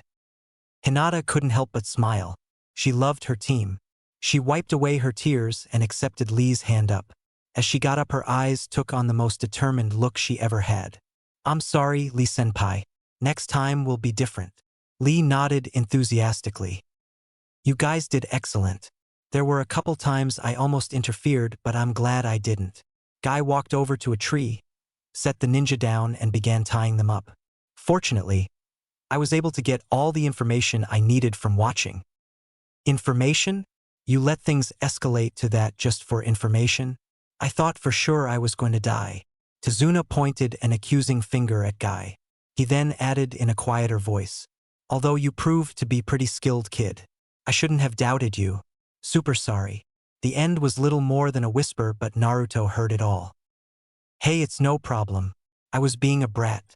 So long as we are on the same page now, it's all good. Naruto smiled big at Tazuna. That's the problem. I don't think we are on the same page. Guy walked up to Tazuna. The bridge builder couldn't do anything but look away from the man's piercing gaze. Wait, what do you mean, Guy-sensei? What are you talking about? Naruto looked between the bridge builder and his sensei. He didn't get what was going on here. There shouldn't have been any shinobi. Lee began to explain. C-rank missions are of basic protection. Highwaymen, bandits, maybe rabid animals. There is never an enemy shinobi. This has been my first ever encounter with one myself. The fact that there were shinobi automatically makes this a B rank. Possibly even an A. Exactly, and the shinobi were after you, Tazuna-san. Now explain to me why this is. If you don't, I will end this mission right now. We will turn around and go home. Sensei, your Guy held up his hand to silence Naruto's protest. I need to know what I'm up against. I can't risk your precious lives without knowing the full extent of the danger. Guy continued to stare intently at Tazuna. Tazuna let out a big sigh. I have no choice but to tell you. He let a dramatic pause take over. But please, get me to my ferryman. I will explain all about it on the boat ride over. Guy looked to consider for a minute. Sensei, please let us continue. It would only make my failure bigger if we don't move forward. Guy turned and looked at Hinata. It was true that she had become more confident lately, but saying she wanted to continue was not something he expected from her anytime in the near future. Guy couldn't refuse now. They were less than an hour from the wave anyways. Might as well get that far. Okay, we will get you there. But I warn you, if you are not completely honest with us, I'm cutting you off. Thank you. I'll hold nothing back. Tazuna bowed to them gratefully. Good. Let's set out, team. They left the pair of brothers unconscious under the tree. Not even Guy noticed the masked shinobi who had watched the whole fight. You say the demon brothers were defeated by a couple of genin? A shirtless shinobi slammed down a massive blade in a show of dissatisfaction. That is correct, Zabuza-san. The masked shinobi who had watched the fight said. He was bowed down in front of the tall man before him. The man called Zabuza stared coldly at the boy before him. Tell me, Haku, what do you think of the skill of the team? Haku looked up in surprise at the question. Two of the genin are clearly very new. I would say they haven't been shinobi for even a month. However, the one has the ability to use the Kagebunshin no jutsu effortlessly. The other is without a doubt a member of Konoha's Hyuga clan. Judging by her forehead, I'd say she is from the main branch. A Hyuga. Zabuza actually sounded interested now. He didn't say anything further than that though. Yes, as for the other two shinobi, they were peculiar. Haku spoke carefully now. Zabuza said nothing but his narrow eyebrow raised slightly at Haku's word choice. They were both dressed entirely in green spandex, had bowl cuts, and incredibly bushy eyebrows. Haku somehow felt embarrassed just describing the two. Zabuza's face seemed to show some realization, so Haku quit talking. Might Guy, the tall shinobi drawled. Haku didn't reply. Supposedly the only jonin Konoha capable of matching the famous copy ninja in a fight. The strange green beast. That man. Haku couldn't help but let his doubt show through. But if he is capable of matching the copy ninja, doesn't that effectively tie him for second strongest in the village, only outclassed by the Hokage? If you don't count the Sannin who have cut their ties from that village, then yes. Haku was surprised to see the gears in Zabuza's brain actively spinning. If what you say is true, I imagine his students didn't use much other than taijutsu. Am I right? Zabuza mounted his massive blade onto his back. That's correct, Haku said. The blonde did use shadow clones, but they were extremely well coordinated in hand-to-hand combat. Zabuza seemed to think about everything Haku had just said. I'm going to need your help for this one, Haku. Zabuza-san, the masked boy asked curiously. We're going, come on. Zabuza began walking off, a confused Haku trailing right behind him. Guy's team arrived on the bank of a giant lake. Due to the thick mist, they weren't capable at all of seeing the other end of it. Over here, they heard a man give a hoarse whisper from their left. They turned and saw a man with a small rowboat waving them over. Tazuna breathed a sigh of relief. You have no idea how happy I am to still see you here. Tazuna led the shinobi over to the ferryman and boarded without preamble. Guy's team did the same and they were quickly on their way. This is what you got to help you? Children. The ferryman looked at Team Guy questionably. It's all I could afford. Tazuna held his hands in defense. Besides, don't underestimate them. They've saved my life once already. The ferryman still looked doubtful. I still don't know why it was necessary. Guy caught Tazuna's attention. You say all you could afford? Is your land really that bad off? What happened that could put you in such a state? Gatu, was Tazuna's easy answer. Guy's eyes widened in recognition. I see you've heard of him. Yes, the same Gatu that runs the shipping company. He may seem like just a businessman, but underneath he is little more than a pint-sized gangster, selling drugs, women, whole countries. He is the man after my life. Naruto, Lee, and Hinata stared wide-eyed at his story. But I don't understand. Why would such a powerful man want you dead? Lee had been the first to find his voice. Because of the bridge. Tazuna gestured to his left and they all turned to see a massive structure take shape in the mist. Wow, it's so big. That's incredible. You're making that. Naruto had newfound respect for the man they were guarding. But why should he oppose you making this bridge? Hinata, too, couldn't believe the size of it. Our country is cut off from the mainland. We do all our trading by boats. Gatu bought out all our shipping industries and now has a monopoly of the land. He has made us very poor. The only thing standing between his complete control is the completion of the bridge. If I complete it, I can break his grasp. Tazuna slammed his fist into his palm. He worked himself up during his speech. After a few deep breaths, he continued talking. By the time I realized Gatu was sending shinobi after me, we were too poor to hire higher-level protection. There is no way we could afford it. I just needed something. It looks like I lucked out with you guys, though. Tazuna sat up on his knees and clasped his hands in front of himself. Please, you have to protect me. For the sake of my country. For my daughter and grandson, I need to complete this bridge. I know it's not much for now, but in a few years we would be able to pay you back in full. We just need to get on our feet first. The three genin all had tears forming on their eyes. His story had clearly touched them. They all turned to their sensei. Guy sighed.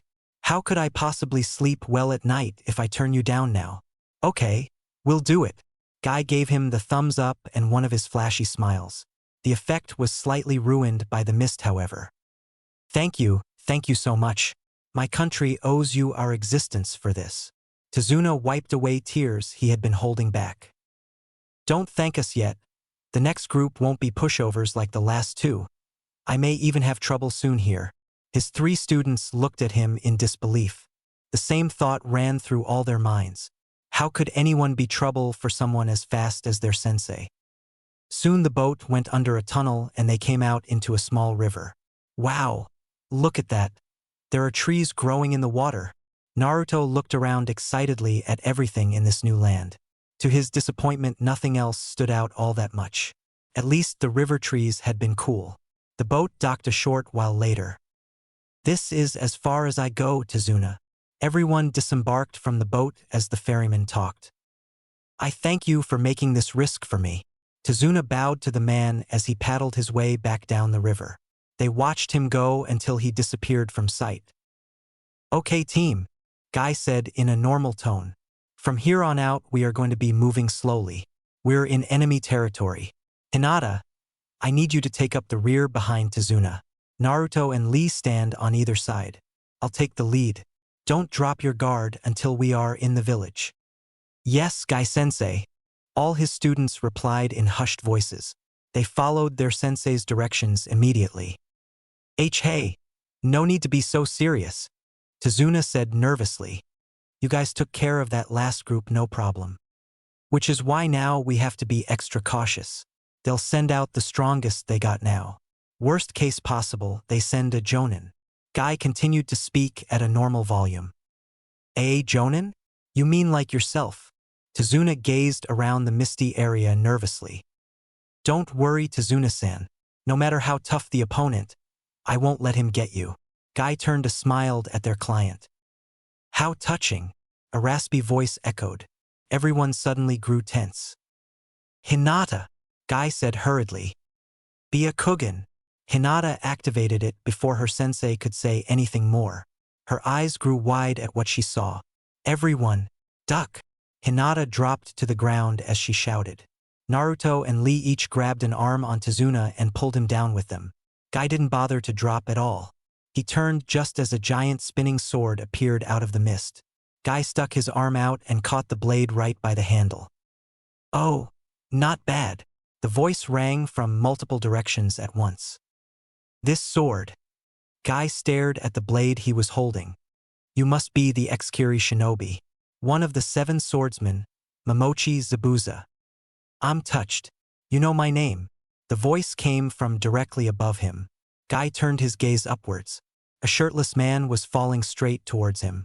A replica of the blade Guy was holding was also in his hand. Guy swung the sword in his hand up as Zabuza swung his down. The blades connected and Guy's dissolved into water upon contact. TCH, a water clone. Guy cursed and took a small leap backwards, completely avoiding Zabuza's blade. Lee, Hinata, Naruto. Surround Tazuna. No matter what happens, protect him with your life. Yes. The 3 genin formed a triangle around the still-down Tazuna. No matter what happens? Zabuza chuckled as he pulled his blade from the ground. You might be giving me too much credit there, might Guy? I make a point of never underestimating my opponent. Guy slipped into a Goken stance as he eyed his opponent up and down. We'll see about that. Zabuza took a step backwards and appeared to be swallowed whole by the thick mist. I see. So this isn't a natural mist at all. This is your doing. Guy nodded to himself as he gazed around the thick mist. Observant, aren't you? I wonder how observant you are when I'm chopping your client to pieces. The 3 genin spun around in surprise to see Zabuza standing right in between them, his sword angled at Tazuna's neck. And no! Tazuna yelped in fear and tried to move backwards. Not so fast. Guy appeared right there a second later, his foot drilling into the top of Zabuza's head. The man broke apart into water and Guy's undeterred foot continued on right into the ground, creating a small crater that his genin and Tazuna stumbled into. Sorry about that, team, but I can't afford to hold back here. Guy spun around as he talked and caught Zabuza's sword again as the ex-Kiri shinobi thrust it forward. Guy took a step forward and delivered a powerful punch into Zabuza's face, breaking him into water. How unyouthful, hiding behind your clones. Guy shouted into the mist as he took a couple steps forward. Wow, so this is a battle between Jonin, Lee whispered in awe. Naruto even nodded in appreciation. It's on a completely different level from that battle we had earlier. This is so cool. Naruto-kun. Hinata chided lightly but couldn't keep a small smile from gracing her face. Hey. Tazuna sounded worried. Don't forget about me. I nearly died already. You do not have to worry about that. Guy-sensei could not possibly lose this fight. Lee said enthusiastically. Just watch. He is about to get serious. Everyone did as Lee said and turned their attention to the powerful man in front of them. Get serious, huh? Zabuza's mocking voice echoed throughout the misty field. Doesn't matter how serious you get, you'll never find me in here. I am an expert of the silent killing technique. When I am in the mist, I am unbeatable. Provided there is any. Guy took a deep breath and closed his eyes. He then appeared to start performing some strange form of Tai Chi. The only sound that could be heard in the mist was Guy's deep, but somehow calm breathing. Are you taking me for a fool? What are you trying to do? Zabuza's question was answered a second later as Guy's eyes shot wide open. First gate. Open. Guy widened his stance and waved his arms widely in front of himself. A second later and a great wind passed through the whole area, dissolving the mist as it blew. What in the? Tazuna was the only one who was capable of saying anything at all. Impossible. Zabuza stood in plain sight now, right at the edge of the riverbank. Before he could even blink, Guy was right in front of him, a powerful fist buried into his stomach. Zabuza was rocketed across the water. He hit the surface but was flying too fast to sink in.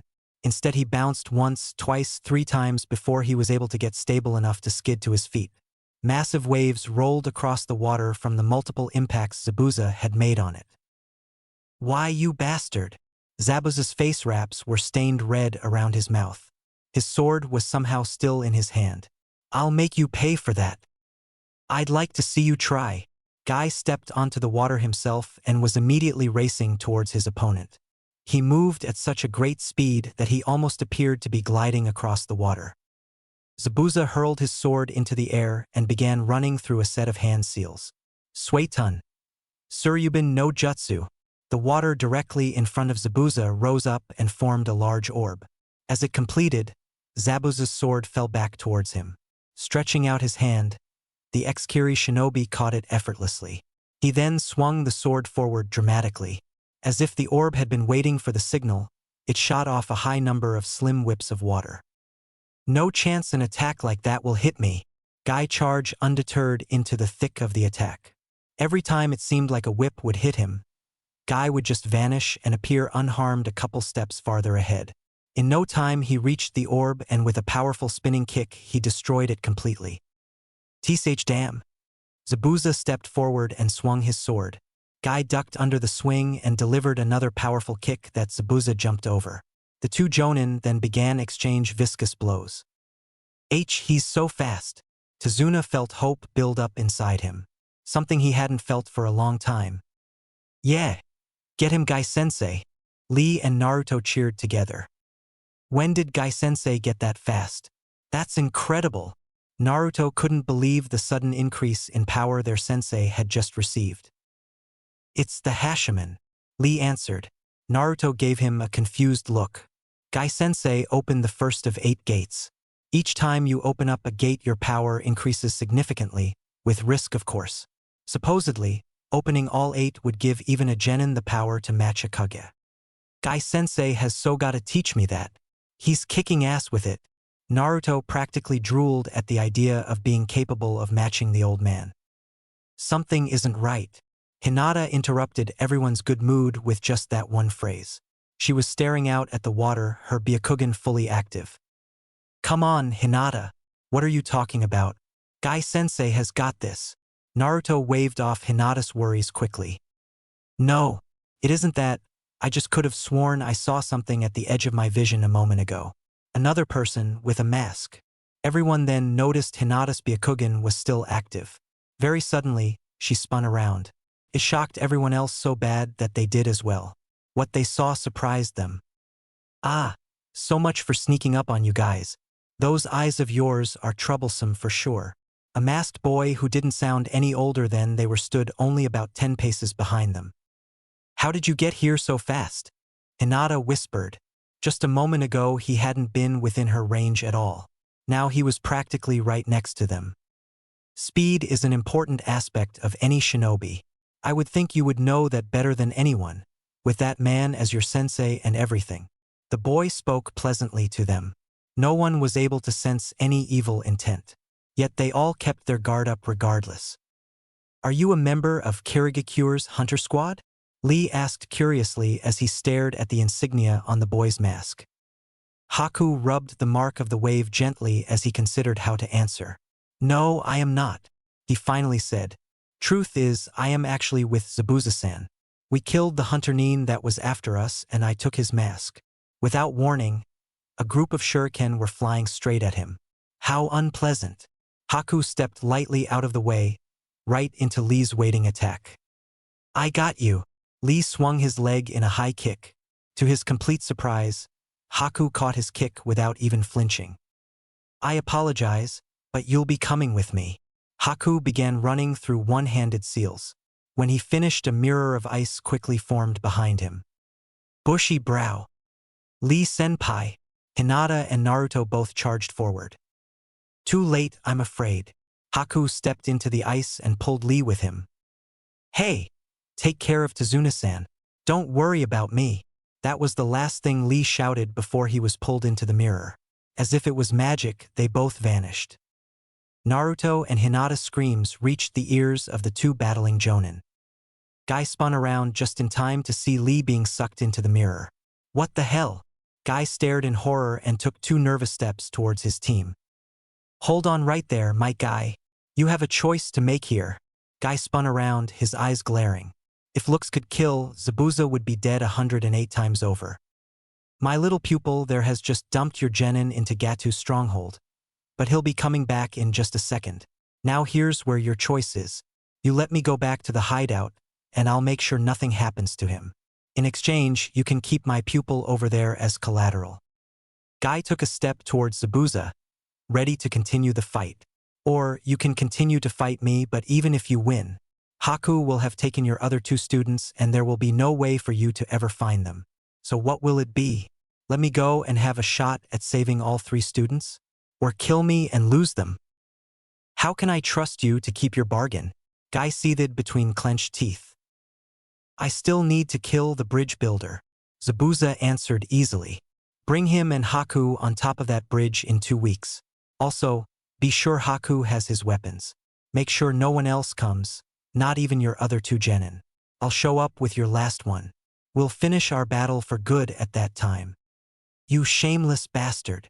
Guy grit his teeth. If even a hair on my precious student is hurt, I'll make you wish you were never born. With that, Guy turned and disappeared facing his students.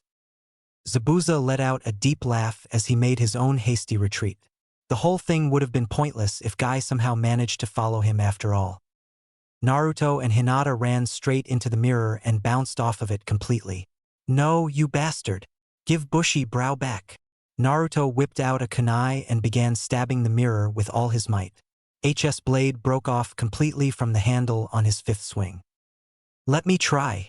Hinata's past insecurities were completely forgotten as she tried with all her might to save her teammate. She channeled all the chakra possible into her hands until they were both covered in what appeared to be blue lions. Juho Sashiken.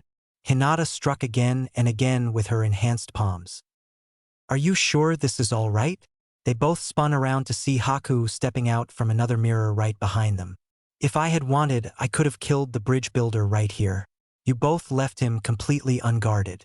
Fortunately for you, Zabuza-san has the unfortunate weakness of liking to mentally torture his opponents. So he'll live for today. Tazuna took a couple nervous steps away from the mirror. You bastard! Where did you take Bushy Brow? Naruto shouted. Your friend is safe. Fear not, we'll have more time to talk later.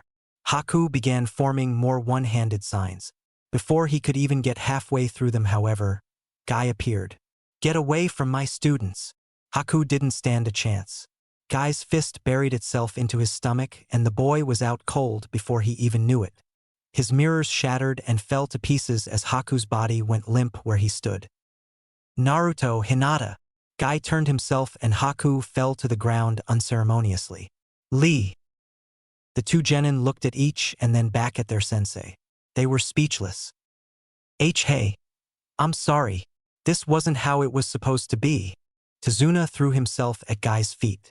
Please, I'm sorry, forgive me. Tears freely fell from the man's eyes as he begged for forgiveness. Guy clenched his teeth as he stared down at the unconscious boy they now had prisoner. He then turned back to the water and inhaled deeply. Damn you, Momochi Zabuza. 9,997. 9,998. 9,999. 10,000. Lee plopped down to the ground as he finished his push-ups. He was exhausted. Sweat dripped from every pore in his body and his stomach rumbled hungrily. There was no chance of him getting any food though. At least not this late at night. He had already been held captive for 3 days, but to be honest, Lee never really felt like he was a prisoner here. He wandered around as he pleased. He ate what little food they had to offer in this crappy hideout. In fact, the room he was currently in, his bedroom, was a considerable amount better than what some of the others had to put up with. Lee could think of only one reason his life could be this leisurely here, yet those 2 words brought just a foul taste to his mouth. Momochi Zabuza. When Lee first fell free from the ice mirror, he found himself inside this very room. He later learned that it had been the room the kid with the mirrors used to stay in. Lee had cautiously snuck around at first, trying to get a feel for where he was. When he looked outside, he was completely surprised. He was near the very top of a huge tower. Forest and swamp stretched as far as his eye could see. Lee had felt his knees go weak as he realized there was no likely chance of escape from here. It had been at that moment that he had been spotted by a couple of big-looking thugs. Lee easily dispatched of the 2 of them with some taijutsu, but not before they had sounded an alarm. The once seemingly empty tower was now swarming with despicable-looking men. Lee battled endlessly while he tried to flee from the entire gang of them. Just when he thought he was at his limit and was actually going to be captured, Zabuza arrived. This trash is my hostage, the man roared while holding his hand onto the hilt of his massive sword. No one is to touch him but me. Got that? Lee couldn't believe it. Was this man actually protecting him? That thought was instantly crossed from Lee's mind as the shirtless man turned and buried his fist in Lee's gut. The green-clad boy fell to ground, spitting up blood. The sound of a cane hitting the floor caused all the men in the room to spread wide to either side of the hallway they all stood in. Lee's sight was kind of blurry from having been hit so hard, but he was still able to make out the figure of a very short man walking down the now open path. Every step he took, he smacked his cane down on the floor. Not that he seemed to have any trouble walking. Finally, the man stopped walking. He was still quite a distance away. Lee guessed just outside the range of Zabuza's massive blade. It was at this moment that Lee realized this man was probably Gatu. Zabuza. A nasally voice fit for the short man called the demon's name. Tell me, why instead of the head of a master bridge builder, who may I add threatens to destroy my whole control over this country, do you bring me a child? There was a change of plans, Gatu. Zabuza practically spat. Despite being hired by this man, the demon clearly had little respect for him. Oh, do tell. Lee's vision was now clear enough to see that this tiny man had several golden teeth and rings on every finger. His cane seemed to be tipped with a huge diamond. One of the shinobi that the bridge builder hires happens to be Might Guy, one of the strongest shinobi in Konohagakure. Not even I would be capable of beating him in a fair fight. Lee couldn't agree more with that statement. Gatu pushed up his small black glasses. So was that masked brat you had with you taken out then? I don't see him around. No, I purposely allowed Might Guy to take him hostage. What? Why? That makes no sense. The short man practically shouted. Lee had just thought the exact same, but Gatu wasn't done. He might very well be dead already. That's a waste of a resource. Might Guy won't kill him. Zabuza spoke as if he was talking to a child now. As long as he keeps Haku alive, he'll believe that his student here is alive. So what if he lives? How does this benefit you in any way? Gatu slammed his cane down as he spoke. Zabuza sighed and ran one hand through his short hair. You don't get anything, do you? The short man sneered at this comment. Worry causes heavy stress on the body. Stress causes you to lose focus. In the shinobi world, the more stress you have built up, the more deadly for you it can become. Not only does Might Guy have this to worry about, but he still has to protect the bridge builder while keeping an eye on Haku. This means he'll have to sleep very lightly and very little. By the time we next meet, he'll be exhausted. Gatu appeared to mull this thought over in his head for a few moments. Whatever, do what you want, the man finally said before turning away and walking in the other direction. The crowd of thugs that had been around them dispersed slowly, all of them grumbling. Zabuza too started to walk away. You are wrong, you know. The man turned to look at Lee as he spoke. Guy-sensei cannot possibly lose to you. No matter what, no one can defeat him. The older man snorted. Your faith in others isn't befitting of a shinobi. You better grow up. Zabuza's foot was the last thing Lee had seen before passing out. The sound of footsteps outside of Lee's door pulled him away from his thoughts of the past. Silently, the boy got up and walked over to his wall, standing right next to his door. The sound of quiet voices reached his ears. Two shadows appeared right in front of his door. What if we get caught? Lee heard one voice whisper. Relax, would you? Everyone is out, including this kid. We got nothing to worry about. Another gruff voice answered. Yeah, but he's a shinobi, you know? Can we really kill him? Lee's eyes widened slightly. They were planning to kill him? The other man chuckled very quietly. He's a genin, still wet behind the ears. We got this. But what about Momchi-san? Surely he'll raise hell about it. The other man continued to spout worries. Listen, no one likes the guy anyways. Besides, how can he prove it was us? Let's just do this. The door to Lee's room swung open after the man said this. Lee tensed up and very quietly slipped into his Goken stance. Without warning, a hand reached out from the darkness and touched his shoulder. Lee had to put every ounce of his shinobi training into effect to keep from yelping. He slowly turned around to see Zabuza standing there, one hand on his shoulder, the other in front of his face, his finger making the quiet sign. Lee couldn't help but wonder when and how he had entered the room. It just went to prove that the man really earned his title of Jonin and one of the 7 swordsmen of the mist. The two men stepped into the room and both stopped as they eyed the bed from where they stood. Huh? That's strange, he's not in bed. These were the last words either one of them uttered as Zabuza stepped forward and swung his sword in a horizontal arc. Both men's heads were sliced completely off before they even had a chance to scream. Blood sprayed everywhere, painting the walls and door and the two shinobi. Lee's eyes were wide with shock. This hadn't been the first time he had seen death, but these were the most senseless kills he had ever seen. Zabuza-san! Lee shouted as he rounded on the tall man who was sliding his sword back into place on his back. Thanks aren't necessary, kid. I just can't afford these assholes messing up my plans. Zabuza said as he stepped over the headless bodies in an attempt to leave the room. You think I want to thank you? Lee roared. You just killed these men without even blinking. You did not have to go that far.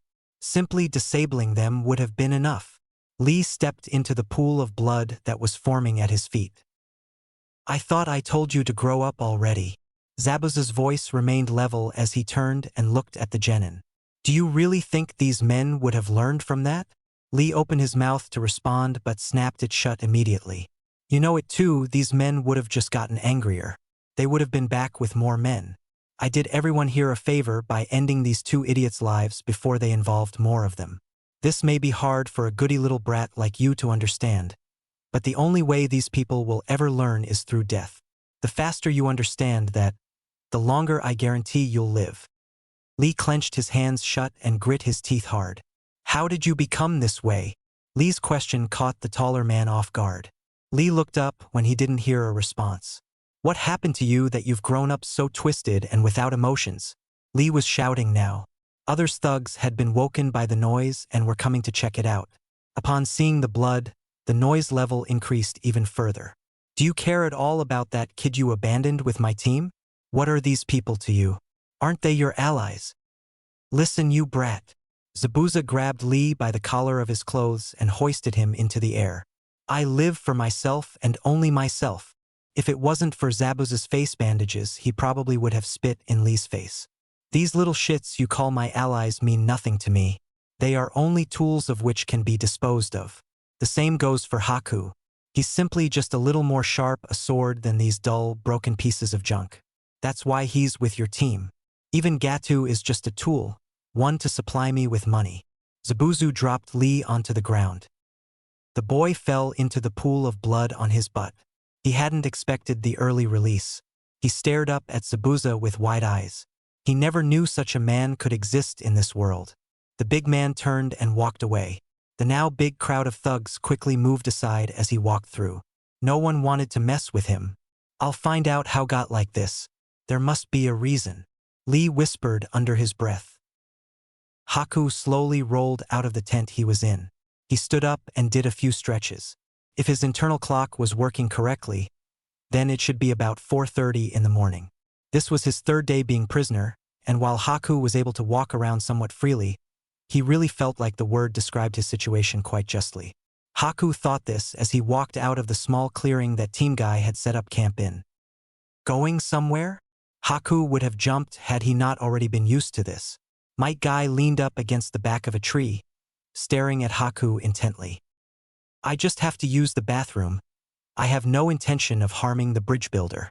Haku walked over to a small bush and pulled the front of his kimono uniform up. It had been like this the whole time. Haku felt completely suffocated. No matter where or how he moved, it seemed this man's eyes were on him. Yet maybe that was a good thing. It meant Zabuza's plan was working, didn't it? Haku had to wonder. 3 days straight and the man didn't even appear remotely fatigued. Instead, his energy remained boundless. It was incredibly eerie. The sound of yawning right next to him made Haku realize he was losing his focus. Naruto stood right next to him and was also taking a leak.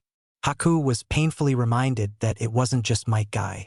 This whole team seemed to have unlimited energy. They were always up incredibly early. Naruto and Hinata spent all day training these past couple days while Guy would take Haku to the bridge to keep an eye on him and guard the bridge builder at the same time. Haku hated it this way. They didn't ever bind him up or anything. That was how completely hopeless Haku was in this situation that they didn't even feel the need to restrain him. Albeit they had taken away his senbon. I'm going to kick your ass when this 2 weeks is up. Haku glanced briefly at the blonde who was peeing right next to him. You don't know anything about me. Haku replied simply. Saying things like that set Naruto off pretty easily. For that matter, anything he said set the blonde off. You asshole. You kidnapped Bushy Brow. I'll never forgive you for that. Naruto zipped his pants up and turned in the other direction, going back to their clearing. He hadn't attempted to hit him as Haku had expected. Perhaps his sensei had given him a big enough warning after last time. After all, they couldn't afford to rough him up too much. Lee's life depended on it. Tell me again why I should believe that you can't just use those mirrors to get back to Gatu's base. Haku sighed. Guy had asked him the same question a couple times before already. He was probably trying to say if he would change up his story at all. I can only create mirrors in a location that is within my range of vision. After creating them, it takes a lot of chakra to sustain them. Holding up just that one at such a distance was incredibly taxing. When I lost consciousness, that mirror shattered, just like the ones you saw. Haku repeated what he had told him before, word for word. Silence rang between the two for a few moments. Are you perhaps hoping that I could take you to Lee-san that way? Haku knew that wasn't what Guy wanted, but maybe he could get the man to reveal some form of fatigue. Of course not. You heard what I told Naruto. Lee has a much better chance of surviving if we play things by Zabuza's rules. He's really much more interested in killing me and Tazuna-san than him. Guy stared down at the boy before him. Although, I must say, I feel badly for you. He clearly has no affection for you at all, even as a pupil. I am not a pupil. I am Zabuza-san's tool. I am to be used as he sees fit and disposed of when I've gone dull. That is my only purpose in life. Haku spoke the words that he had long since etched into his heart. You really are a sad child. Guy sounded sincere as he spoke. You remind me a lot of Naruto, in fact. Haku almost gave an uncharacteristic snort but stopped himself. If he knows what it's like to be alone, then he must be truly strong. It's not the pain of being alone that makes one strong. It's for protecting the ones you love that you become strong. Guy spoke as if he was Haku's sensei now. Haku turned around and walked back into the clearing now as well. Having been alone amplifies that desire. Guy didn't respond. Instead, he followed the boy leisurely back into the clearing. Hinata was up now and had a small fire going. Naruto sat next to her, skinning a couple of rabbits the two of them had caught last night. Haku was impressed that neither of them complained. Instead of being inside a warm house using a kitchen stove, they were out here. Tazuna had offered to let the two of them stay in his home with him and his family, but they had both declined. Naruto had said it felt more like an actual mission when they were camping out. Haku suspected it was actually so they could get right to training. Do either of you have any questions on what I've written down in your scrolls? Guy asked as he watched Hinata throw the rabbits into the pot. Guy had written scrolls about how they were supposed to train while he and Haku were at the bridge. Of course, Haku knew he had done this simply so he couldn't learn how they were preparing. The less he knew, the more beneficial it was for them. They both shook their heads at his question. We've been doing like you suggested and have talked to each other when either of us has had a question about what's on the scroll. Naruto answered for the both of them. Does that mean you've been the only one asking the questions? Haku couldn't describe it, but there was a certain joy he got from picking on the blonde. He had never gotten this kind of enjoyment before. Maybe spending time with this group was beginning to erode his brain. Naruto blushed and instead of shouting a comeback decided to glare quietly at the other boy. Guess that means I'm right. Haku smiled lightly. Something really was wrong with him. Your food. A bowl of rabbit meat was tossed to him. Haku barely caught it before he turned his gaze to the owner of the cold voice. Thank you, Hinata-san. Haku inclined his head before grabbing a pair of chopsticks to eat. The Hyuga girl rarely spoke around him, and when she did it was always with a very clipped tone. Haku didn't blame her either. He had stolen their teammate. They had no reason to treat him kindly. With all the food having been passed out, silence reigned over the clearing as the group ate their food. Naruto was of course the first one done. He inhaled everything with such incredible haste that it made Haku kind of sick. No one should be able to consume food like that. Yet, Might Guy was always a close second. Haku would be willing to bet Lee was much the same. Only he and Hinata took their time eating their meal. Hey Guy-sensei. Naruto talked to his teacher enthusiastically. It didn't fit the mood of the morning at all. Yes, my young student? Haku winced. Yet Guy's response fit even less. Haku imagined his voice could probably be heard in the nearby village. Teach me how to open the Hashiman. Bushybrow was telling me about it and it sounds so cool. Haku's ears perked up at this. Maybe the man would shed some light on that mysterious power he had used which easily blew away Zabuza's mist. Might Guy let out a loud boisterous laugh. Opening the gates is no easy feat, Naruto. While I would be more than happy to teach you at a later date, focus on the training you have for now. Lee can open a couple of them himself. When we get him back, I'll have him assist me in teaching you. Naruto nodded excitedly. That sounds like a good idea. I really want to get training now. Naruto sat up abruptly and began doing a series of stretches. Haku couldn't believe how fast the kid's attitude changed. It almost seemed like he had a switch. That's the spirit. Train on Naruto. Haku cringed at Guy's continued use of his booming voice. If you are done, Haku-san, let us be off. They have work to be done. Guy turned his attention to the black-haired boy. Yeah, all right. Haku got up and turned to Hinata.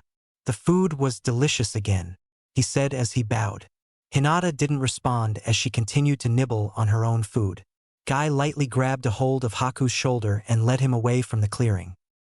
Naruto and Hinata were left with another awkward silence as he continued stretching.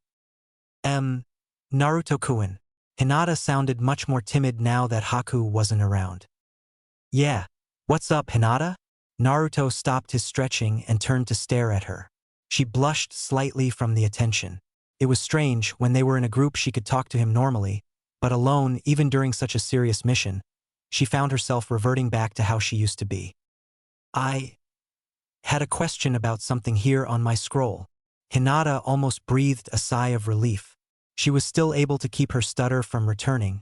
That was a good sign. No, you don't. Naruto caught her lie without even thinking about it. Hinata's face turned very red at how straightforward an answer he gave. Listen, I appreciate that you're trying to make me feel better, but I don't really mind all that much, Hinata. You're really smart. Hinata's face remained red for a different reason now. Sorry, she muttered out. Don't apologize. Naruto sat down next to her. You're always so nice. There's no need to be sorry. Anyways, what was it in your scroll again? Hakusho Kaiten. Hinata whispered, a heavy in her voice. Just thinking about it made her forget her embarrassment. It is the ultimate defense taught only to the Hyuga of the main branch. That Guy-sensei would actually know how they do it is incredible. Well, that's Guy-sensei for you. If it's taijutsu, he can do it or at least knows it. Naruto spoke highly for one of the only men he had truly come to respect. Although, I'd wish he'd teach me something cool like a move. My list kinda sucks. Naruto pulled out the scroll he had. Playing the rock, paper, scissors with myself didn't make sense at all until you explained it. Naruto continued to talk. While it's cool that I know what happens when they pop, I don't see how that can benefit me entirely. Guess it's one of those look underneath the underneath deals. Although, training my clones to survive multiple hits is going to be useful if I can actually get it. Naruto let his scroll flop down to the ground. You can do it, Naruto-kun. Hinata cheered for him quietly. You can do anything, she added in an even quieter tone. Yeah, you're right. Thanks, Hinata. For Bushybrow, we'll definitely master this stuff. Naruto stood up quickly and resumed his stretches. Yes, for Lee-senpai. Hinata got up and also began stretching. I can also do it because you're here with me. Hinata wanted to add this aloud but choose against it. You don't blame me, do you? Hinata was surprised by Naruto's sudden question. Blame you? She didn't understand where that thought had even come from. Yeah, I mean, I'm the one who wanted to do this C-rank mission and all. Doesn't that make it my fault that things turned out this way? If I had just been okay with training, then things wouldn't have happened this way. You're wrong. Hinata startled Naruto with her shout. Why, you can't blame yourself. They had both stopped stretching again and Naruto stared at Hinata in shock. C-rank mission aren't supposed to involve such powerful shinobi. It was supposed to be basic protection. Besides, it would have happened to someone. It just happened to be us. So please, Naruto-kun, don't blame yourself. Hinata suddenly ran at Naruto and embraced him in a hug, tears slowly leaking down her eyes. Hey, I get it. Naruto lightly patted the girl's back. I'm sorry, Hinata. I won't say anything stupid again. Naruto slowly unentangled himself. Sorry. Hinata quickly began wiping her tears away. I didn't mean to get so worked up. I keep telling you not to apologize. You don't do anything wrong. Naruto scratched the back of his head as he spoke. Besides, you're right. If it's anyone's fault, it's that Haku guy. Hinata nodded gently. It's strange though. I can't bring myself to feel any resentment towards him. Really? I thought you were ready to knock his lights out the way you look at him. Naruto was surprised to hear Hinata's confession. No, I learned to act that way around my family. It's the best way to hide my emotions. Hinata hated bringing up her family, even if it was with Naruto. I kinda get what you mean though. Naruto quickly steered the conversation away. Even he knew that speaking about Hinata's family was taboo. Who would have guessed that he'd have that kind of face? Huh? Hinata looked up at Naruto in confusion. I mean, honestly, that dude is cuter than Sakura-chan. I really thought he was a girl at first. Naruto blushed and laughed nervously as he talked. Pretty weird, huh? Hinata's face fell as Naruto spoke. How could it be? She lost even to another boy. It was completely humiliating. Naruto-kun, you idiot. Hinata turned away from him and resumed her stretches. Hey Hinata! Naruto called to her but she didn't respond. What did I do? Come on. Hinata! Haku continued to hammer away as he drove the wooden plank into the supports of the bridge. He found it terribly ironic. It was his mission to kill the bridge builder, yet here he was helping construct the bridge. Life sure is strange. Haku mumbled aloud to himself. Sure is, Tazuna said as he walked up next to him and began laying down more boards. He set to work at hammering himself. Is this all right? Haku asked him. There are plenty nails lying around. One flick of my wrist and they'll be buried in your neck. Tazuna started sweating slightly but responded in a calm voice. You won't do that. How can you be so sure? Haku was perplexed. The man wasn't lying to him. I get a different feeling from you than I did that Zabuza character. Tazuna paused as he thought about his answer. You don't like to kill. I'm not sure how I can tell, but I know it. In fact, I don't think you like hurting others at all. You only do it because that Zabuza guy tells you to. In actuality, you're super nice. I'm impressed. Haku continued to nail away at his board. Is that perhaps the insight that comes from old age? Tazuna let out a long laugh. I'm not that old. Even if I am a grandpa, I just know a good kid when I see one. Silence passed between the two of them after his last comment. Tazuna, we need to talk. Haku and the old man looked up to see another equally old man standing there nervously. He held an uneasy eye on Haku. Ah, Jichi, how can I help you? Tazuna smiled at his longtime friend and stood up as he greeted him. Listen, I've been doing a lot of thinking, and I want to quit working on the bridge. Tazuna's smile slowly disappeared off his face as Jichi spoke. Not you too, Tazuna whispered. Look, Tazuna, I understand that we're doing a good thing, but what's the point if Gato has you killed? What good will it do? Jichi tried to implore Tazuna to see his reason. Haku felt his palms sweat as the man talked. He continued to hammer away in an attempt to distract himself. Let's all quit. Quit building this bridge. Impossible, Tazuna shouted, surprising not only Jichi, but Haku as well. This is our bridge. We began building it together and I intend to finish it. This bridge is a symbol of our nation's courage. If we stop now, then Gato truly has won. Tazuna stared hard at Jichi for a minute. You know what? Just don't bother showing up again. I'll finish this bridge even if it's by myself. Tazuna walked past his once friend, knocking his shoulder as he went. Tazuna, don't be this way, Jichi called after him. Shove it. Tazuna grabbed another plank of wood and brought it back to where Haku was. He immediately set back to work. Jichi sighed and stood there for another few moments, trying to think of something to say. In the end, he gave up and walked away. Tazuna-san, Haku said quietly. Tazuna made a small noise to show Haku he was listening. I have no right to say this, but until the 2 weeks is up, I will help you build this bridge. Haku wasn't sure what compelled him to say that. Maybe it had been the old man's speech, but there was no taking it back now. It was out there. Tazuna didn't respond and Haku thought he was still mad until he looked over. The man was smiling, even if just a little. Unbeknown to either, Guy had watched the whole thing. There was an unreadable expression on his face. Things had been relatively peaceful in Gato's hideout for a few days since the incident. No one dared try to take Lee's life after the violent decapitation of 2 of their own. Lee had been here a full week now. Despite what he had said, he had made no progress in finding out anything about Zabuza. Lee wasn't deterred though. As long as things remained calm, he should be able to get the chance. Yet, perhaps inevitably, things did not remain calm. Gato returned today from some sort of business trip and he was seething mad. Where is he? Where is the bastard that hacked up 2 of my men? The short man strolled around the cafeteria of the tower, his cane clacking menacingly against the floor. All the thugs sat at tables and at their meals.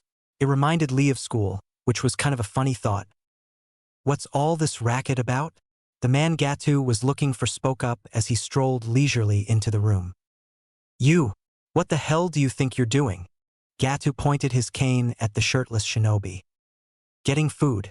Even shinobi eat, you know. Lee hadn't realized it at first, but Zabuza actually had a sense of humor. A twisted one, but a sense of one nonetheless. That's not what I'm talking about. Spit flew from Gatu's mouth and into the faces of several seated thugs. They didn't dare breathe a word of it, though. Why did 2 of my men have to die, huh? If you ask me, they were doing me a favor. What has that kid done for us? He runs around the place all day working out like a maniac. He doesn't contribute to anything, yet he continues to eat our food. That's wasted money right there. How are you going to reimburse me for this? Zabuza. Gatu slammed his cane down so hard Lee thought it would break. I'll bring you the bridge builder's head. That'll cover everything. Zabuza replied simply. No, I've had enough. Zabuza's eyes narrowed at Gatu's words. You cost too much for no results. I'm through with you. We'll raid the village ourselves. Right, men? A chorus of cheers hailed from all the thugs in the room. Lee took their excitement as a chance to slip into the back corner and just watch. He slower pulled his weights off from where he was. Just try it. Zabuza answered. The lot of you won't even get close to touching that man. No one here has the power to take down a jonin. We'll see about that. One man picked up one of his weapons. These men carried them with them at all times, so the cafeteria was loitered with them. I'll take your head first, then the bridge builders. The man charged forward. As if he started a chain reaction, dozens of them charged forward with him.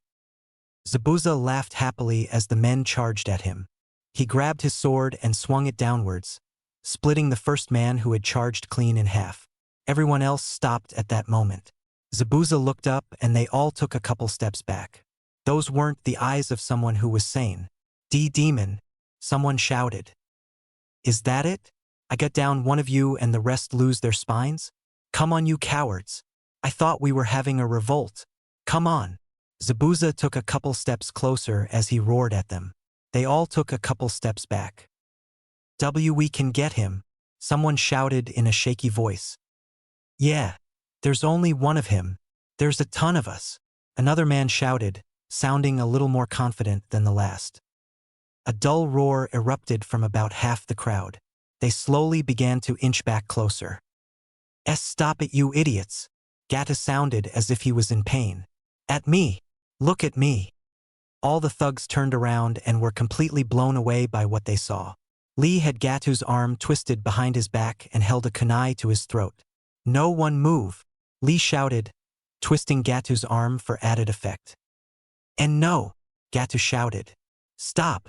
You'll break it. If I kill you right now, this whole thing ends. Lee said this to Gatu but shouted it so everyone else could hear. You're the only reason the bridge builder has to be killed. That's the only reason my team is caught in this conflict.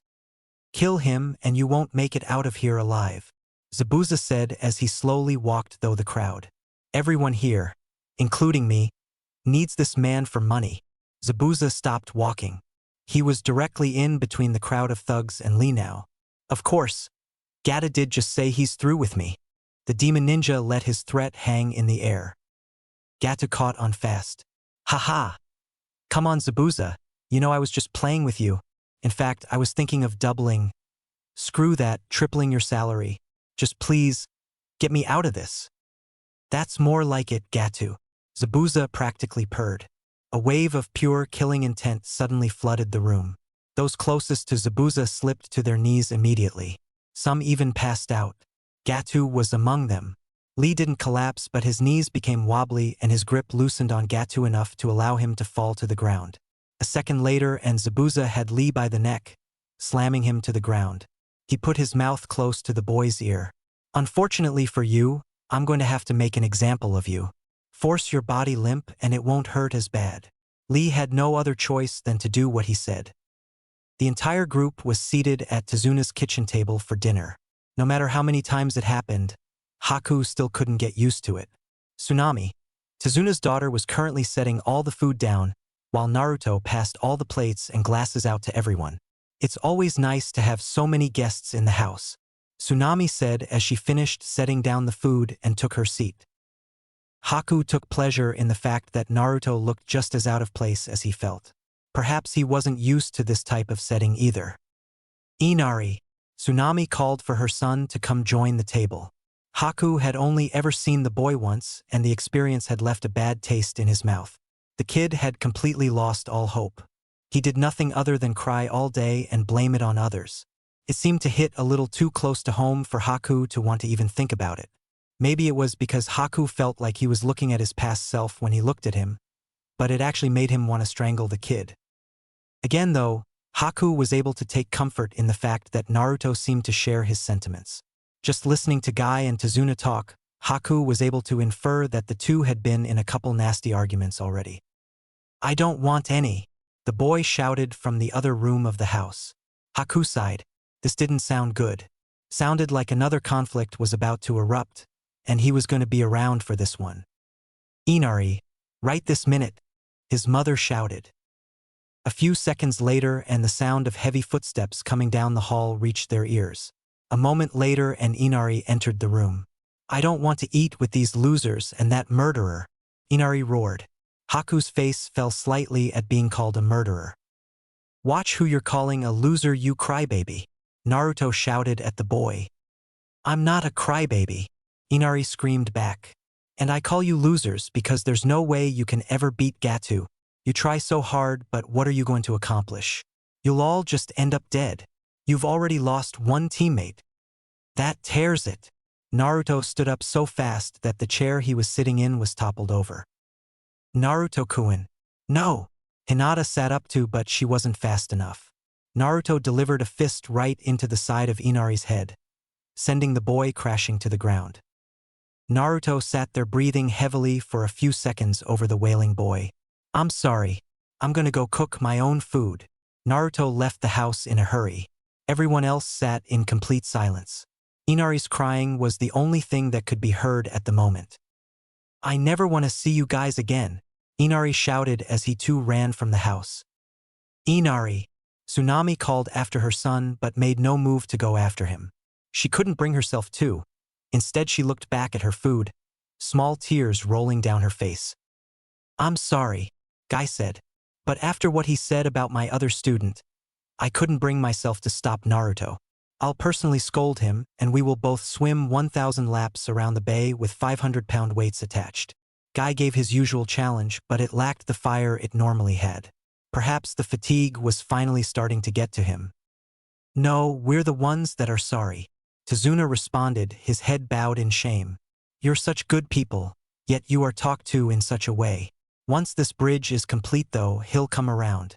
He'll see what great people you are." Tazuna did his best to smile at him. "At least let me go apologize to your son personally. Hitting a child is unforgivable after all." Guy began to stand up. "Guy-sensei, I'll talk to him. You stay here." Hinata, who was still up, immediately went for the door. "Yes, thank you, Hinata." Guy slid back down to his seat. Haku got up too and began to follow after Hinata. No one tried to stop him. Inari sat on the edge of the dock. His tears continued to fall from his face and hit the water beneath him. He was so lost in thought he didn't even hear Hinata come up to him. "You mind if I sit here?" Inari jumped at her soft voice. He looked up at Hinata and then looked away from her without saying a word. She took that as a yes and sat down. "I know Naruto-kun can seem very harsh sometimes, but he always means well when he speaks." "Typical, you would side with him," Inari interrupted her. He wiped his nose and continued to look away from her.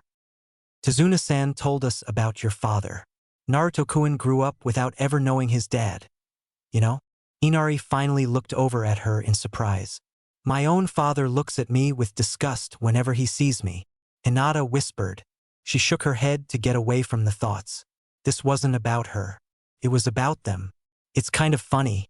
You both say how you don't understand each other. Yet when I look at you, I see Naruto-kun when he was younger." "What do you mean? How can I be anything like that guy? So what if he never knew his dad?" That just means he doesn't understand the pain of losing him. Tears began to slide from his face again. Naruto-kun may not have known what it was like to have a dad, but that doesn't mean his life wasn't hard. Our whole village hates him. Hates him for something I don't even understand. They were all so cruel to Naruto-kun. I used to watch him all the time, you know? He would train every day to become strong so he could be accepted. Yet he always failed. When he failed, he would cry. Not much different from you. Inari couldn't believe what he was hearing. Naruto used to cry? He stopped crying though? Inari barely managed to ask. One day he just quit. Hinata stared out over the water. Memories of Naruto flooded into her head. He quit crying, but he kept training all the time. He still didn't have anyone that accepted him. But he didn't cry. I think he realized that it wasn't going to help. He just simply gave up crying. And thanks to him, I learned to quit crying over my failures too. I used to be so miserable. Every time I messed up, I would lock myself in my room and cry. Now, thanks to Naruto-kun, I don't cry when I fail. I get back up and try again. No matter how hard it seems, I won't ever give up. I hope you'll try too, Inari-san. Inari just stared blankly at Hinata. She smiled at him and slowly sat up and then walked away. He looked back out over the water. No more tears came to his eyes. He had a lot more on his mind now. Did you hear everything? Hinata asked as she passed the corner of the house. Yeah. Haku, who had been leaning against the wall, followed after Hinata. You have a similar pain to us, don't you, Haku-san? Hinata asked as they walked into the forest. Yes, I used to cry a lot too. I cried until all my tears were gone though. When Zabuza-san found me, I was already dried up. He gave me meaning. I live only for him. Haku wondered who he was saying that for now. Soon, the sound of a raging battle reached their ears. They came to the clearing where the Naruto and Hinata trained endlessly every day. For Narutos were currently mixed up in an all-out brawl. They wailed on each other with all their strength. To both Haku and Hinata's amazement, not a single clone popped from the terrible punishment they were receiving. Naruto-san really is something else, Haku murmured as he watched the scene in front of himself. Hinata could only nod as she stared at him, a small blush on her face. Ah, I see.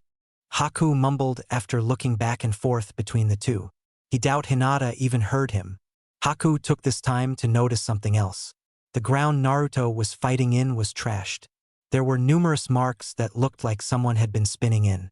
Next to nearly every one of these marks was a pile of barf. Just what kind of training were they going through? Haku couldn't help but wonder. Are you sure this is something I should be seeing? Haku asked as he began to step away. It doesn't matter, Hinata answered. She didn't move from her spot. Don't forget, Hinata-san. In just a few days we'll be enemies again. We'll be pitted against each other in a life and death battle. Haku turned his back to the two of them and began to walk away. You won't kill us, Hinata said too quietly for him to hear. I know it. It was day 12. It had been 5 days since the last incident, and yet Lee still ached all over. Zabuza didn't hold back one bit as he thrashed the young genin in every sense of the word. Yet none of that mattered. Not to Lee anyways. Despite the terrible beating Zabuza had given him, Lee had felt he earned something from the demon ninja. Perhaps it was his respect? Lee couldn't be sure. Zabuza-san, look what I got. Lee walked up to a small fire that Zabuza had going and dumped a small dough down at the man's feet. The two of them were now en route to the bridge. In 2 days Lee would be able to see his teammates again. Too bad it wouldn't be a very joyous reunion. Not bad, kid. For not having any ninjutsu, you are surprisingly adaptive. The shirtless shinobi immediately set to work at skinning the dough. It is not that surprising really, Lee said as he plopped down. I have to be after all. It is the only reason I am able to be a shinobi in the first place. Well, that and Guy-sensei. My Guy. I can't wait to rip that man's head from his shoulders. Zabuza chuckled low to himself. I wish you would not speak in such a way. It is most unyouthful. Lee chided the older shinobi. Youth, youth, youth. That's all you freaking talk about. Zabuza whipped the skin of the dough to the side as he finished. You should tell me more about your youth, Zabuza-san. How did you become such a twisted man? Lee talked as blunt as possible. Do you want to die before we get there? I'm still pretty young, damn it. Zabuza snarled at Lee. The green-clad boy didn't respond. Instead, he stared at Zabuza with wide eyes. Fine. You want to know something about my past? Lee nodded enthusiastically. To pass the academy in my village, you had to kill a classmate in a one-on-one fight. All of Lee's enthusiasm died right there. So you know what I did? Lee didn't respond. I wiped out my entire class. Since then, they abolished that custom. It was when they heard of this exploit that I was recruited to be trained with one of the 7 swordsmen. Lee narrowed his eyes suspiciously. I see. So secretly, you're actually a pacifist. Did you listen to a word I said? Zabuza shouted at the genin. I killed my entire class.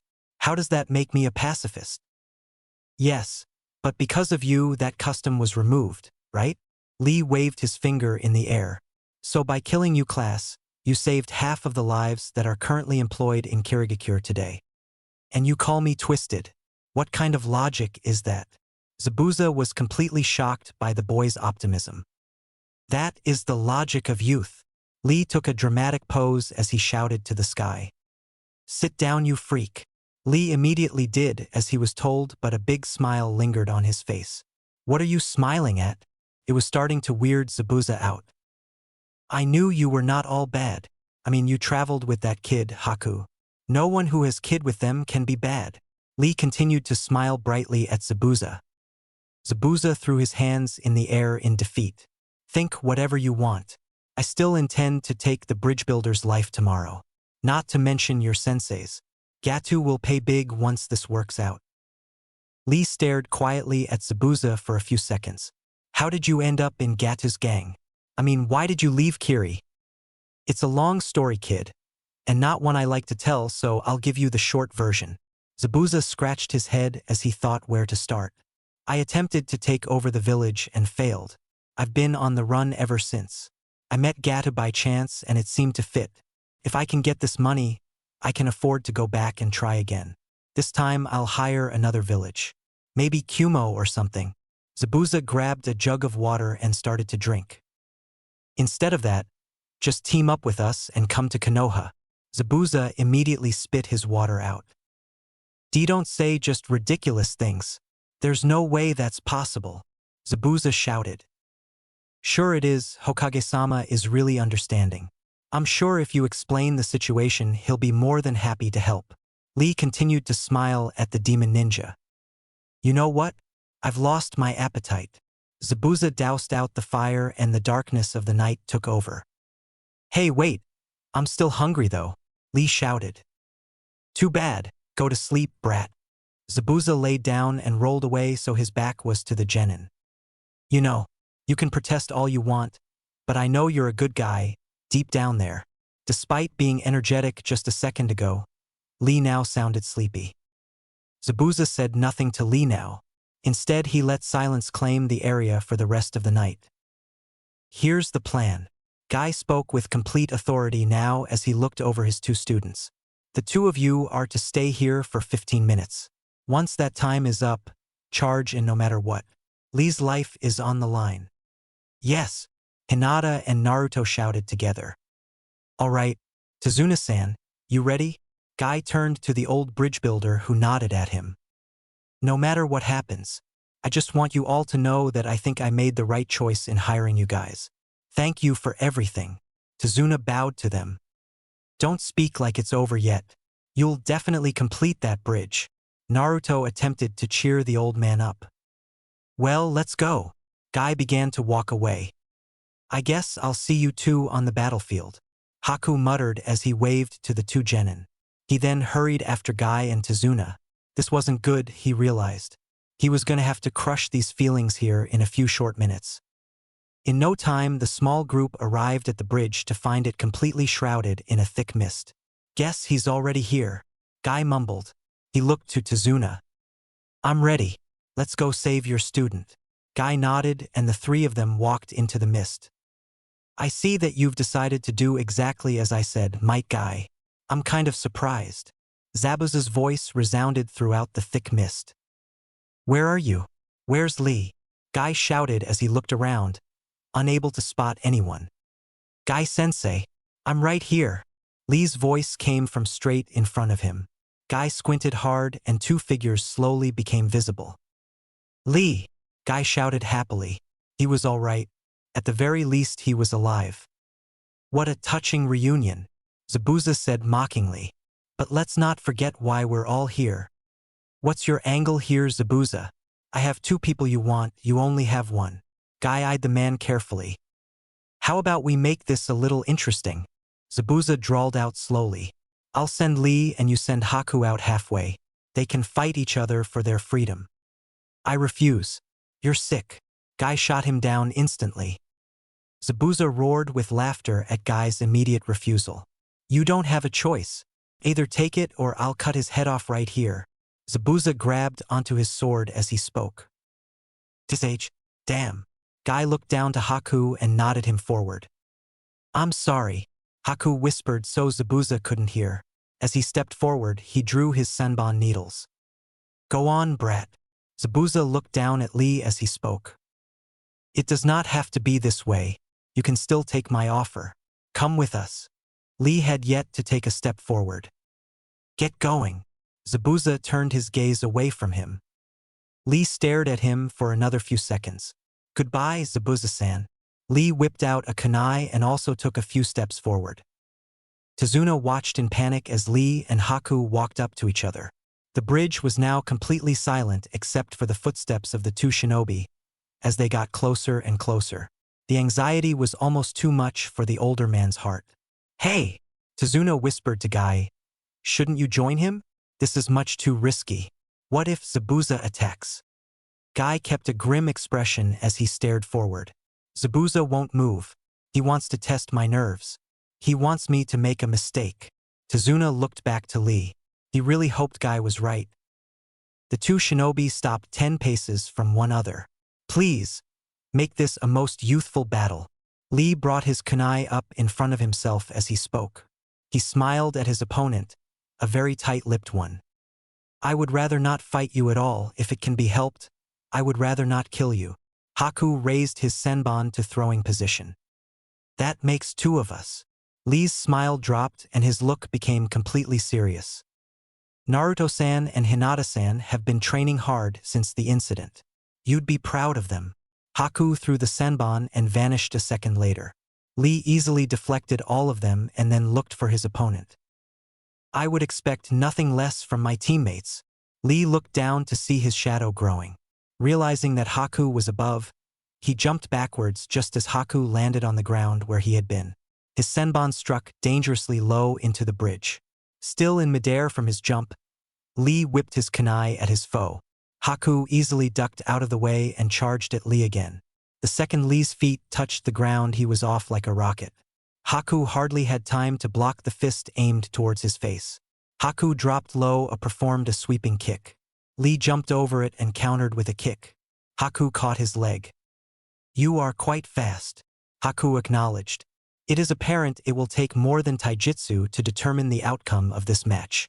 Haku began forming hand signs with his free hand. Damn, he's using his Kekii Genkai. Guy took a step forward but stopped himself. Unfortunately, taijutsu is all I have. However, I will make it enough to beat you. Lee pulled his leg back and freed it from Haku's grasp. He landed in a crouching position. Just then, he noticed ice shards coming at him from every direction. What? Lee quickly launched himself into the air to avoid being skewered. Lee, I can't watch this battle. Not like this. Guy felt himself inclined to run to his student that he hadn't seen for 2 weeks. Wait right there, my guy, I want to see this play out. Unless you want me to go for the bridge builder. Zabuza laughed again as Guy paused where he was. He grit his teeth. Zabuza was right and he knew it. He couldn't leave Tazuna's side just yet. Lee landed on the ground just as a spike of ice shot from it at him. Lee quickly moved to the side. 2 more shot at him from his left and right and Lee was barely able to duck under these. He rolled sideways to avoid yet another spike that came from water that littered the bridge. Zabuza had prepared this beforehand. As Lee jumped up from his roll, the water beneath him turned into solid ice. Lee quickly lost his footing and slid painfully to the ground. He looked up to see Haku flying at him again. Senbon ready. Now I got you. I'm sorry, Tazuna-san. Lee needs my help. Guy shot forward, but Zabuza immediately stood in his path. Out of my way, Guy shouted as he swung at the shirtless ninja. Zabuza used the broadside of his sword as a shield from Guy's punch. If that's how you want it, then you leave me no choice. Zabuza jumped back, slung his sword onto his back and put his hands together.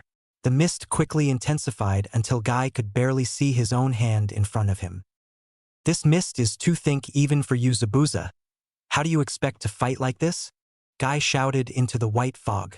He started looking around for any sign of his opponent. In response to his question, Guy heard a deep chuckle. You forget what I used to be, my Guy? I was a silent assassin of Kirigakure. Killing you when I can't even see you happens to be a specialty of mine. Lee rolled out of the way just as Haku hit the ground again. The frozen bridge now worked to Lee's advantage as he easily slid far enough away from Haku to get back into a ready stance. Impressive, you think fast on your feet. You are also able to dodge attacks coming from multiple directions at once. No doubt experience you have received from training with Naruto-san. As Haku spoke, the mist grew heavier. Soon Lee was unable to see his opponent. Unfortunately for you, I trained with Zabuza-san. Fighting in this mist is little of a disadvantage for me. It won't make a difference if we are far enough away from the source. Lee jumped backwards and began running away from where he assumed Zabuza was. As he ran, he heard just the barest sound of whizzing through the air. Lee ducked just as a set of senbon flew over his head. He heard it again, and Lee turned his head to the side to avoid another set. The farther he went, the more the mist seemed to clear. His idea was working. Suddenly his progress was halted. Lee looked down to see his feet trapped in solid ice. He couldn't get out. No escape this time. Haku appeared in front of Lee, his senbon poised to strike. Your assassination attempt won't work on me, Momochi Zabuza. I am a jonin of Konoha. If you get close enough to me, I'll sense you in an instant. Guy walked around aimlessly as he spoke, waiting for Zabuza to make his move. Guy would be ready. You may have a point there. Too bad there is another man here who doesn't have the same skills as you. Guy paled when he heard Zabuza's threat. Oh no! Guy began running for where he knew Tazuna was. He had to make it. There was no way he couldn't. Guy was just barely able to make out Tazuna's form now. Then he saw it. A giant blade cutting through the mist. He wasn't gonna get there in time. Tazuna-san, move! Guy only hoped he would react in time. Kaiten. Kage Bunshin no Jutsu. Zabuza's sword bounced harmlessly off of Hinata's spinning shield. Haku struck true, but he hit Naruto instead of Lee. Who's got who? Naruto laughed as blood fell from his mouth. He grabbed onto Haku's arm as a clone ran up from the right. Haku wasn't able to pull away, and the new Naruto nailed him right in the face. Haku went rolling away. The Naruto with senbon in him bent over, coughed up more blood and popped while the other Naruto disappeared into the mist after Haku. It's good to see you alive and well, Bushibrow. Lee whirled around to see the real Naruto crouched at his feet, stabbing at the ice with a kunai. In just a couple seconds, Lee was free and able to move again. Naruto, you saved me. I thought for a split second that the one that took the blow was you. Lee nodded gratefully to Naruto, who stood up, now that his task was complete. Yeah, that trick is pretty handy. Naruto laughed. We can catch up later, right? I got 2 clones left fighting that guy, we have to help them. Lee nodded happily. That won't be necessary. Haku's voice rang out from all around. Crap! Naruto and Lee quickly moved so they were back to back with each other. I can't believe he beat them so fast. 1 second they were there and the next they just died. How did he do it? Simple, don't you see? You are already trapped inside my jutsu. The mist around them cleared enough that Naruto and Lee could see they were completely surrounded by mirrors. There was a Haku in each one. What the hell? Zabuza nearly lost his grip on his sword as it bounced backwards. The spinning shield that had deflected his blade disappeared to reveal Hinata slowly stopping her spin. You bitch! You think that pathetic jutsu will be enough to stop me? Zabuza brought his sword back up. Konoha Senpu! Guy landed a powerful kick into Zabuza's stomach. Zabuza was launched backwards into the mist, where he disappeared from sight. Guy landed in front of his student. Hinata, nice work. I trust there were no problems. Guy looked back at his student. Tazuna-san's house was attacked by a couple of samurai before we were able to leave. We think they were Gatu's thugs. Hinata said, looking ready to spin if Zabuza showed himself. What? Is my family okay? Tazuna interrupted. Hinata nodded. They are fine. The samurai were trying to kidnap your daughter, but Inari stood up to them. He gave me and Naruto-kun the perfect distraction to sneak up on them and take them out. After we got them, we hurried here as fast as we could. Thank goodness it appears we weren't too late. Where is Naruto? I don't see him around. Guy glanced around briefly for his other student. He's here, but he stopped to aid Lee-senpai. Hinata answered quickly. Excellent. Your fires are burning brightly. Guy gave Hinata the thumbs up before he turned serious again. Listen, Hinata. Don't leave Tazuna's side no matter what. I will fight Zabuza in the mist alone. Can I count on you to make sure Tazuna is safe? Yes, sensei, I won't fail you. Hinata stood firm. Good. Be careful. With that, Guy charged into the mist. All right, Zabuza. It's time we settle this. Fine by me. I'm going to make you regret those words. Zabuza shouted from within the mist. What the hell is this? Naruto shouted. He and Lee were still back to back. You didn't mention that you were capable of making this many mirrors. Not to mention that you can make one of you in each mirror. Of course not. A true shinobi never reveals his secrets while not in a battle. The results could be fatal. All the reflections moved as one as they reached into his back pouch. Are they clones? Lee eyed each one extremely carefully in an attempt to decipher even a minor difference. No, they're not clones. Haku answered now. They are merely reflections. Now then, it's time I show you what real speed is. Each Haku lifted a single senbon. In an instant, dozens of needles littered the floor. Naruto and Lee now had scratch marks everywhere. It happened so fast it took both of them an instant to realize what had happened. When they did, they both fell to the ground in agony. What the hell? Naruto gasped. That attack came from everywhere at once. Those must be clones. No, that was an extreme speed. I should have taken my leg weights off. Lee started to reach for them, but a senbon pierced his hand. Lee drew it back quickly. There will be no need for that, Haku said. I'd prefer you guys just lay quietly and give it up. Like hell. Kage Bunshin no Jutsu. 3 more Narutos popped up. Okay, bushy brow. If we can't keep up in here, then we just gotta bust out. Let's make a run for it. Right? Let us go. Lee got up and started running. Naruto and his clones did the same. Each of them went in a completely separate direction. It's pointless. Haku vanished from the mirrors for a second. In that second, Lee, Naruto, and his clones were all thrown backwards. They had hardly gone more than a few feet.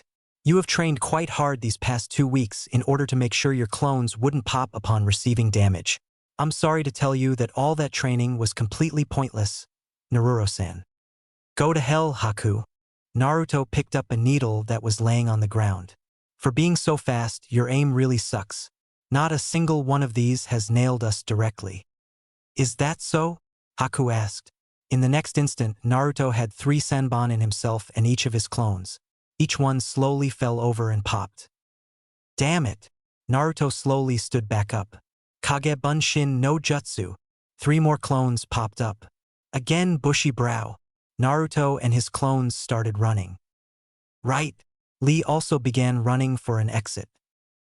You are trying my patience. Haku flew for Lee first. When he was knocked back, he went for the Narutos. He nailed the first one in the throat, forcing it to pop. Haku landed in a mirror and immediately jumped for the next one. He stabbed it and it also popped. Haku turned to get the next one, but one of his own senbon flew right in front of his face. Haku backtracked quickly into a mirror before jumping back out and quickly knocking back the other 2 Narutos. Damn it! I almost had him. One Naruto groaned as he got up. Both of them picked up another senbon. Lee looked at him in surprise. You can see him move? Not exactly. I'll explain later. Can you keep going, bushy brow? Each Naruto appeared to make another clone. Of course.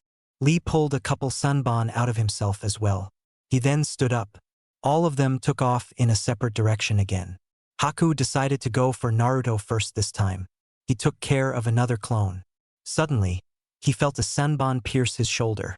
Haku was so surprised he stopped moving. Lee noticed right away and changed his direction. He jumped and spun in the air towards his opponent. Haku blocked his spinning kick, but Lee's follow-up punch nailed him square in the stomach. Haku flew into a mirror, but instead of smashing into it, he sunk inside. Heh, I got him that time. Naruto smiled proudly to himself. That shouldn't be possible. Haku muttered in disbelief. No one can see my movements. I have to end this fast. Haku launched himself at Naruto before he had a chance to replace his fallen clone. When he popped this one, another sunban flew at him. Haku barely ducked this time and then flew back into his mirror. Now I get it. You can't see me at all, can you? Figured it out already? Naruto chuckled. That's right. Learning to maintain my clones wasn't the only thing I learned while training. When you pop my clones, I know right where you are. I just have to throw one of the needles you leave me when their knowledge comes into my head. So far, I'd say it's working pretty good. Most impressive, Naruto. Lee pumped his fist into the air. With this strategy, escape probably wasn't even necessary. They just had to run around and force Haku to attack them. Taking off his weights wouldn't be needed either. Shadow clones take an incredible amount of chakra. How long can you keep this up? Haku's appeared in all of the mirrors again. Way longer than you'll be able to keep up this crappy jutsu of yours. Naruto bragged. I have the most chakra of any genin in the leaf. There's no way I'll run out against someone like you. This is most unfortunate. I had been avoiding your vital points. I had come to enjoy your company over these past couple weeks, but it would appear I no longer have any choice but to kill you. Haku launched himself at Naruto. He pierced him in the heart. He disappeared in a poof of smoke. Now just you left. Haku threw another set of sunban at Naruto and Lee. Naruto, having received information from his clone, was able to roll out of the way. Lee wasn't so lucky, but he did manage to avoid getting hit in his vitals. Damn it. I think he's serious.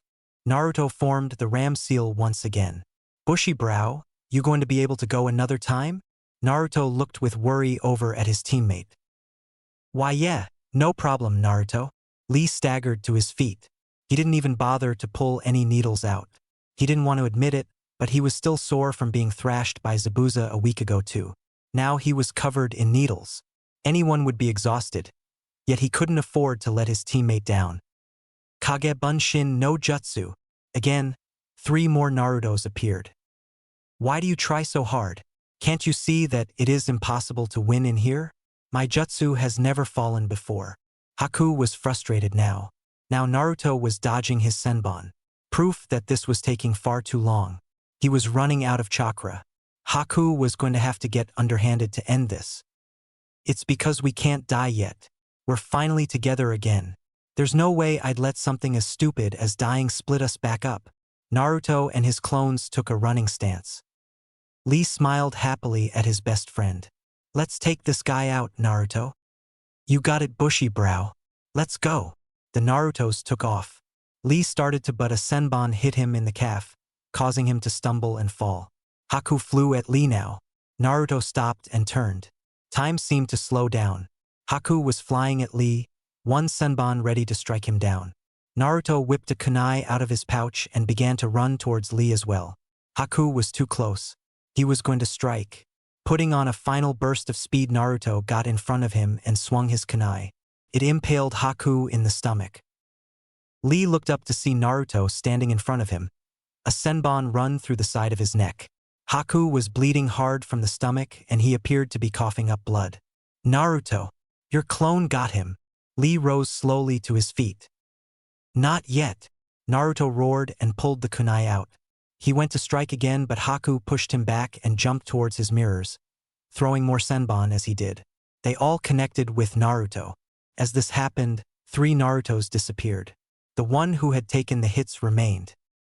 Guy ducked under another swing Zabuza made. He turned around to deliver a powerful kick. But as always, Zabuza was gone. They had been going back and forth like this for minutes now. Zabuza would appear swinging, Guy would block or dodge and return fire, only for Zabuza to have already vanished back into the mist. This kind of battle doesn't much suit my flames of youth. Why don't you say we make this a little more head-on? Guy jumped over a low swing from the sword. When he landed, Zabuza wasn't anywhere to be seen. Then he heard the whizzing of the blade from behind him. Guy realized with fear that he couldn't dodge all the way this time. So he jumped backwards. The back of the blade by the handle cut deep into his hip. Guy was able to deliver a powerful elbow into Zabuza's ribcage in exchange though. Zabuza disappeared back into the mist. That sounds fun, but no thanks. Any minute now and Haku will have your 2 students down and he'll come to assist me. Not even you can take us both at once. Guy wasn't able to pinpoint Zabuza's voice. That is a most unyouthful strategy. I would have expected more pride out of you. Guy took 2 small steps backwards. His hands were ready for anything. Besides, how can you be so sure your pupil will win? He is outnumbered himself. Haku could never lose. He for sure has them trapped in his jutsu by now. Once that happens, it is only a matter of time. I guarantee it.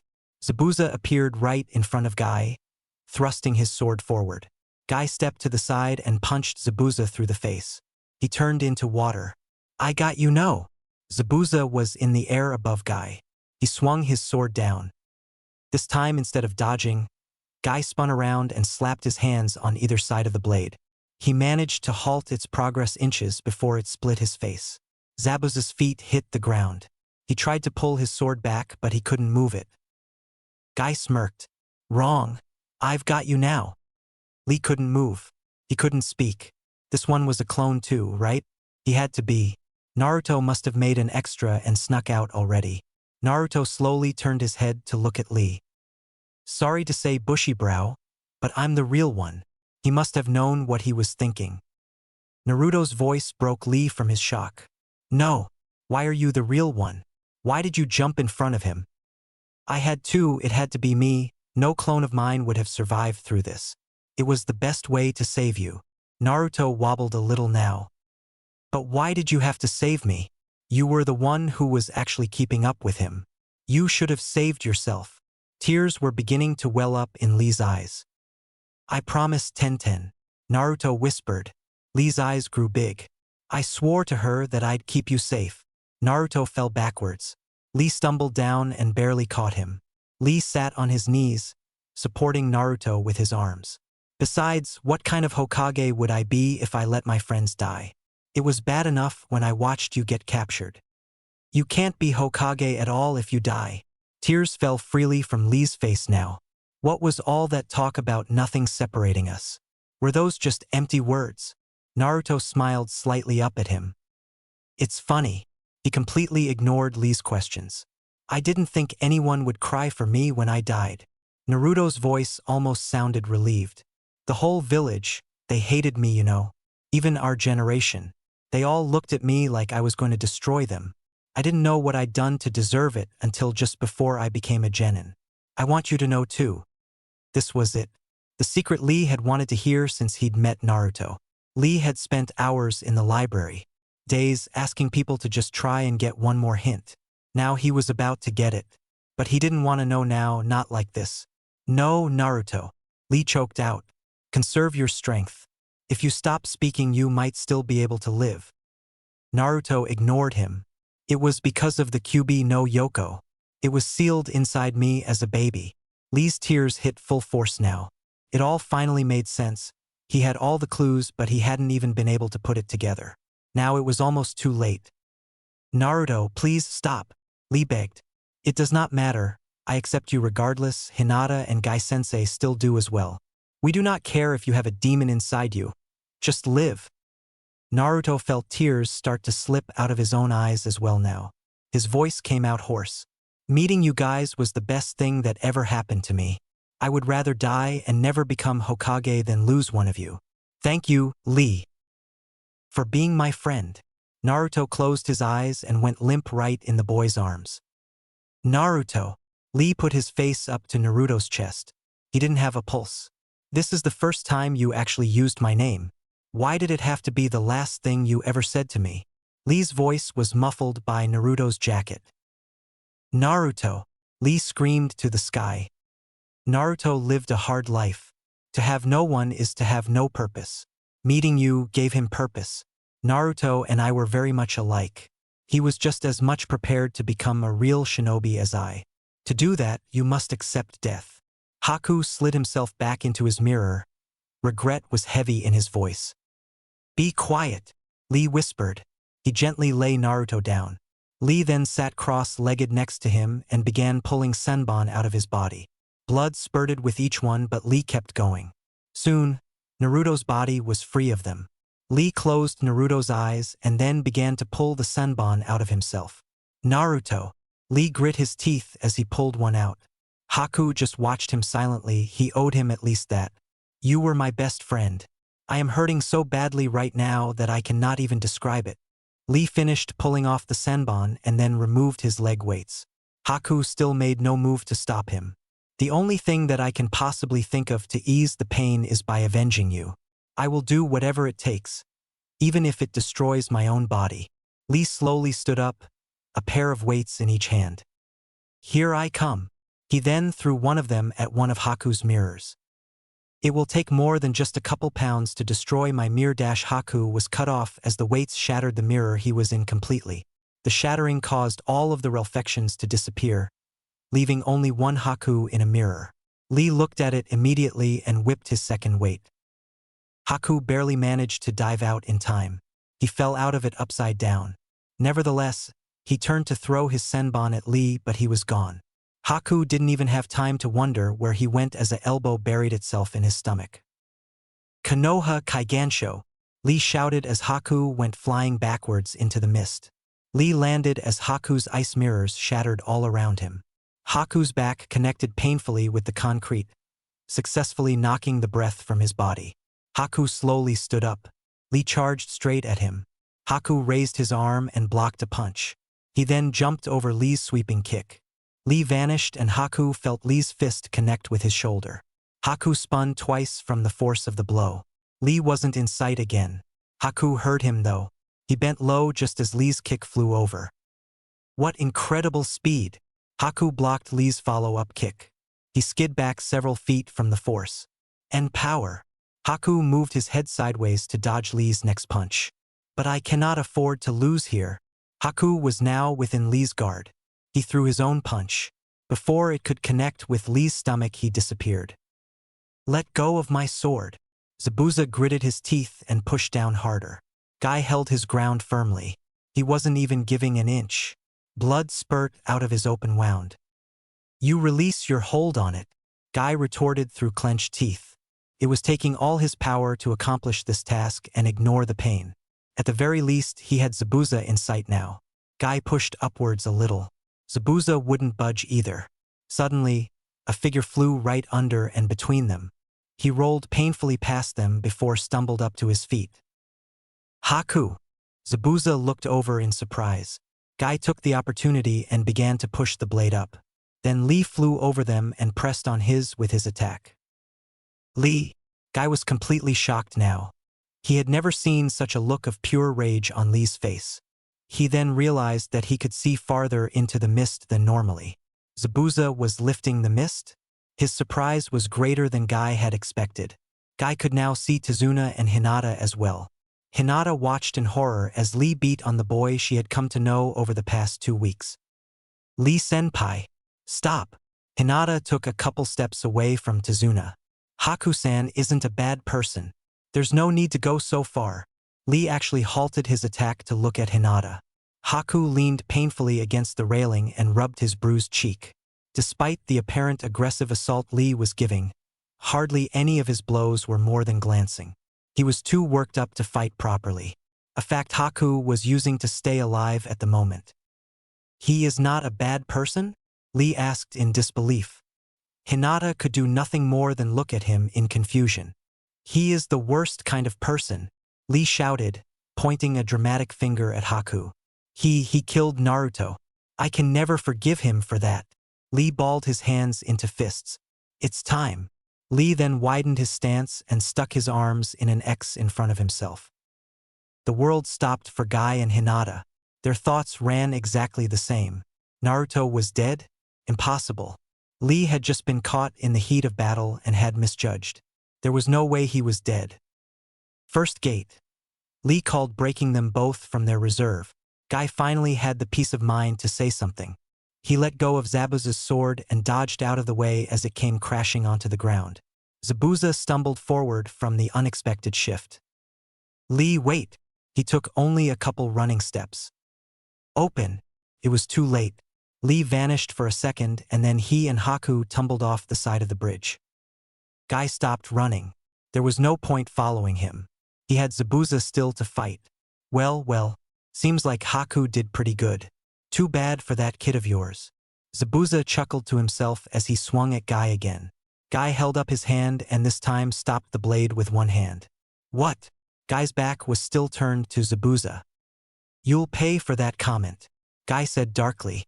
He spun around and nailed Zabuza in the side of the head with a strong kick. Zabuza stuck his blade into the ground to keep himself from skidding. Zabuza regretted the decision. He was still close enough to see Guy's face clearly. The look of pure rage was something more akin to a devil than Zabuza had ever seen. Guy reached into his back pouch, causing Zabuza tensed up. Guy pulled out nunchaku and the demon ninja let out a sigh of relief. You plan to beat my big sword with that small thing? Zabuza had to suppress a laugh. Guy didn't even respond this time. Instead, he swung his weapon around. Suit yourself. Zabuza hefted his mighty blade and charged. Scary looking or not, he was going to split him in half. As he came to Guy, he swung down. Guy swung his weapon to meet Zabuza's sword. The result was Zabuza's sword being knocked completely backwards. What the dash Zabuza's speech was cut as Guy slammed the two poles together and then thrust them into Zabuza's face. Gah! Zabuza held his face with one hand. The other still held onto the sword. You'll pay for that. Guy vanished. Apparently you didn't hear me. Zabuza's eyes grew wide. The voice was right behind his ear. It is you who will pay. Zabuza had no chance to move as his ribcage lit up in burning pain. He spun around swinging his blade. Guy knocked it back with his nunchaku again. Another swing around and one of the wood poles slapped Zabuza in the side of the face. The force sent Zabuza to the ground. Zabuza slowly started to stand up. Is that the best you can do? Guy's foot connected with Zabuza's stomach, lifting him completely from where he lay and into the air. Guy swung his weapon around again. Zabuza barely blocked with his blade. The force sent the still airborne Zabuza flying back a few feet. He landed and skid on the ground. Guy took a step towards him. Zabuza's eyes grew wide with fear. Stay away. He reached into his pocket and pulled out 4 shuriken. He whipped them all. 3 of them nailed Guy in the torso. 1 nicked him in the cheek. It started to bleed freely. Guy wiped the blood off of it and looked down at it. You disappoint me. I thought the bloody demon of the mist would pose a bigger threat than this. Zabuza felt his fear increasing. The man had lost it. He took the blow of those shuriken without even blinking. Guy vanished and reappeared in front of Zabuza. His nunchaku were already coming around. Zabuza blocked with the handle of his sword. He then pulled out a kunai and stabbed at Guy. Guy stepped back, but it was too late. Zabuza struck right in between the ribs. Guy coughed up blood. I'm not done yet. He swung his nunchaku again. Zabuza again blocked with his blade. He then pulled his kunai out before taking another stab. Guy jumped back and successfully dodged this time. So the cornered demon gets desperate. A good strategy, though. Blocking with that big sword of yours and then slicing at me with your speedy, small kunai. It worked the first time, but it won't help you anymore. Guy began his assault again. Hinata was blind to everything that was happening in front of her. The second Lee fell off the bridge. His words resounded in her head. She needed to see it for herself. Tazuna put his hand on her shoulder. Hey, take me to him. I want to see him too. Tazuna's voice was solemn. Hinata nodded her thanks, grabbed Tazuna's hand and led them past the 2 fighting ninja.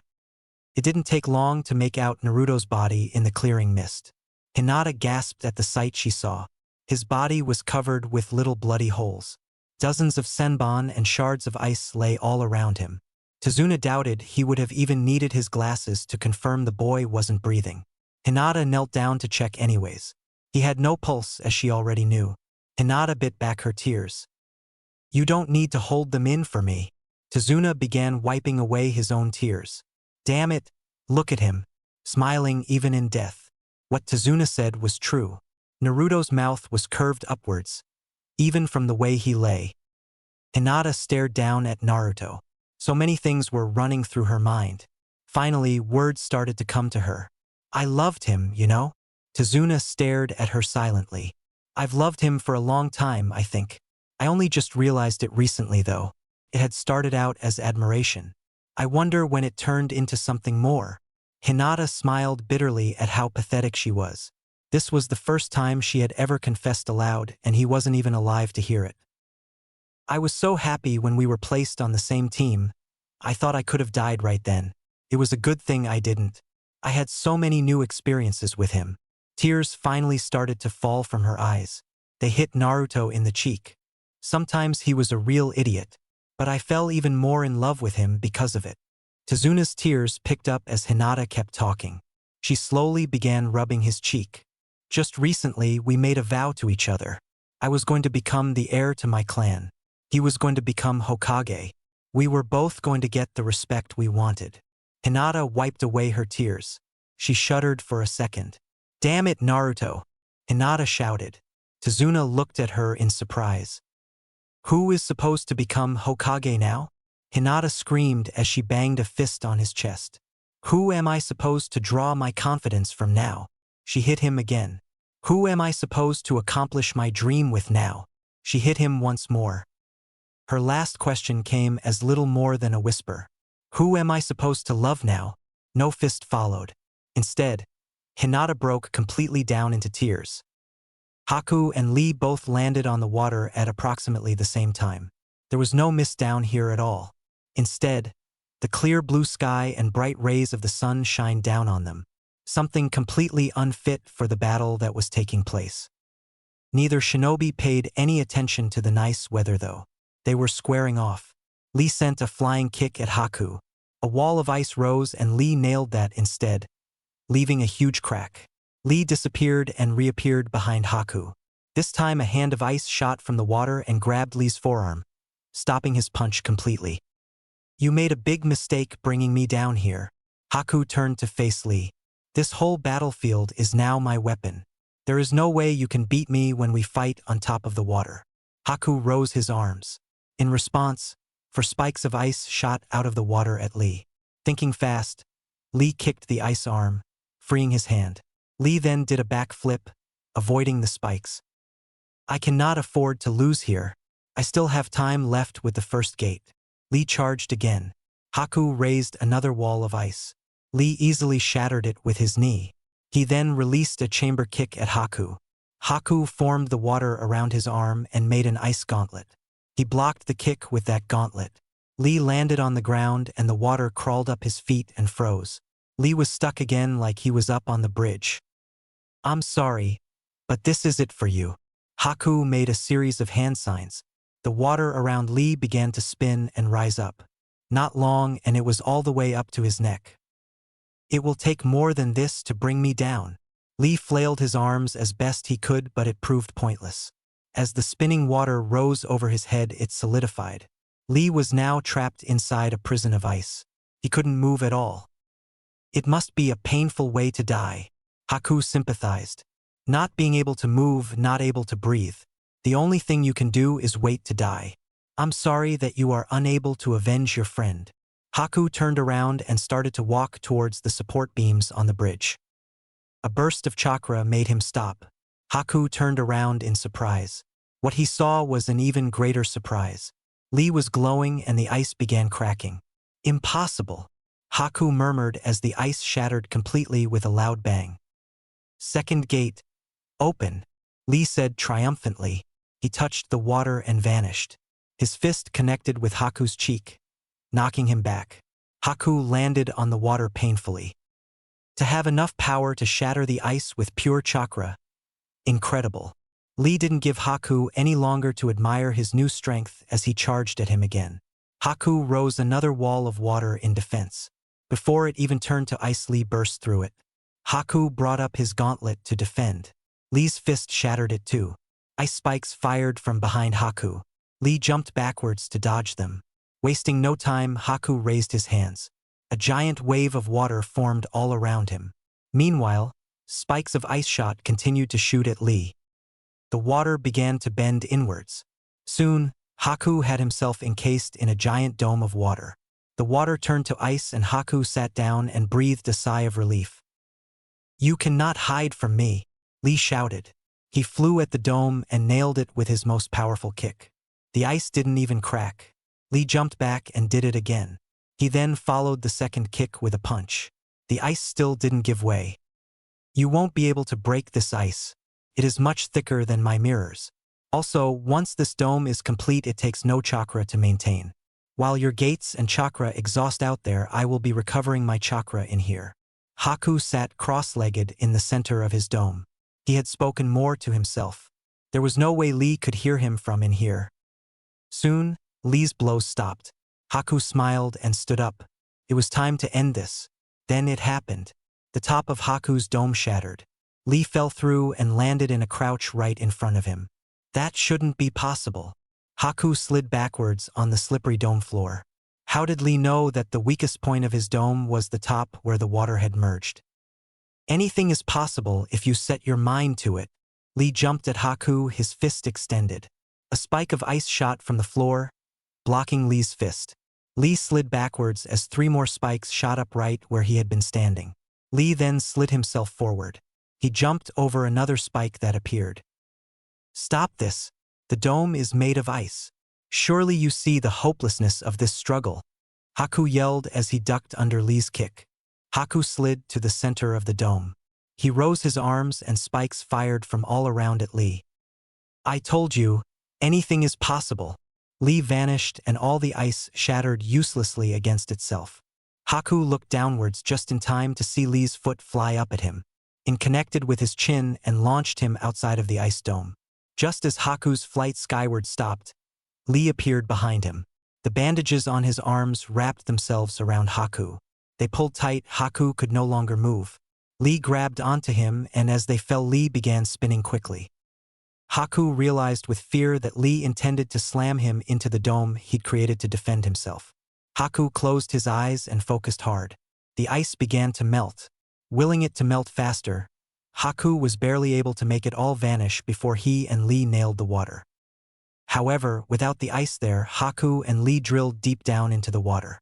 Haku's ears popped from the pressure of going so far down. Soon their descent slowed. The now wet bandages snapped easily with a slight tug from Haku.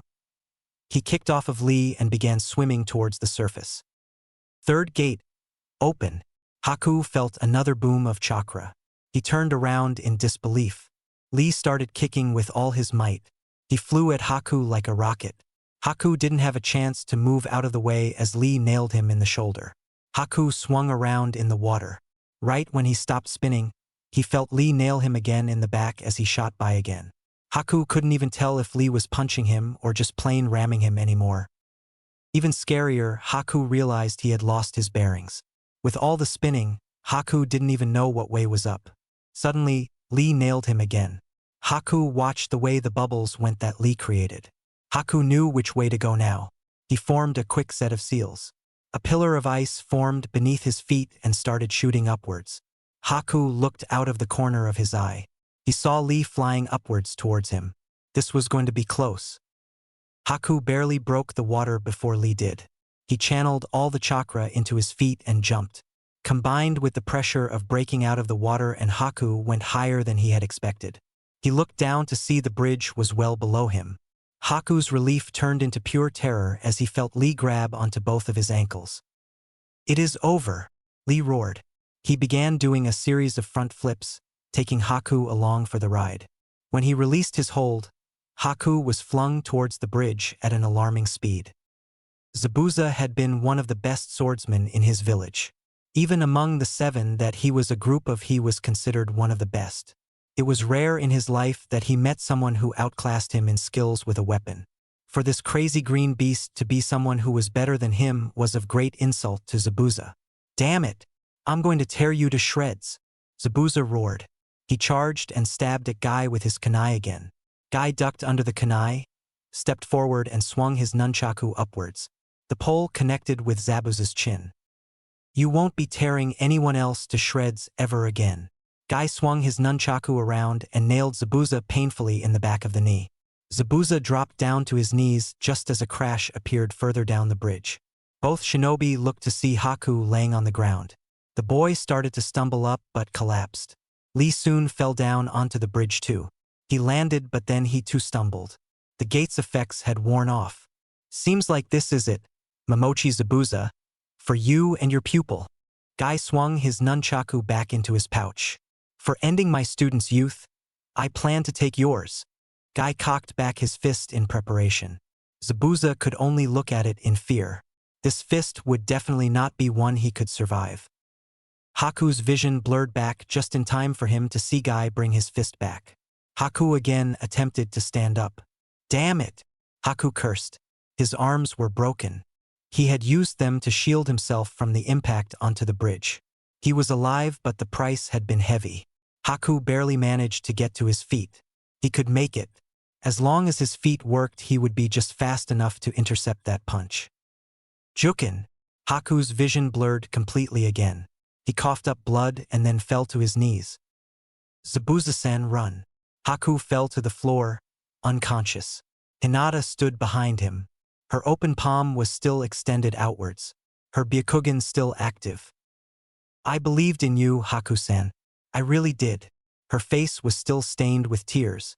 A sudden movement in the mist caught the attention of her eyes. "Guy-sensei! Behind you!" Guy spun around at Hinata's warning. A man with a spear appeared out of what mist was left and charged at him. Guy grabbed it as the man thrust it at him. A sneak attack. Most unyouthful. Guy snapped the spear and then grabbed the man by the throat and slammed him into the ground. Zabuza smiled. He didn't know who the man was or where he had come from, but he gave him just the opportunity he needed. Zabuza stood up and hefted his sword. He was gonna hack Guy in two. "Don't even think about it." Guy shot his foot backwards, connected with Zabuza's stomach. Zabuza coughed up blood and dropped his sword and kunai. Guy turned back to face him. Well, would you look at this here? Poor little Zabuza's all beat up." Zabuza and Guy turned to see who was here now. Soon the mist cleared all the way to reveal the newcomers. Neither Jonin liked what they saw. Gatu stood there and behind him was an army of thugs. "Gatu!" Zabuza growled. "What the hell is this? What are you doing here?" He slowly stood up to face his employer. "Well, you see, Zabuza, I've changed my mind again. I can't afford to triple your salary. I liked the idea of having you butchered more." An evil grin appeared across Gatu's face. "What?" Zabuza's eyes got wide with disbelief. "Yep, you're too wild lately. Too indirect. Who the hell kidnaps a kid so they can kill a different man 2 weeks later? Now that you and that other guy who had you shaken in your boots are all beat up, these guys will clean house. It's simple, cheap." Gatu laughed maliciously. Zabuza stared down at the massive group in front of him. "I thought I already told you. No matter how injured, those men don't have the ability to kill a jonin, let alone two. I don't like how you're insinuating that we should team up, but I don't see many other options at the moment." Guy stepped forward, cracking his knuckles. "I'll settle my score with you later." "Guess that means we're in an agreement." Zabuza readied his sword. "I will join you." Lee stumbled up next to his sensei. Zabuza and Guy both looked surprised to see him standing there. "No, Lee, you've done enough. Opening the gates has tore your muscles. You must rest for a while." Guy caught Lee as he stumbled forward. "I have to get him. He is the reason this all happened. He is the reason Naruto is dead." Lee looked fiercely at Gatu. He deeply regretted not killing him when he had the chance. "I owe you one for what you did to my arm, you brat." Gatu pointed his cane accusingly at Lee. "I'm going to enjoy kicking your corpse when this is over. Over my dead body." Guy and Lee both turned surprised faces towards Zabuza. Even he seemed surprised by the words that left his mouth. The group was so surprised. No one noticed Hinata charge past until it was too late. Guy didn't have a chance to grab her.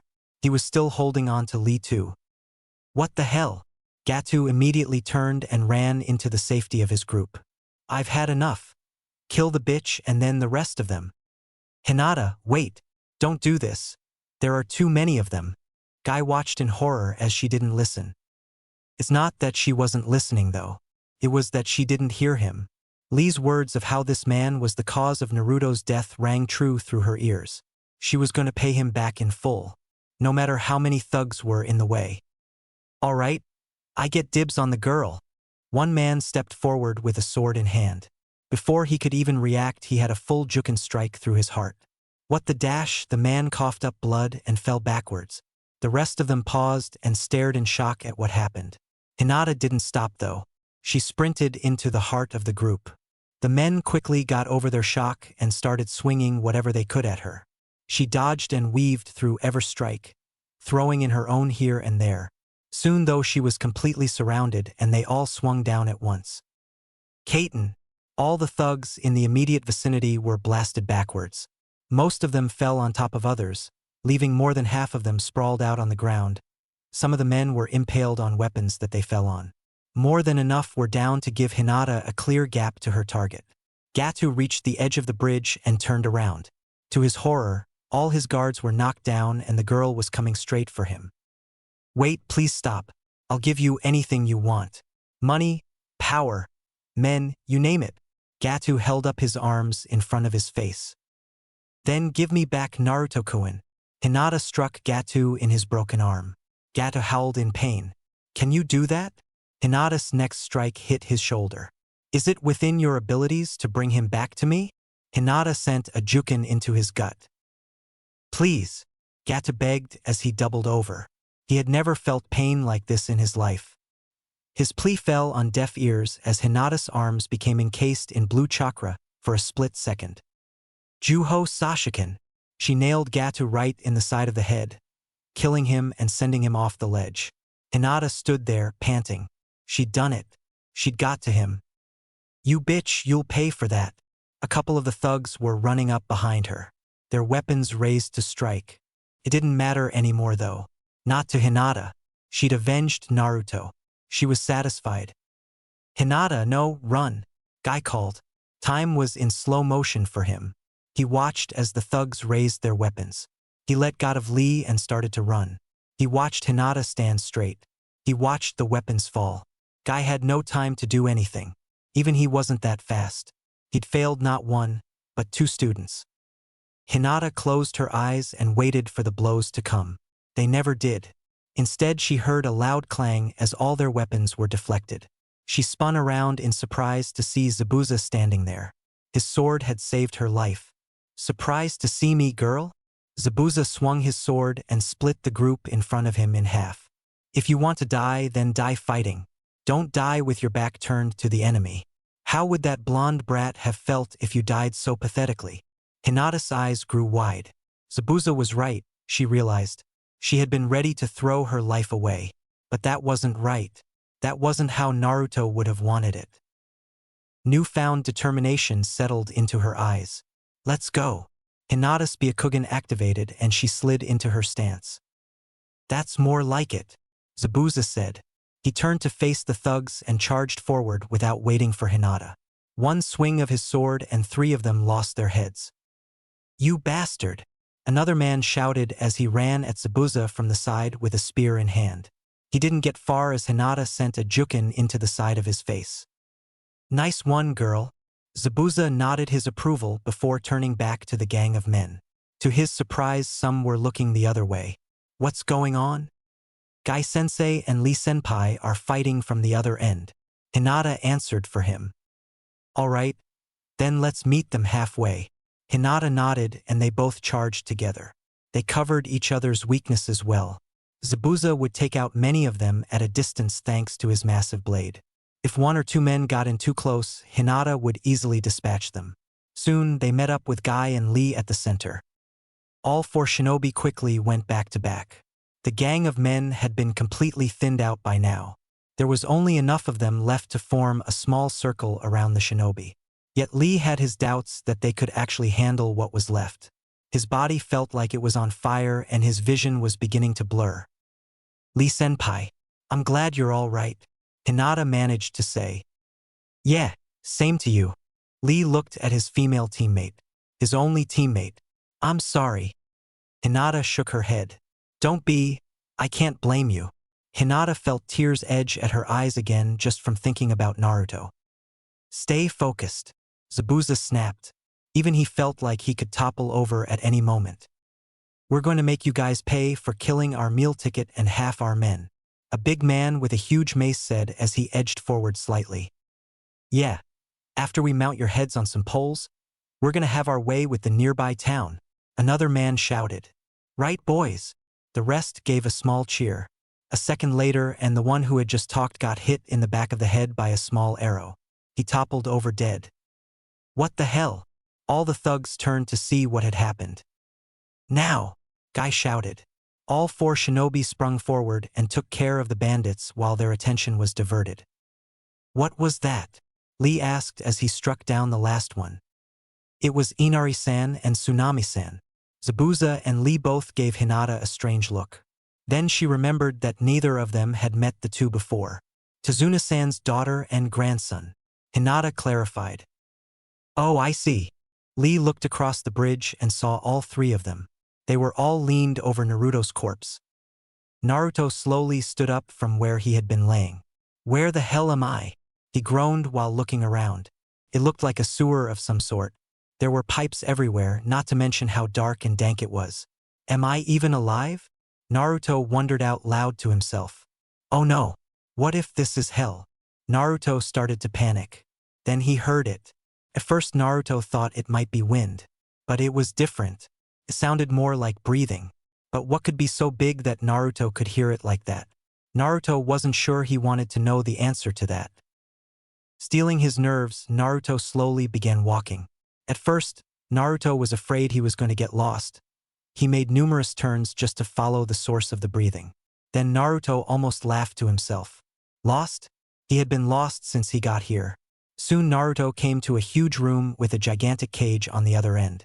The word seal was written on it. Naruto was impressed by the massive size. "Ah!" Naruto jumped. "Who's there? Show yourself," Naruto shouted. "So my idiot host has finally come to see me." Naruto located the sound of the voice. It was coming from behind the cage. Naruto peered at it but couldn't see anything but pitch darkness. So he edged closer. Soon he was just a few feet from the cage.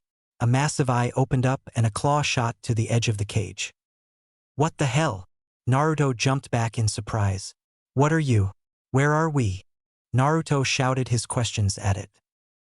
"You fool, you should know who I am," the eye roared. "No way, don't tell me you're the devil. On man. This really sucks. I knew I was in hell." Naruto balled himself up onto the ground and started rocking back and forth. "You're not in dead. We are simply in your mindscape." Naruto looked up in surprise at the massive eye. "I'm not dead? This is my mind." Naruto slowly stood back up. "Then what the hell is something like you doing in my mind?" Naruto pointed an accusing finger at the eye. "You really are an idiot," the eye roared at him. Then Naruto saw it. The barest flicker of a tail of several tails. "You!" Realization dawned on Naruto. "You are that bastard fox. Why I oughta kick your ass right now." Naruto was quickly overcome with anger. This was the thing that had caused him misery for his whole life. This was why he never had friends. Now he could see it right in front of him. He could just strangle it, he was so pissed. The fox roared with laughter. "Go ahead, brat. Rip this seal right off and you and I can have a good round." Naruto eyed the fox carefully. "What happens to you if I die?" Naruto finally asked. The fox's eye widened in surprise at the question. "Assuming I am still sealed inside a torp like you, I'd disappear for a while. But you'd come back? How long would it take?" Naruto scratched his chin in thought. 1 year. 100 years. Not even I would know that. Why does an idiot like you want to know? Naruto's questions confused the fox. So if I was in such a tough battle, why didn't you help me out at all? Surely a big lug like you has some chakra to spare. Naruto pointed another accusing finger at the fox. Fool. Naruto was taken aback by the fox's newest insult. I sensed no animosity or killing intent. If your life had been in danger, I would have known it. That is why I didn't need to give you chakra. Naruto was about to say more, but a drop of water hit him in the face. Did you just spit on me? Naruto asked in disgust. 2 more drops hit him. No. The outside world is calling you back. Our conversation is over. The fox began to retreat farther into its cage. Hey, you damn fox! The fox turned its eye towards Naruto. I'm not an idiot. My name is Uzumaki Naruto and I'm going to be Hokage. Remember it. Naruto had been fading as he spoke, and when he had completed his sentence, he disappeared altogether. Naruto, the fox whispered. I'll definitely remember it when I'm ripping you to shreds. The fox grinned, revealing its massive teeth. Naruto hurt like hell all over. He slowly began to open his eyes. He had to close them when something wet hit them. Damn, that stings. Naruto moaned. Naruto. Naruto recognized that voice. What's up, Inari? Naruto completely opened his eyes to see the shocked and teary face of the boy. He also saw Tazuna and Tsunami. You're alive. Inari was in complete shock. Dummy, of course I'm alive. Naruto began to sit up. I can't die until I become Hokage. No, don't strain yourself. Tsunami cautioned. How is everyone? Naruto ignored Tsunami and kept rising. They're all right. Tazuna answered while wiping his own tears away. Gatu and his men showed up and we teamed up with those Mistneen to beat them. Really? Man, that's going to take some explaining. Naruto was now standing.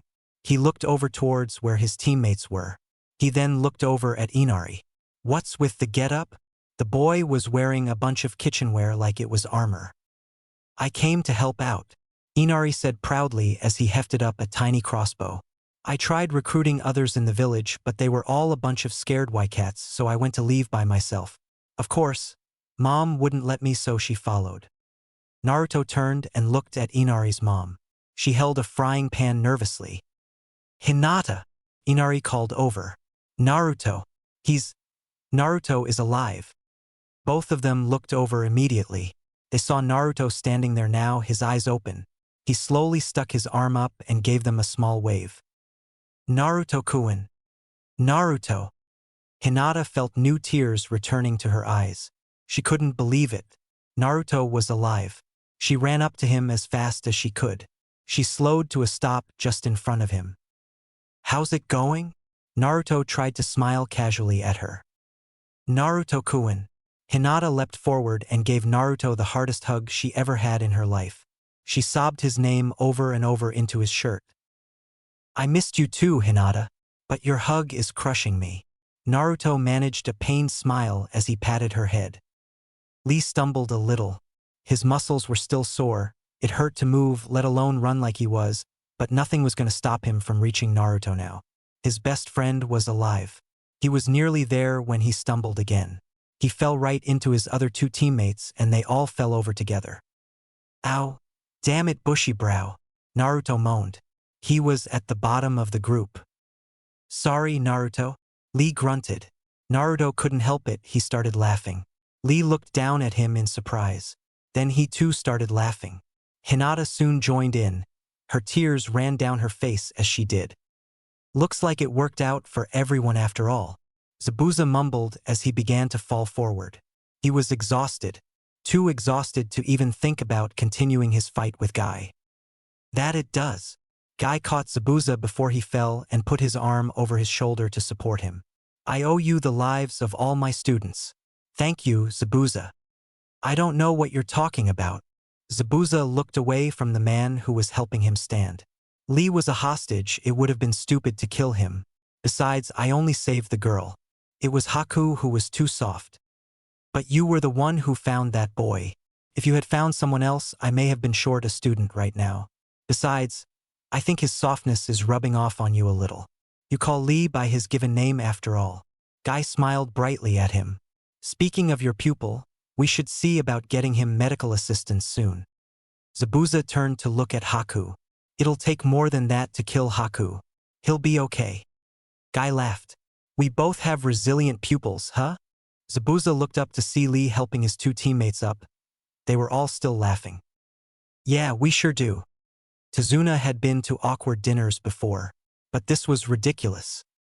After the battle at the bridge, the two groups of ninja were taken back to Tazuna's house to receive medical attention. The Konoha shinobi checked out okay with nothing but scratches and a couple deep cuts. Naruto wasn't injured at all. Zabuza had a few cracked ribs and some major bruising, but it was nothing he couldn't handle. Haku was the one in the worst condition. On top of his arms being broken and numerous cuts and gouges, he had suffered internal damage to his lungs. He had finally woken up 5 minutes before dinner was being served, and at Guy's insistence, the ex-Kirinin stayed for it, which led them into their current predicament. Momochi-san, could you pass the soy sauce, please?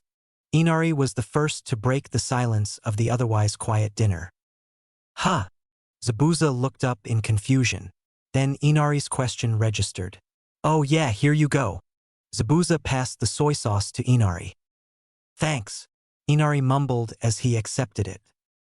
Guy burst into laughter at the exchange, causing everyone but Lee and Naruto, who were immersed in their food, to jump. Not such a bad guy. Once you get to know him, huh? Guy reached over and gave Zabuza a hard pat on the shoulder. Even demons know about table manners. Zabuza rubbed the spot Guy patted. Unlike those two students of yours. Hey, we're hungry. Dying takes it out of a guy, Naruto said through a mouthful of food. The room grew quiet after Naruto's ill-worded sentence. The only sound in the room was Hinata's chopsticks as they snapped to pieces in her hands. She put her hands on the table and slowly stood up. I'm sorry. I'm not feeling very hungry at the moment. She turned and walked out of the house. Don't worry, Haku never has been good at making friends, Zabuza said offhandedly. Speak for yourself, Haku muttered. What was that? Zabuza looked over threateningly. Nothing, Haku replied a little too quickly. Ah, damn. Naruto started to stand up. Then he paused. Hey, Haku, you haven't touched your food. It looks very delicious. However, someone broke my arms and I find it quite hard to eat without them. Haku attempted to move his arms in their splints to prove his point. They all got it well enough. Right, my bad. Thought you killed Naruto and all. I could feed you if you want. Lee picked up his chopsticks and began to try to feed Haku. No, that's okay. Zabuza-san's got me. Haku attempted to say politely. Zabuza snorted. A splendid idea. A teacher feeding his student in his time of need. You really are a good guy, Zabuza. I'm not feeding him. And don't call me by my first name. Zabuza crossed his arms in defiance. Please, Zabuza-san. I'm really hungry. Haku opened his mouth wide. Tazuna smiled brightly. Finally a chance to get in the conversation. Yeah, Zabuza. Be a pal and feed the poor guy. The look Zabuza gave him shut him up for the rest of the night. That was the last thing Naruto saw as he snuck quietly out of the room after Hinata. He stepped outside and looked around. She was nowhere in sight. Of course this wouldn't be easy. Naruto sighed. Naruto. Lee's voice caused Naruto to jump up in surprise. We have to talk. Naruto turned around slowly to look at his teammate. Look, Bushybrow, I got something else to fix first.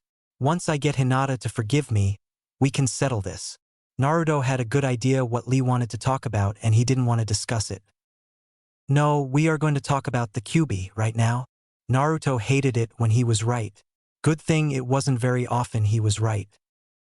What's to discuss? I was conscious when you said you accepted me. I don't know a lot of the details myself if that's what you want. Naruto raised his hands in front of himself defensively. Lee shook his head. That is not it. You have to tell Hinata. What? No way. She's pissed off right now, there's bound to be a better time. Besides, what's it matter to you? Naruto shrugged Lee's words off. We are teammates, of course it is important. Lee took a breath. Anyways, Hinata and I kind of tried to find out on our own. We did not come up with the answer. We were supposed to find out together. Of course, because of the law, and because I respect your privacy, I cannot tell her myself. Lee smiled sheepishly. You guys what? Naruto's mouth hung open in shock. What is done is done. We wanted to know but figured you would not tell us. Lee was defensive now. Well, you know why now. Don't you understand why I don't want anyone else to know? Naruto was practically yelling now. You know Hinata would accept you, do you not?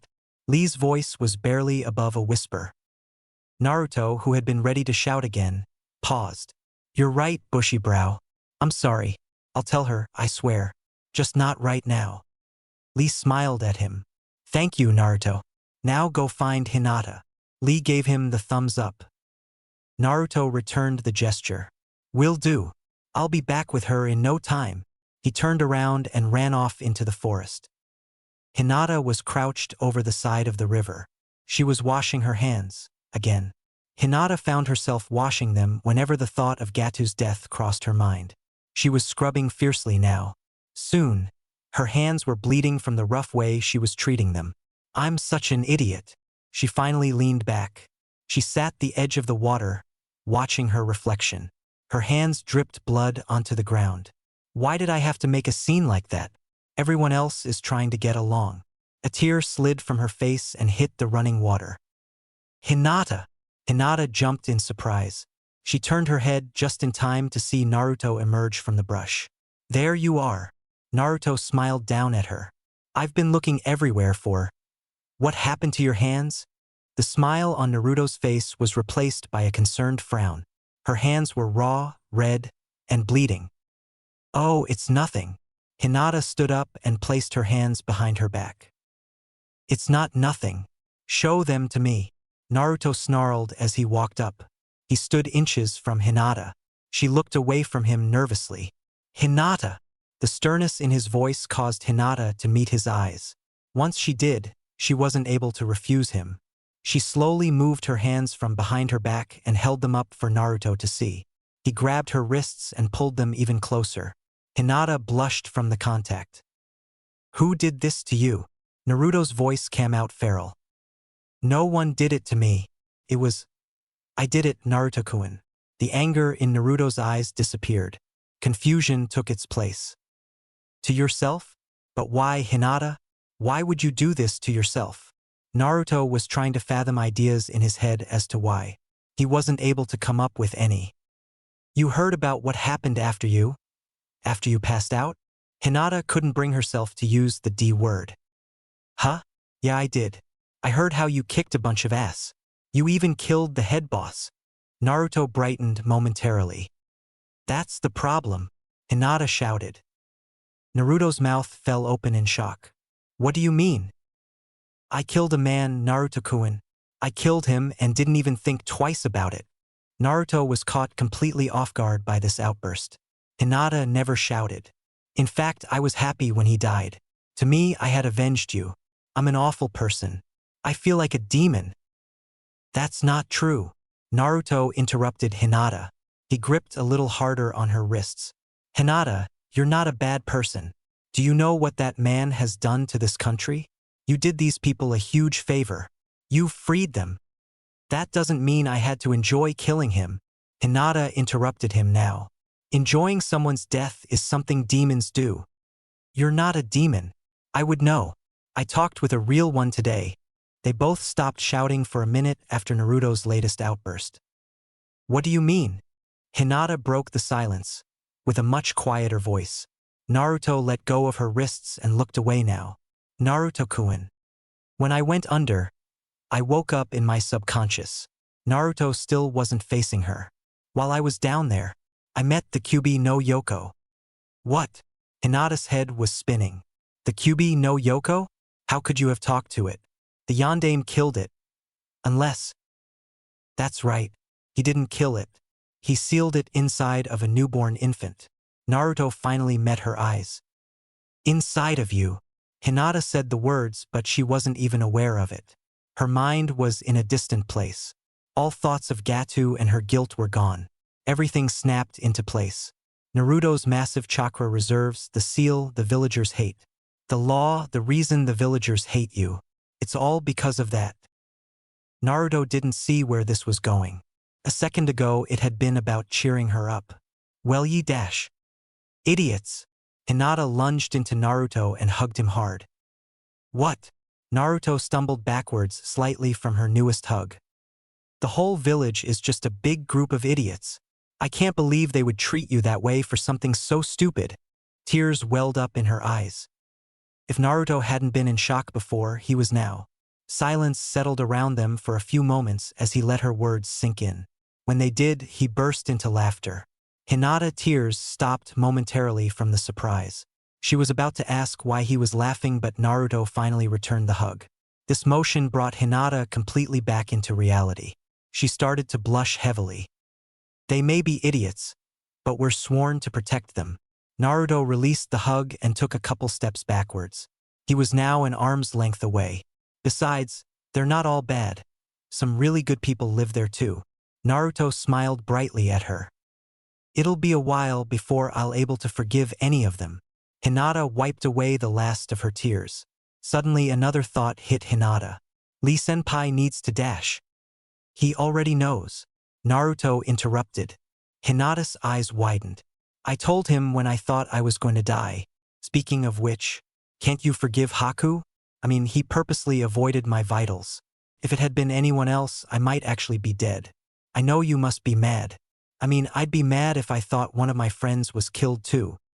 Hinata stared quietly at Naruto for a minute. He felt himself growing kind of nervous under her intense gaze. He couldn't even begin to fathom what was running through her head now. It will be very difficult for me to forgive him, Naruto-kun. Yeah, I dash. Please listen.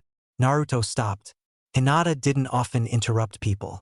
You said you would be mad if you thought a friend had died. Naruto nodded, even more confused. Lee-senpai has already forgiven Haku. Maybe it's because he feels bad because he broke his arms. Or maybe it's because he views you as just a friend. But to me, Naruto-kun, I like you as more than just a friend. Hinata took a step toward him. Oh, you mean like best friend? Naruto snapped his fingers. Yeah, I can see how that could make it a little harder. No, Naruto-kun, not like a best friend. Hinata stepped closer to him again. You mean like siblings then? Naruto was confused again. Hinata shook her head as she took yet another step towards him. She was right in front of him again. I don't understand, what dash? Naruto was cut off as Hinata wrapped her arms around his neck and leaned in, capturing his lips with hers. Naruto's eyes grew to the size of saucers. What the hell was going on? Was Hinata kissing him? But why? Did that mean that she liked him in the way it was implying? Surely it must. Since when though? All these thoughts ran through his head in less than 2 seconds, which also happened to be the length of the kiss. Hinata pulled back and looked dreamily at his shocked face. I'm sorry, but I had to let you know. The only sign she got that he even heard were his eyes as they focused in on her face. If this mission has taught me anything, it's that I could lose you at a moment's notice. I confessed earlier, but you weren't conscious. So I will again. Naruto-kun, I love you. Naruto just kept staring. Hinata paused for a second and then continued. I don't expect you to love me back. But like I said, you had to know. Hinata bowed her head to him and then bolted past in a dead sprint. She disappeared from sight before Naruto even moved. Thing was, Naruto couldn't bring himself to move. It was like his mind had completely shut down on him. He couldn't even summon up the will to internally yell at himself. Something he was sure he needed right at the moment. Finally, he was able to slowly turn his body in the direction Hinata had ran. As he did, he brought his hand to his lips and touched them. Everything registered at once to him. I'm such an idiot. He held his head with both hands and shouted. What the hell am I doing standing here like a statue? Hinata's probably more upset than ever.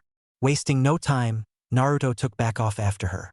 He didn't know what he was going to say, but he couldn't leave things the way they were. He could only hope he got to her before she ran into someone else. Naruto didn't get very far before he almost ran straight into his teacher. Naruto stopped short and tripped. Guy, who had been running on his hands through the forest, jumped to his feet and helped his student to his feet. Naruto. It warms my heart to see you keeping up with your exercise, but you must watch where you are going. A sprained ankle will ruin any ninja's day. Guy-sensei, did you see Hinata run by? Naruto frantically looked to see if he could see her at all. He completely ignored what his sensei had said. Hinata? I haven't seen her since she left the house. I thought you would have found her by now. It's been a while. Guy's voice became laced with concern. Well, I did find her, but she ran off again. Naruto didn't meet his sensei's eyes. Did you two get in a fight? Guy peered curiously at his student. He wasn't acting like his usual self. No, not a fight. It was more of a misunderstanding. Naruto shuffled his feet nervously. Guy rubbed his chin thoughtfully. A misunderstanding, huh? She didn't happen to tell you anything private, did she? Naruto froze. He slowly looked up to meet his sensei's gaze. How did you know? Guy smiled brightly. I am your sensei. There is nothing about my cute students that is hidden from me. Now let me guess. You didn't know how to respond and she ran off while you were in a stupor. Naruto's jaw hit the floor. Guy-sensei, you have to tell me what to do. I don't know where Hinata went. I gotta make this right though. That a boy, Naruto. Guy wrapped his arm around Naruto's shoulders.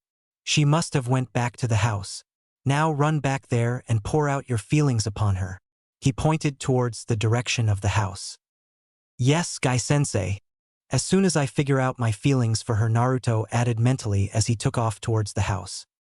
The house came into view before Naruto even completely left the forest. Sitting on the porch was Zabuza. He was sharpening his massive sword. Naruto ignored his presence completely as he ran up to the door. He grabbed the handle and was prepared to fling the door open. I wouldn't do that if I were you. Naruto paused. He looked back at Zabuza. He was still sharpening his sword. Wasn't even looking in Naruto's direction. Yet he was sure he had heard Zabuza speak. Why's that? Naruto's hand slipped away from the handle. That teammate of yours ran back in tears. The bridge builder's daughter got a look at her and went into a blind rage. She kicked all the men out of the house so they could have girl time. That never bodes well. Zabuza spoke nonchalantly and continued to sharpen his blade. If you are indeed the cause of her tears, then going in there would be suicide for you. But it's because she's crying that I have to go in. Zabuza stopped sharpening. He inspected his sword carefully and ran a finger up its length. He then stabbed it into the ground. Tell me, what do you plan to say to her to stop her tears? He finally turned to look at Naruto. I don't know yet, but I gotta make things better. Naruto started to reach for the handle again. Charging in head first won't make things better without a plan. That's a basic lesson in all ninja academies. Zabuza slammed his hand on the deck. This isn't a mission. This is comforting a friend. Naruto turned back to Zabuza. You can apply mission tactics to real life and vice versa. Use your head. Go in there now and you'll only make her cry more. Sort out your feelings first. Zabuza turned away from Naruto in disgust. Feelings? How the hell do you know what this is about? Did Hinata tell you? Naruto pointed an accusing finger at the mist ninja. Don't be so naive. Anyone could see what's going on here. Naruto lowered his finger. Were her feelings that obvious? Naruto's hair cast a shadow over his eyes. I'd say so. She did take on a miniature army for you, after all. Naruto walked over and sat down next to Zabuza. His eyes were still downcast. Zabuza, what would you do? The ex-Kiri ninja sighed. What is it with you people and using my first name? Half a day ago we were enemies. He glared at Naruto but he didn't react.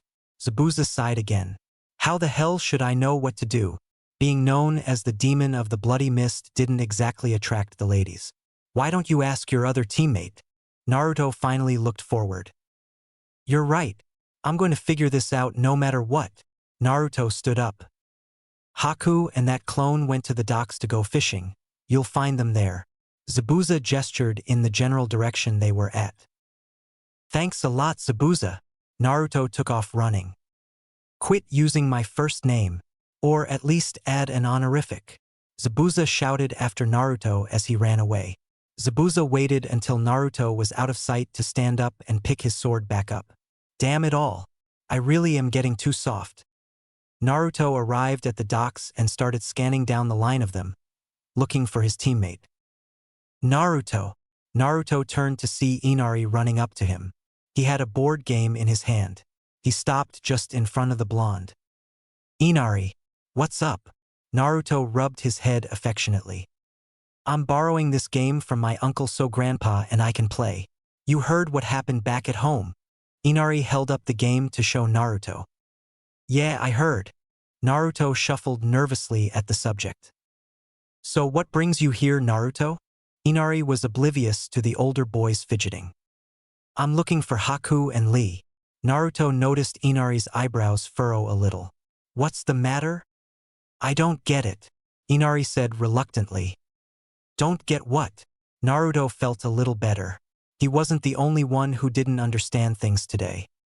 How can you guys be some chummy with Haku and Zabuza? They tried to kill you. No one is that forgiving. Inari stared hard at Naruto, waiting for an answer. Naruto smiled down at Inari. It's not easy to explain, but here it goes. It's because we understand each other. Understand each other? Inari looked even more confused. When Gata betrayed Zabuza, we had to team up to stay alive. When you've fought with another person to stay alive, a special bond is formed between you. You two share that bond with us as well. You just don't realize it. I guess I understand. Inari still looked a little miffed. If you don't like that answer, then how about this one? Naruto offered. It's because we're guys. What's that have to do with it? This answer confused Inari more than before. We always get into fights. Sometimes those fights are with your best friends. After it's all over though, we laugh about it and move on.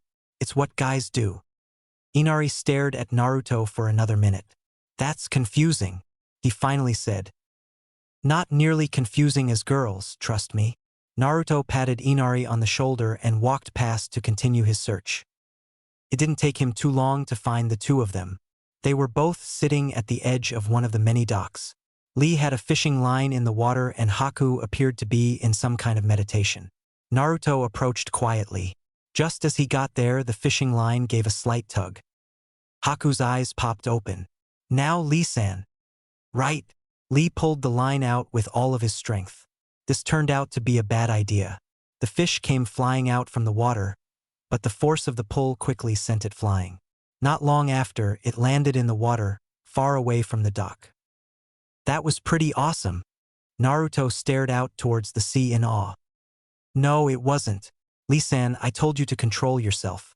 It took us a while to get the fish to come back after you scared them all off with your voice. Haku would have rubbed his temple if his arms weren't broken. I apologize, Haku-kun. Lee began to add a new worm to the line. I will get it this time. If not, I will catch 100 fish with my bare hands. Haku started at him quietly. Don't worry, he's always like this. Naruto plopped down in between them. Naruto, have you come to clash wills with the fish as well? Lee cast the line back into the water. There won't be any fish to catch if you keep shouting. Haku mumbled, closing his eyes again. You meditating or something? Naruto peered at Haku curiously. I can feel the fish as they move through the water. It is easier to sense them with my eyes closed. Haku didn't even open his eyes to answer. That's cool. Anyway, I came to ask for advice. Naruto scratched the back of his head as he turned back to Lee. Advice? What kind of advice do you need? Lee peered curiously at his teammate. Naruto was often too proud to ask for advice on things. Well, how do I put this? Naruto spun his hands around in the air as he tried to find the right words. How about I ask this? What do you like about I am Nachon? Naruto finally asked. She is an incredibly attractive woman. Lee didn't hesitate at all. She comes off stern, but really that is just because she really cares about people.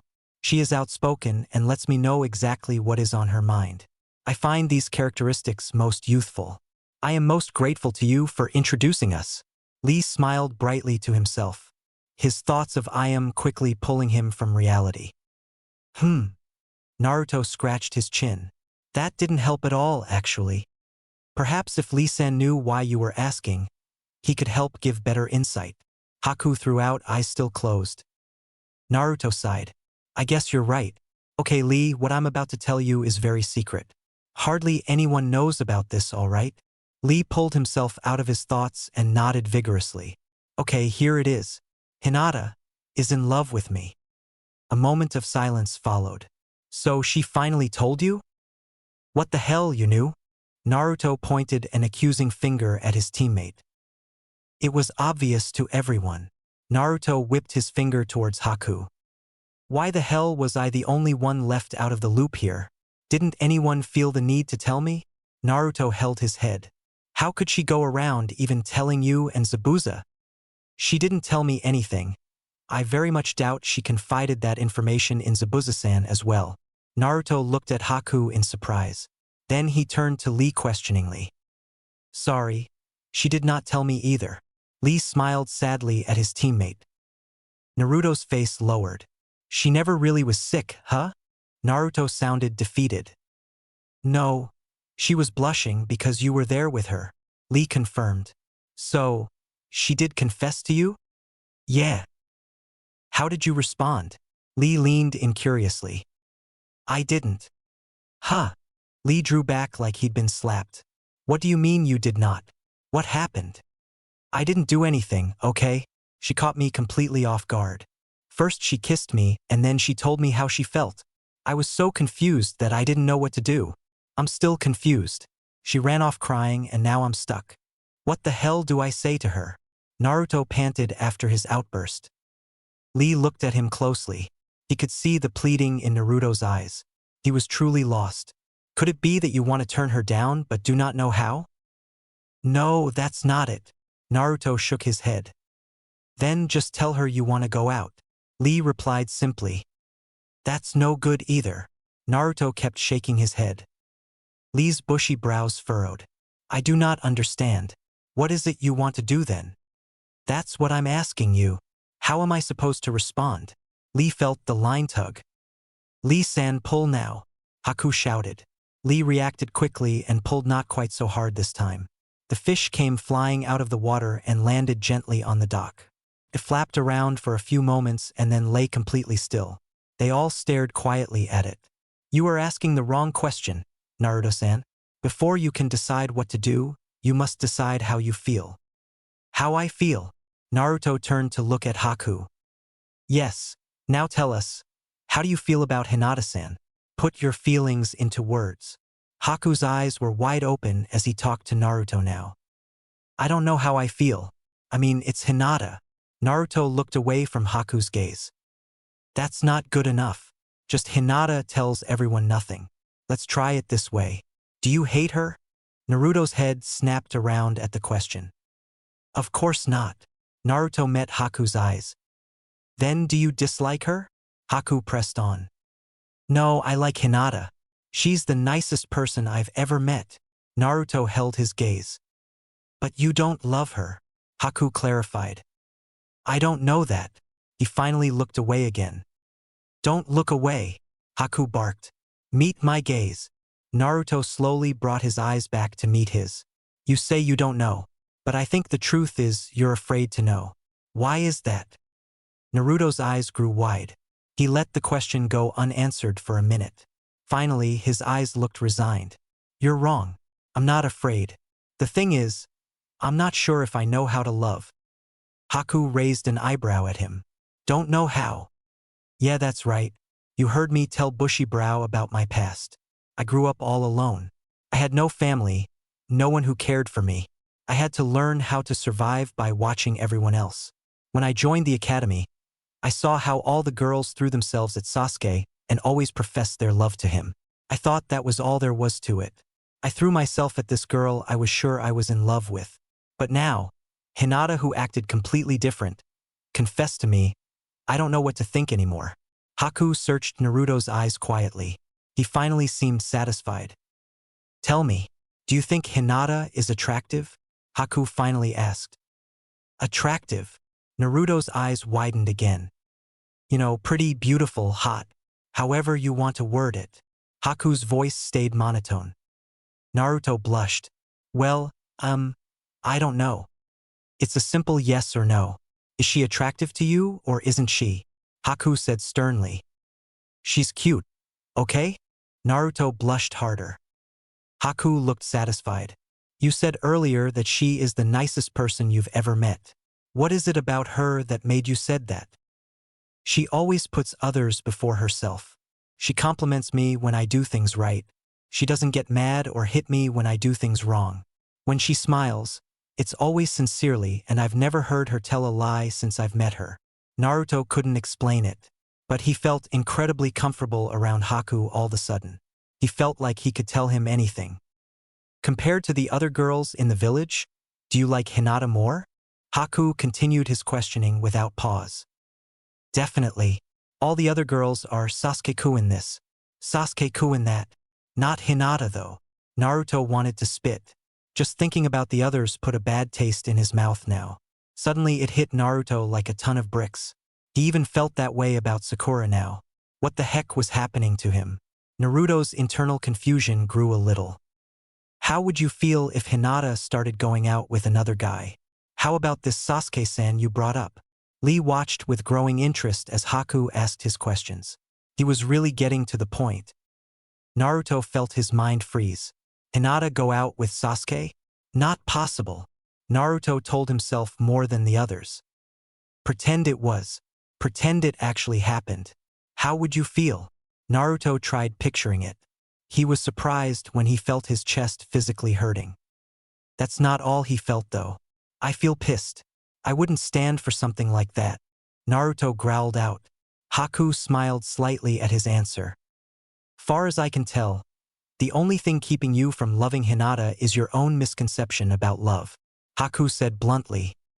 Come again. Haku's smile dropped. You are concerned that you don't know how to love. That is all that is holding you back from opening yourself to your teammate. Haku said slowly. So you're saying that I might already love her? I just don't know it yet? Naruto scratched his head in confusion. Close enough. Haku broke his eye contact and stood up. Naruto sat still for a minute, blinking rapidly the whole time. He finally stood up. Thanks a lot, Haku. I think I know what to say now. I'll talk to you guys later. Naruto waved and then dashed off the way he had come. Lee, who had sat quietly the whole time, stood up and walked up next to Haku. What did you do to him? He asked. Oh, nothing much. I just got him to be honest with himself. Haku had a sly smile on his face. Now let's get more fish. One definitely isn't enough. Yash, would you like a turn, Haku-kun? Lee held out the pole towards the feminine boy. Haku looked down at his own arms. Lee followed his gaze. Right? Sorry. I'll go for you then. Lee stiffly walked back to his spot. Naruto raced back to the house. When he got there, Zabuza was no longer on the porch. Instead, Tazuna and Inari sat there playing the board game Inari had been carrying earlier. Naruto ignored them like he did with Zabuza. He marched up to the door and put his hand on the knob. Wouldn't do that, Tazuna said. Tsunami's dash. Upset. I know, but I know what I'm going to say this time. Without any further ado, Naruto opened the door and walked in, leaving a bewildered Inari and Tazuna. Naruto stepped into the kitchen but didn't see anyone, so he walked into the next room. There, he saw Tsunami and Hinata sitting on the couch. Hinata wasn't crying at this point, and her hands were now bandaged. They had a pot of tea sitting in front of them, and Tsunami seemed happy enough. Maybe this wouldn't be so bad after all. Naruto's train of thought was broke off as Tsunami turned and looked at him. Her smiling face was instantly replaced by a dark scowl. Just in time. Tsunami snarled. I've got a bone to pick with you. She sat up and started to cross the room. Naruto gulped but stood firm. Please, let me talk to Hinata first. Naruto said boldly. Alone. After I'm done, you can say whatever you want. Tsunami stopped right in front of him. She glared down at him. Why should I? She put her hands on her hips. You shouldn't dash. Please. Naruto interrupted. He knew he was taking a risk here, but he wasn't going to be deterred. Tsunami glared at him for another second before she turned to look at Hinata. What do you say? Hinata looked down and blushed heavily. Pushing her index fingers together, she finally spoke. I'll talk to him. Tsunami looked back at Naruto reluctantly. You have 5 minutes. She stormed towards the door. She opened it only to have Inari and Tazuna stumble in. How many times have I told you guys not to lean on the door to listen to people? You two haven't changed at all. Naruto flinched as he heard the door slam. He was still looking at Hinata, who sat on the couch. Naruto took a few deep breaths to steady his heart rate. Hinata! She looked up and locked eyes with him. Naruto swallowed and walked over to where she was. He sat down on the opposite side of the couch. I'm sorry, Naruto finally said. No. I'm the one who is sorry, Naruto-kun, Hinata said quickly. She took a breath to say more, but Naruto shook his head at her. You're not at fault here, Hinata. Please listen to me. This is my answer to your confession. Hinata's mouth snapped shut. Her blush remained on her face. Thank you for confessing to me. But I haven't even really known you all that long. We do train together every day, but we don't really hang out. I always thought of you as a really good friend, but never as a girlfriend. Hinata looked down sadly. Saying it like that is kind of rude. Huh? Naruto joked slightly. But, if it's okay with you, do you want to try going out? Hinata looked up in surprise. Eh? Well, we're going to get to know each other better anyways, aren't we? If that's the case, saying we are going out instead of just being friends during that time would be kind of nice. Naruto rubbed the back of his neck. So then, Hinata couldn't believe what she was hearing. This was like a conversation she thought doomed to stay in her dreams. So then, starting from now on, you're my girlfriend, alright? Naruto did his best to make himself look as confident as his words sounded. Tears started to slide down Hinata's face. They started coming too fast for her to stop. She began wiping them away.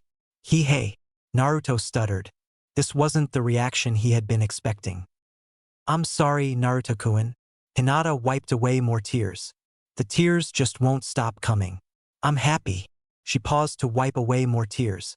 I'm so happy. Naruto smiled awkwardly at her. So how did it go? Lee asked from where he lay on the ground. He, Naruto, Zabuza, Haku, and Guy were all sleeping in the living room. Hinata had gotten to sleep in Tsunami's room with her, and Tazuna and Inari each took their own rooms as normal. Well, it went pretty good, actually. Naruto mumbled, a deep blush on his face. He was glad it was so dark. No one was able to see his face this way. What does good mean? Haku called from the couch. They had all agreed that he could have it since his arms were broken. Are you two going out, or did you shoot her down and she took it well? Since when did you care about others and their relationships? Haku? Zabuza actually spoke up. I don't want to hear that from you right now, Zabuza-san. From what I hear, you also gave him advice. Zabuza had nothing to say to that. We're going out now. Naruto took the chance to answer Haku's question. Although honestly, it doesn't feel like anything has changed. Is it supposed to be like that?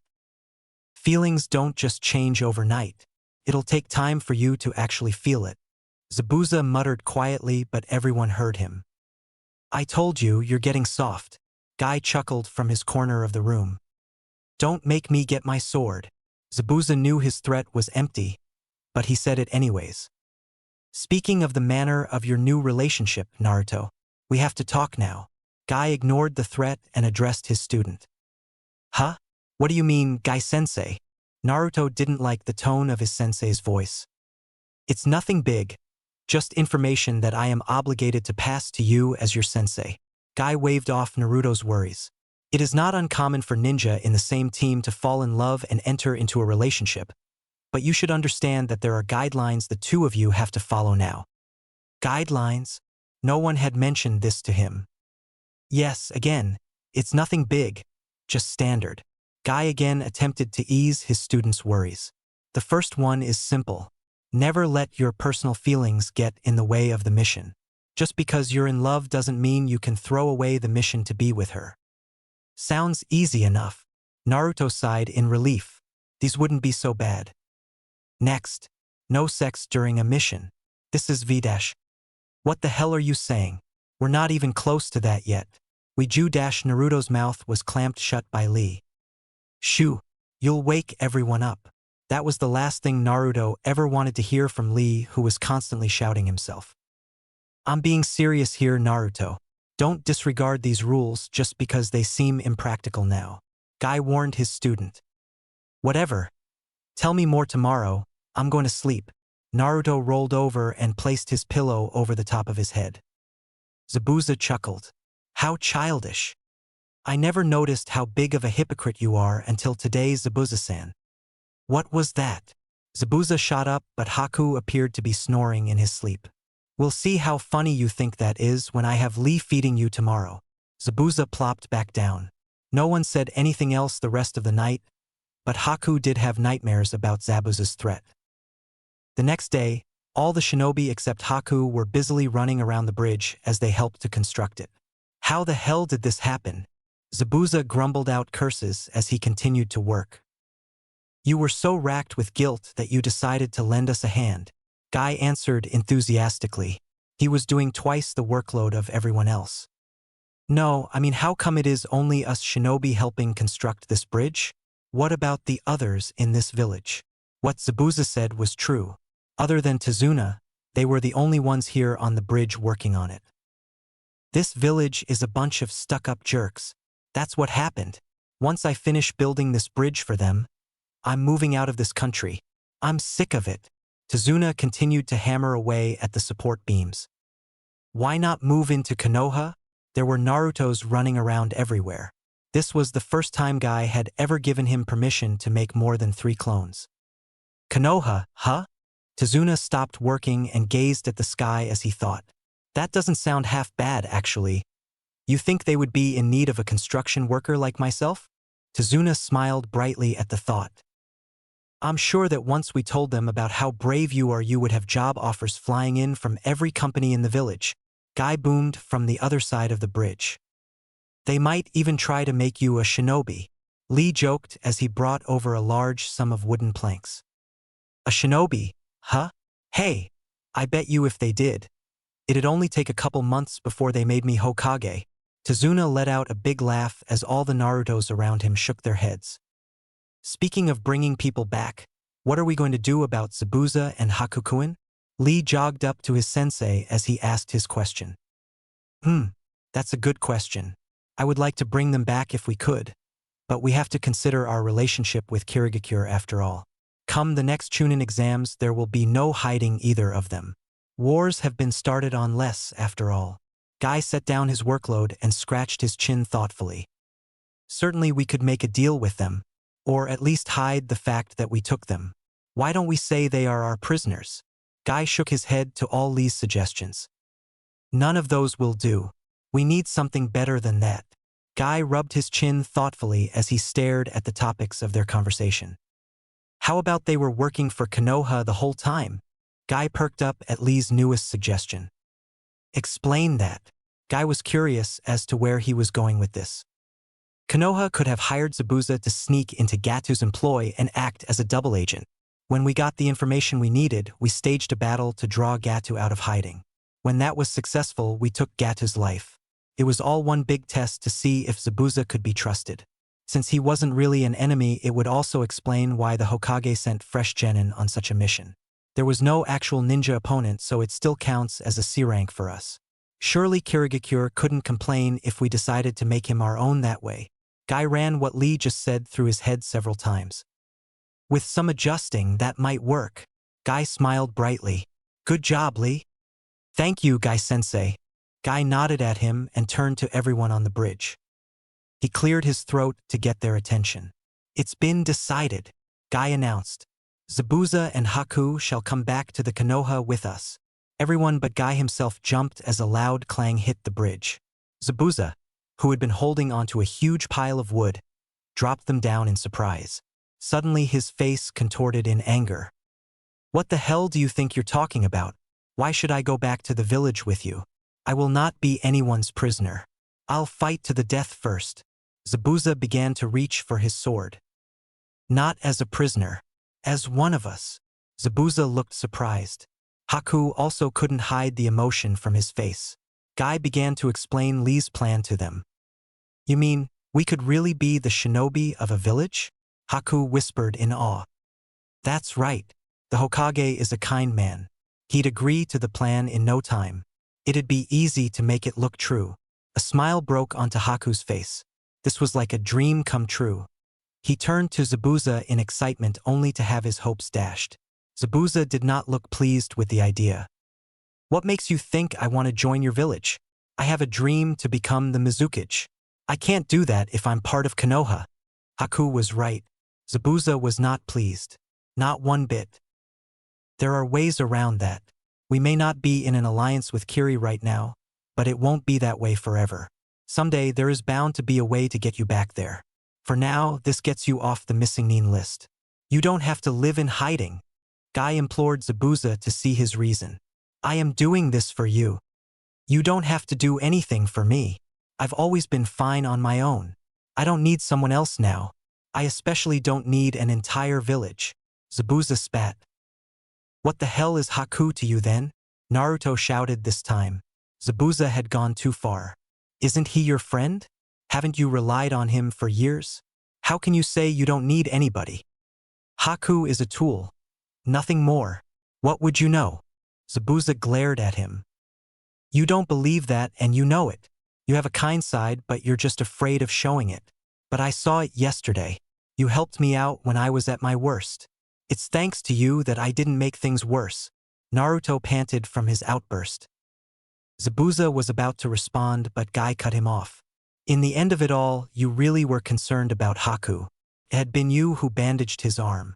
It was you who finally fed him his food yesterday. He means something to you. Can't you see he wants to have a home? Can't you at least give him that? Zabuza didn't respond. He turned to look at Haku. For a minute Haku looked back at him but then looked away. I am to be used as you see fit, Zabuza-san. I exist solely for fulfilling your dream. Nothing else. Zabuza closed his eyes. Those were the words Haku had said to him when they fled from Kiri. When they had lost their home. Well said, child. Okay, we'll go to Konoha. Haku spun around to look at him in surprise. You need time to heal somewhere. Besides, they have numerous training grounds. You can become truly strong there and together we'll make my dream a reality. Haku couldn't hide his huge smile. After only a week of work, the shinobi had managed to complete the bridge. Having accomplished this task, they now stood with their backpacks and gear, ready to depart the village. Zabuza and Haku didn't have much, so the shirtless man was able to carry both of their stuff since Haku's arms were still broken. The group just had to wait for a couple more people before they departed. Hey! They all turned at the sound of Tezuna's voice. The old man, Tsunami, and Inari were all walking up to the group, bags on each of their backs as well. Sorry we took so long. Thanks for waiting. Tezuna bowed to all the shinobi. Guy waved his apology off. It is no problem, it takes time to prepare. Are you sure about this though? I know we offered, but I never thought you would actually leave the country that has been your home for your whole life. Yeah, I finished this bridge for them. These ungrateful bastards are lucky I even did that. Far as I'm concerned, it's good riddance. Tezuna patted Inari on the head before he continued speaking. Besides, this place is full of nothing but sad memories for Inari. It'll do us all some good to make a fresh start. I'm glad to see you are resolute about your decision. I promise you will all enjoy yourselves in Konoha.